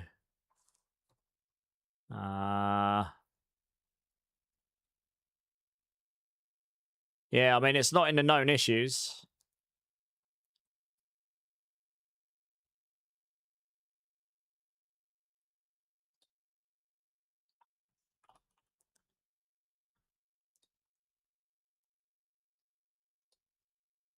Let me read this quickly.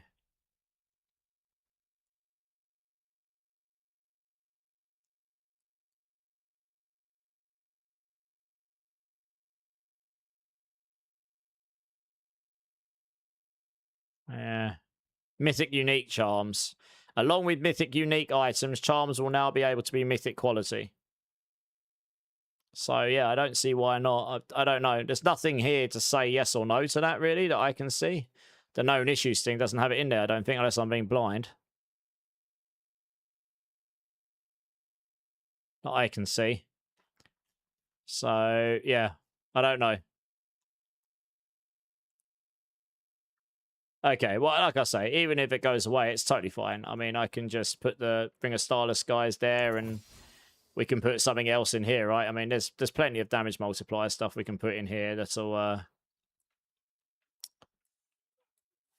that will go fine here. Yeah, they may well be. I can't see either way there, so you must have heard that somewhere else, if so. 30 seconds.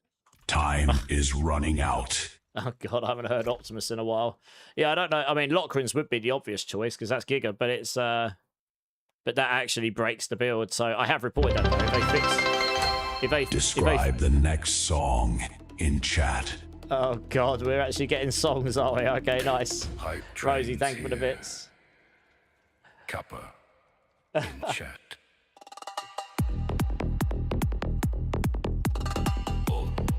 Let's see what I was just having a look to see what I'd put in there. Some like jungle song going on. All aboard! Choo choo go, rock the bits. Yeah, I mean Lockrins would be Giga, Make it rain. but it breaks the build. If they fix that, it'd be great. Needs I'm hype. pretty sure this breaks the build. Let's have a look. You know what to do. Send it. That would be stronger than what I just used.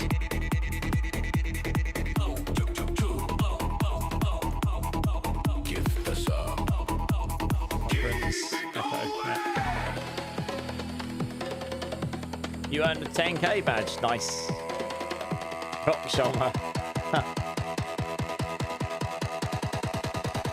I imagine this breaks the build. It did last season. Is pumping.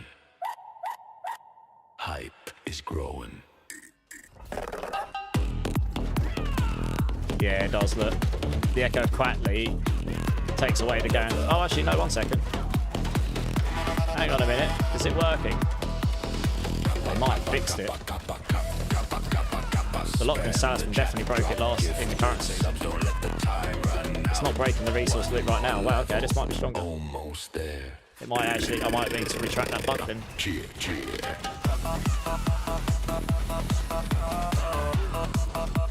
That's 130, that's bigger than what Fleet Wings would give me.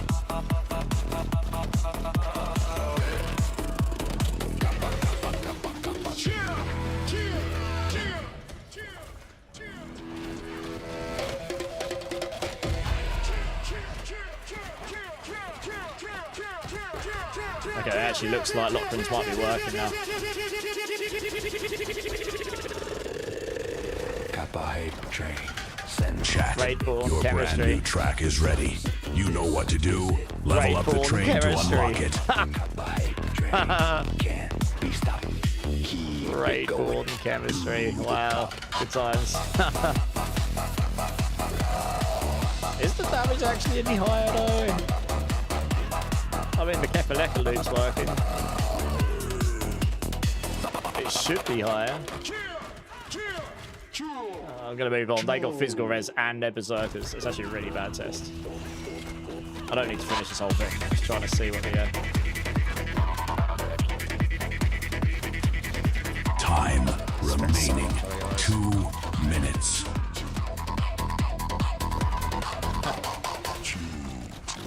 Hey, no name, how's it going?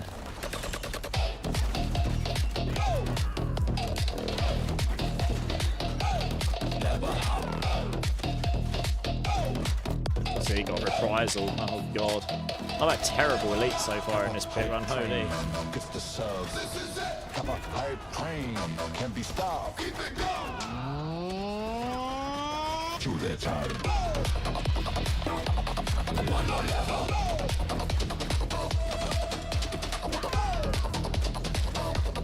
Probably this guy's got reprisal. It's gonna suck, isn't it? Choo choo choo.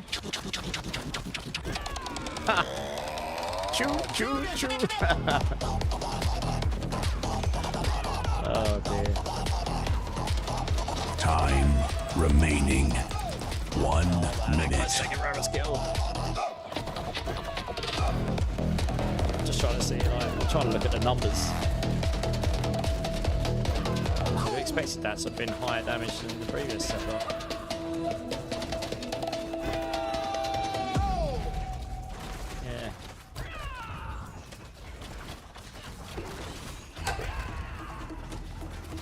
There's so many numbers on the screen, it's actually really hard to see exactly what's going on. Too many numbers, exactly, yeah. 10 gold coin, 10 jewels. Nice, thank you, appreciate it. 30 seconds. Time is running I've seen out. like 70 or 80 trillion, but there's so many numbers, it's hard to see the ones I actually want to see. Oh, well, that hurt. Whether that just hit me. It's actually really hard to see the numbers. Oh, it's lightning, yeah. It's really hard to see the numbers I want to see.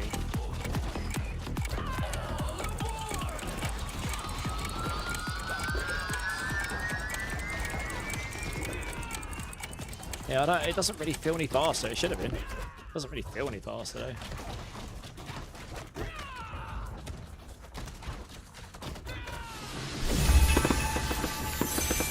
It should be, but it doesn't feel any faster. Thank you for the hype train. Appreciate There is it. only 12 seconds left. There's no time left. What are you doing, stupid train? It's ended. Oh dear. Yeah, it's weird. Like, that should be giving me more damage, but it feels worse. It might just be I had a terrible run there. What the hell? Why am I stuck? Leave me alone.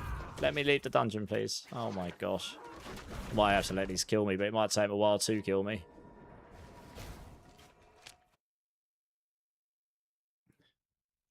Yeah, it's weird. Like, that should be giving me more damage, I think. Because technically, that's giving me 130x.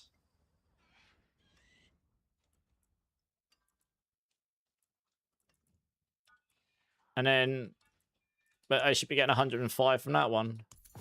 But it doesn't feel better, and it should do. But it didn't. Let me try. Where the hell's my protein heart gone?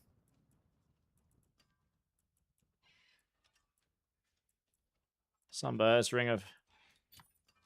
Yeah, where the hell has my protein heart gone? I had it on me. I put it away somewhere. What? Where is my protein heart? Must have put it away. Yeah, that's the one I'll do. Fine. Sure that wasn't the one I was using, but whatever. Oh well. I definitely don't need that. Yeah, it's weird. Like, that should have been better, really, in theory.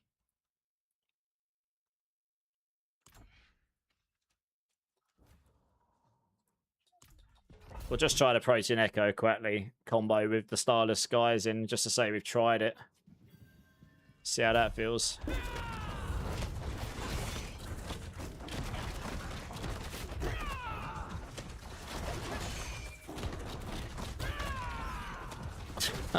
Corrupted orbs forever. They're everyone. They're everywhere. 243.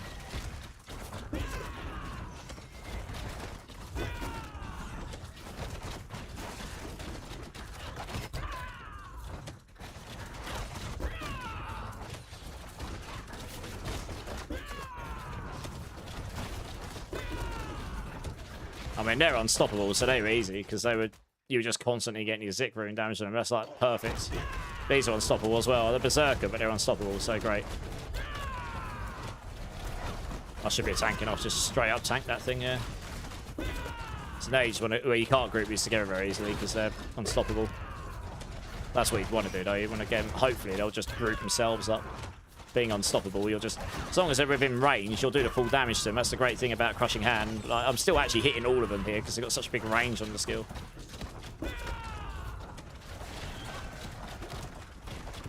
Yeah, so I mean, if you're not going to get the Starless Scars in it, you'll just put the Protein Heart in instead, probably.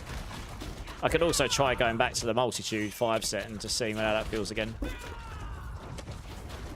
So, I mean, it is a 200x as long as you've got it up. But I think the Echo Quackly brings so much quality of life. It is really nice to have. So certainly for general gameplay, I'd recommend that.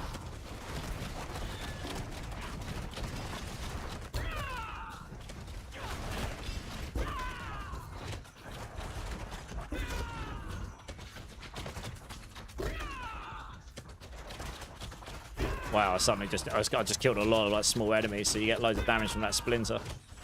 Just wreck those. But the only way I'm really going to tell how much better or worse this is if I get to the boss. So I'll try it. I'll have to go off soon. It's nearly 6 in the morning, but hey, look, Carnage, how's it going? Yeah, Spiritborn's doing okay. Yeah. We've had a few builds that can do 130 plus with the current stuff in BTR. We'll have to see what survives.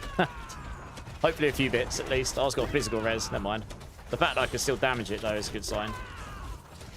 Maybe this is better. Protein Heart. Maybe it's just better anyway. Protein Heart, Echo Quackly.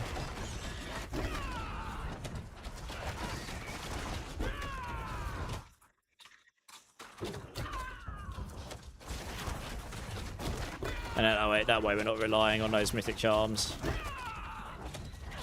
Oh, actually thinking about it, one thing I didn't check with the Ring of Starless Skies is that could be bugged as well. Same as the mythic, same as the Selig. Oh no, it won't be because it's not an amulet, is it? It'll be fine. Yeah, I didn't check to see if it was actually giving me the stuff though. Although I probably would have noticed if it wasn't giving me the damage or the resource cost reduction.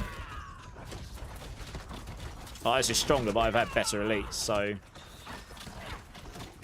I had some pretty terrible elites in that previous run. Where are we going? Up there, okay.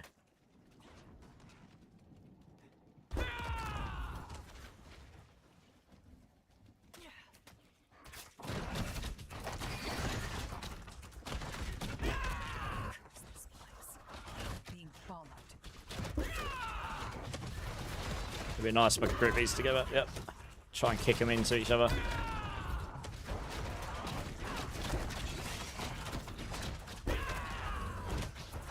There we go. I want to group all together, but it's stuck on the wall.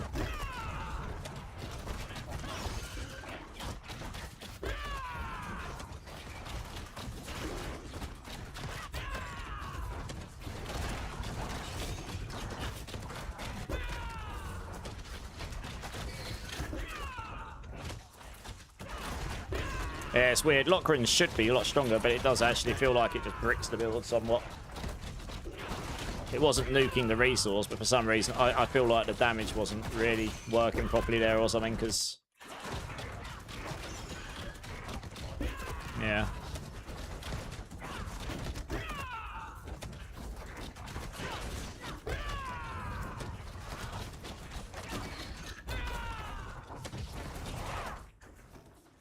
Yeah, it's about the same as what I had before. But it's hard to tell when you unless you do a lot of runs, or if it's really starkingly better or worse, because you do get better runs and worse runs, don't you?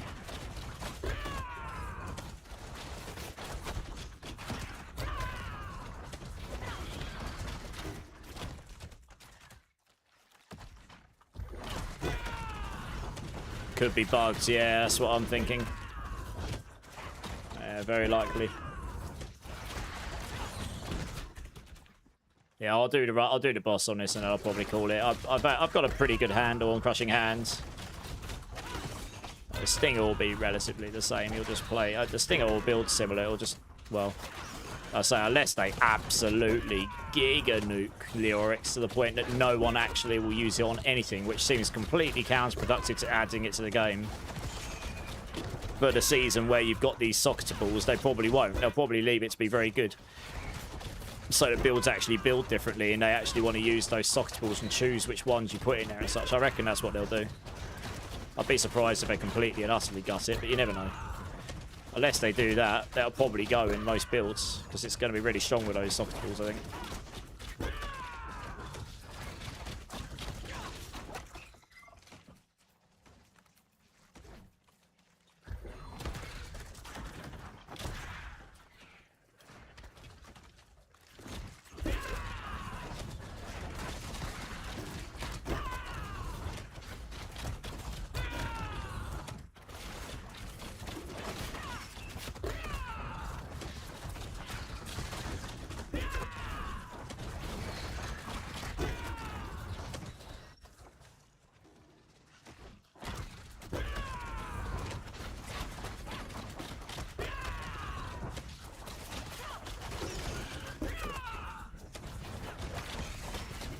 Weird, like sometimes, yeah, it does feel like sometimes the resource doesn't fill up properly.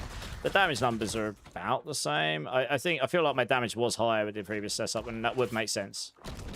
The Protean Heart's about a 1.7, 1.75 or something.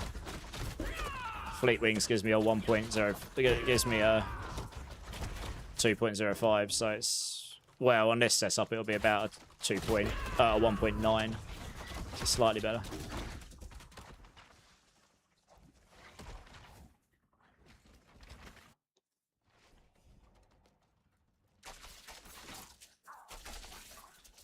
The only thing that'll be easily better is Lockrans if it actually works.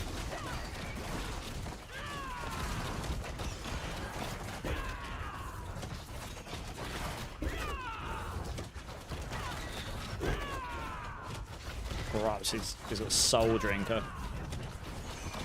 Lovely.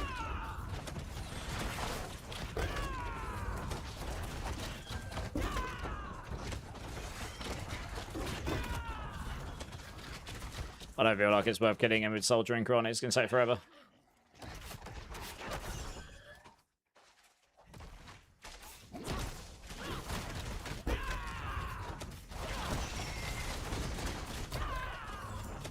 So I got to the boss with 4 minutes. What was it, like 3 minutes 40 or something on the previous run?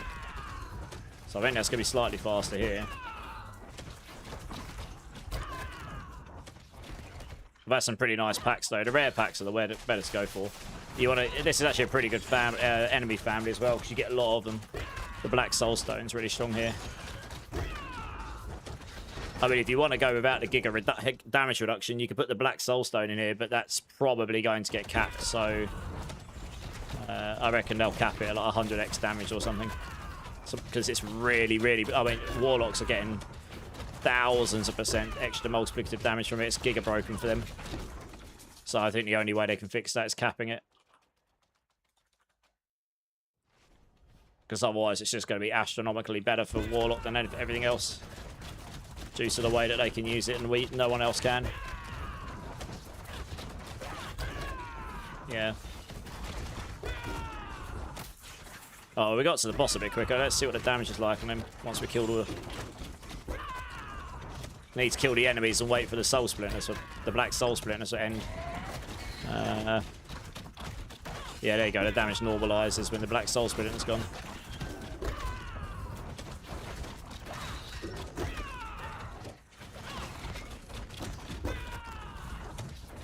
I mean, yeah. So I do think the other setup was slightly stronger.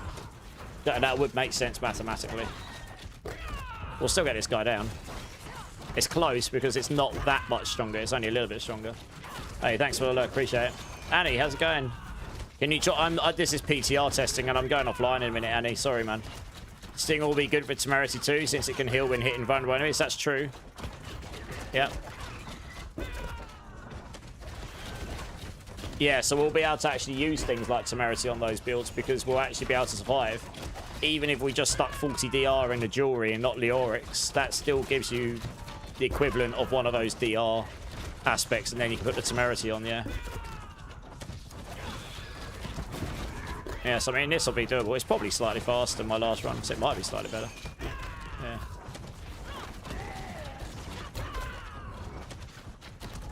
I don't know, that's taken me like a minute and a half to do half, so actually I think the boss is a bit slower here. I was on the boss with what, 5 minutes 40 or something left. The boss took me just shy of 2.5 minutes last time. We're nearly at 2 minutes here. So I actually, yeah, the damage was definitely higher in that previous setup, which does make sense. The Protean Heart should not outweigh what I had before, mathematically. Close, but not quite. Yeah, you missed pushing Stinger when it was bugs, yeah. There's one other thing I'm going to try, but I'm not going to do a whole pit on it because I think it's going to be rubbish, but I'm just going to test it just for the funsies of it. I can just stick with this setup too, it's fine. And I'll go off when I'm offline, I'll see if I can confirm what's going on with the mythic iconic charms. But yeah, this seems it definitely seems like it's taking me longer to kill the boss, which makes that does make sense. It's still pretty good though. I mean, you're still going to clear a 135, like no problem. I had a much better clear, like much better run this time, I think. Better enemy packs and stuff.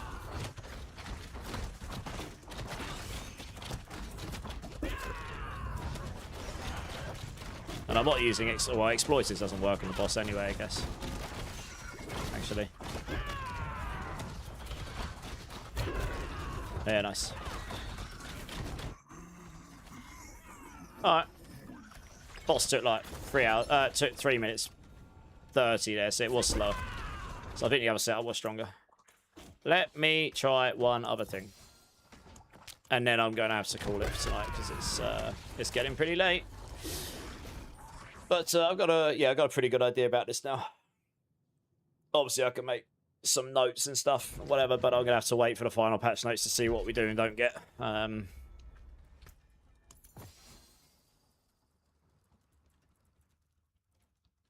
let's put the Ring of Starless in there. Screw it. Just for the funsies, we might not be able to do it outside of the PTR.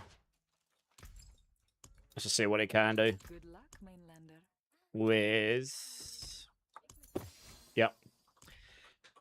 I'm expecting this to be terrible because the size does not scale, but we should try it just in case they somehow happen to have fixed it. Yeah, this one here, heavy hitter.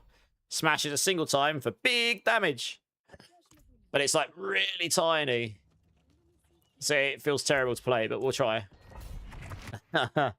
Yeah, as opposed to hitting lots of times small, this one hits big in a small thing, but it's tiny. It's a tiny hit area. So it just feels horrible, especially when you're knocking them away from yourself all the time. But let's scale up the supremacy and let's just see what the damage is like for pushing here. 70 trillion already. I mean, the big numbers should be bigger, like 100 trillion. Here we are. If the size scaled a bit better, this would be really good for pushing, I think. But the hit area is tiny on this, which is sad. It's like the Rod of Kepaleka doesn't affect it at all for some reason. Oh, this is a sapper guy. Rough. So it kind of screws me a little bit. Yeah, so look, the hit area is just so small. And this guy's a sapper guy. I'm just going to skip this guy because he's sapper and he's just going to annoy me. Channeling Shrine. I should probably attack him when I've got the Channeling Shrine on. He can't sap me. Yeah, let's go do him. Where is he? Come here. I've got a Channeling Shrine now. You can't sap me anymore, dude. I just want to see what the damage numbers go up to. Yeah. Yeah, so like 264 trillion. So it goes a lot higher. If the hit area was better on this, it would be stronger. 378 trillion, but that's because I'm scaling up the damage here by killing these enemies. Oh, I'm dead. That'd be nice on bossing, that's for sure. But yeah, general gameplay, the hit area is just like, it's like literally just in front of you, and that's it. So killing the trash is going to be a lot. It's going to be a lot like a bigger chore.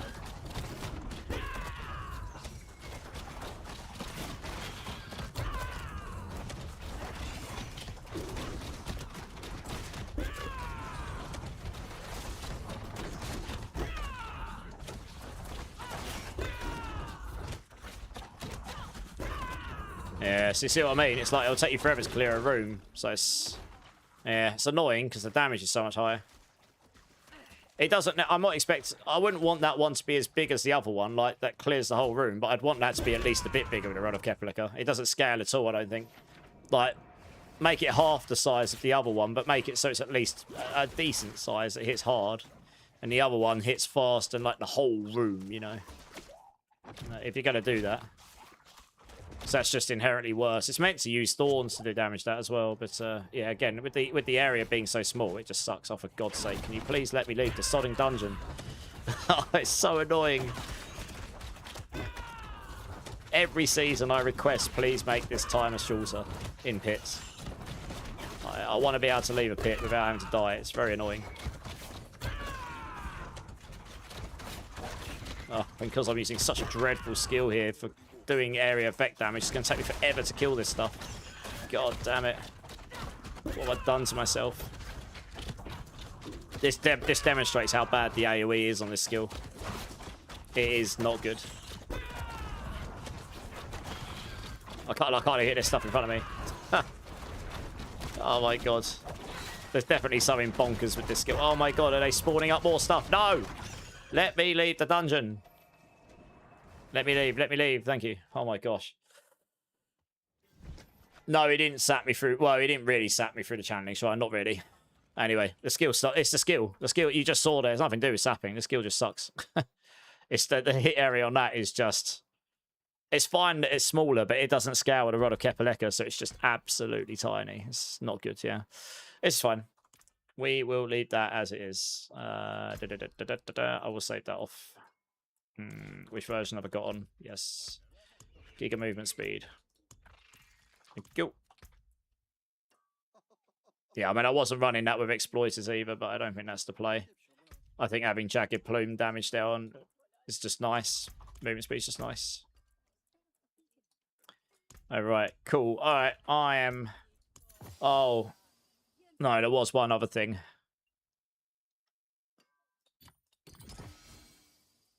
Although you're still going to suffer from not having the... Why can't I put that in? Oh, I already got that one. One sec, wrong one. That's why.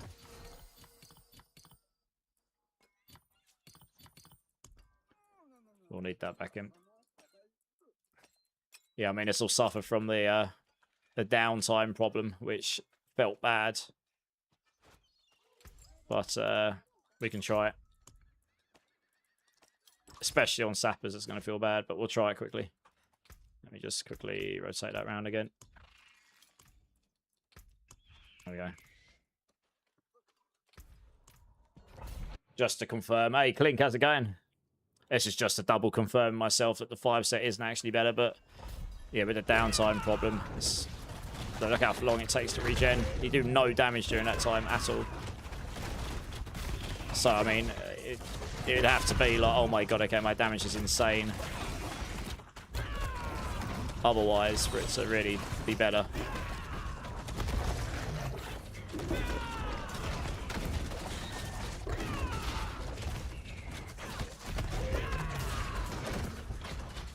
$90 trillion. Yeah, I did find that the 5 set did actually come out stronger in a lot of builds, but then they were on builds where it's like they weren't relying on the resource thing at all. So, yeah.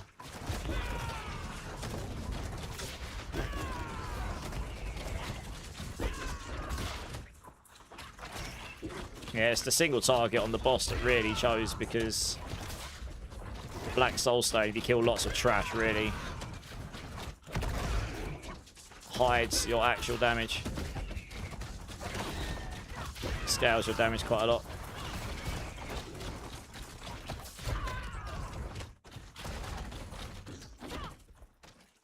Yeah. I mean, what I would expect is you're going to have potential downtime of some of those ultimates, and you'll have potential downtime of your resource loot, but a 200x probably is close anyway. Like, it was mathematically, I think what I worked out before should be stronger than this.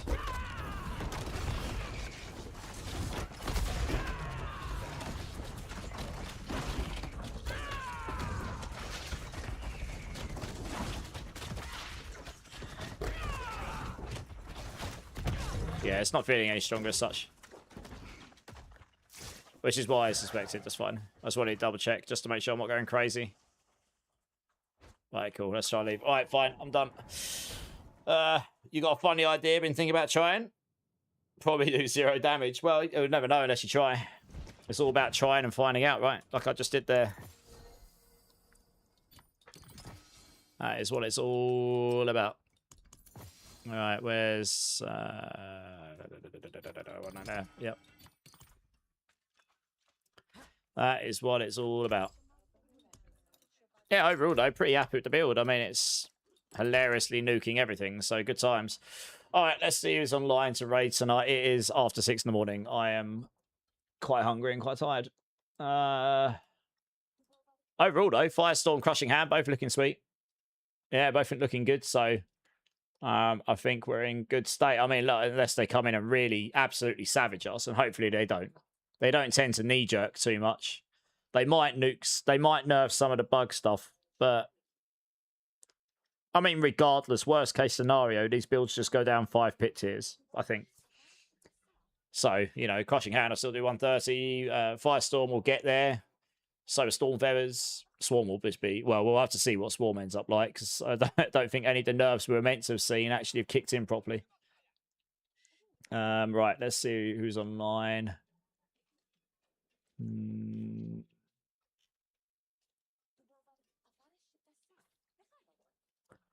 Having a little scroll down in case there's any friends online. Mostly people I don't know here.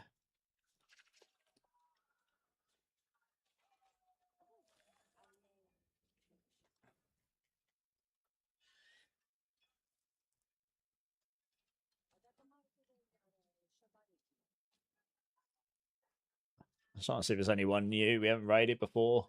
It's a good opportunity to do it right now. Otherwise, we'll just go over to a friend.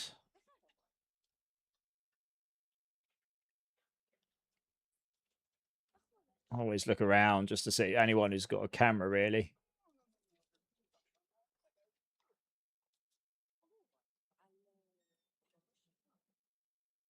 Making poor decisions with confidence. Lol. 33 followers. This might scare them if we send over 100 people. Let's go do that. All right, let's go over here.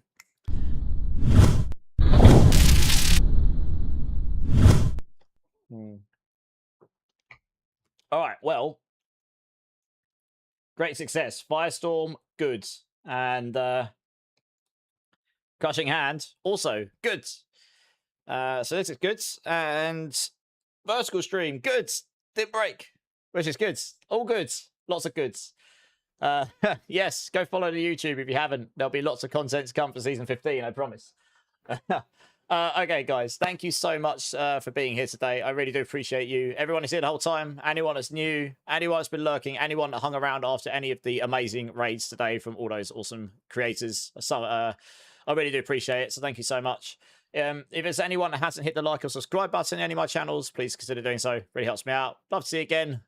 Yeah, I try and be on as much as I can and get as much YouTube content out as I can. So yeah, look forward to that. If you need to get hold of me about anything, or if you want to discuss any builds or any of that stuff, Discord is the best place. It was just linked in all the channels. Feel free to come join. I will be live again tomorrow if you want to catch me then instead, or you can try commenting in my YouTube comments, but I don't always reply to those immediately. So whichever works best for you. But yeah, hopefully those will work for you. Dango, how's it going? all channels except Twitch, I'll just be shutting down tonight. So thank you guys. I really do appreciate you. Hope you have a great rest of your weekend, whichever time zone you're in. Some of you might be on Sunday already like me. Some of you might still be on your Saturday. Twitch, I'm going to send you over to someone completely random. I have no idea. I mean, they got like 33 followers. It's the first person I scrolled down with. It's got a camera and they look like they're having a good time. And I know at least one person in their chat. And yeah, I like to do this sometimes. It's quite fun just to go over and see if they even see. See if they even see. We're sending over like 3 times as many people are following them in one go. So yeah, please come over, show some love. I'll check out what they're like for a few minutes as well while I'm shutting down, and we'll see if they've got a good vibe or not. And yeah, you never know. We might find a gem in the rough. Some of you did that in June 2024. And here I am. So yeah, let's go do it. And yeah, I'll be on tomorrow. I think I'll test Thorns Rock Splitter, or Thorns in general, to see what works, what doesn't work, blah, blah, blah. And maybe we'll test out Fire Quill Volley just because I've never really done it. And I know that it pushes pretty well. It's probably going to feel horrible for general play, but for pushing, it might be up there. Especially if Swarm gets nuked down a bit. So yeah, we'll try that. And yeah, so that'll probably be the plan tomorrow. So yeah, I think that's about it, guys. So have a great rest of your day, guys. Thank you again so much. Another stray streamer, Rosie. Come and say hi anyway, Rosie. Come on, show the love. But yeah, thank you guys. I really do appreciate you. Have a great rest of your day or weekend, whichever time zone you're in. Keep safe, keep blasting. Much love, guys. And I'll see you tomorrow. Cheers.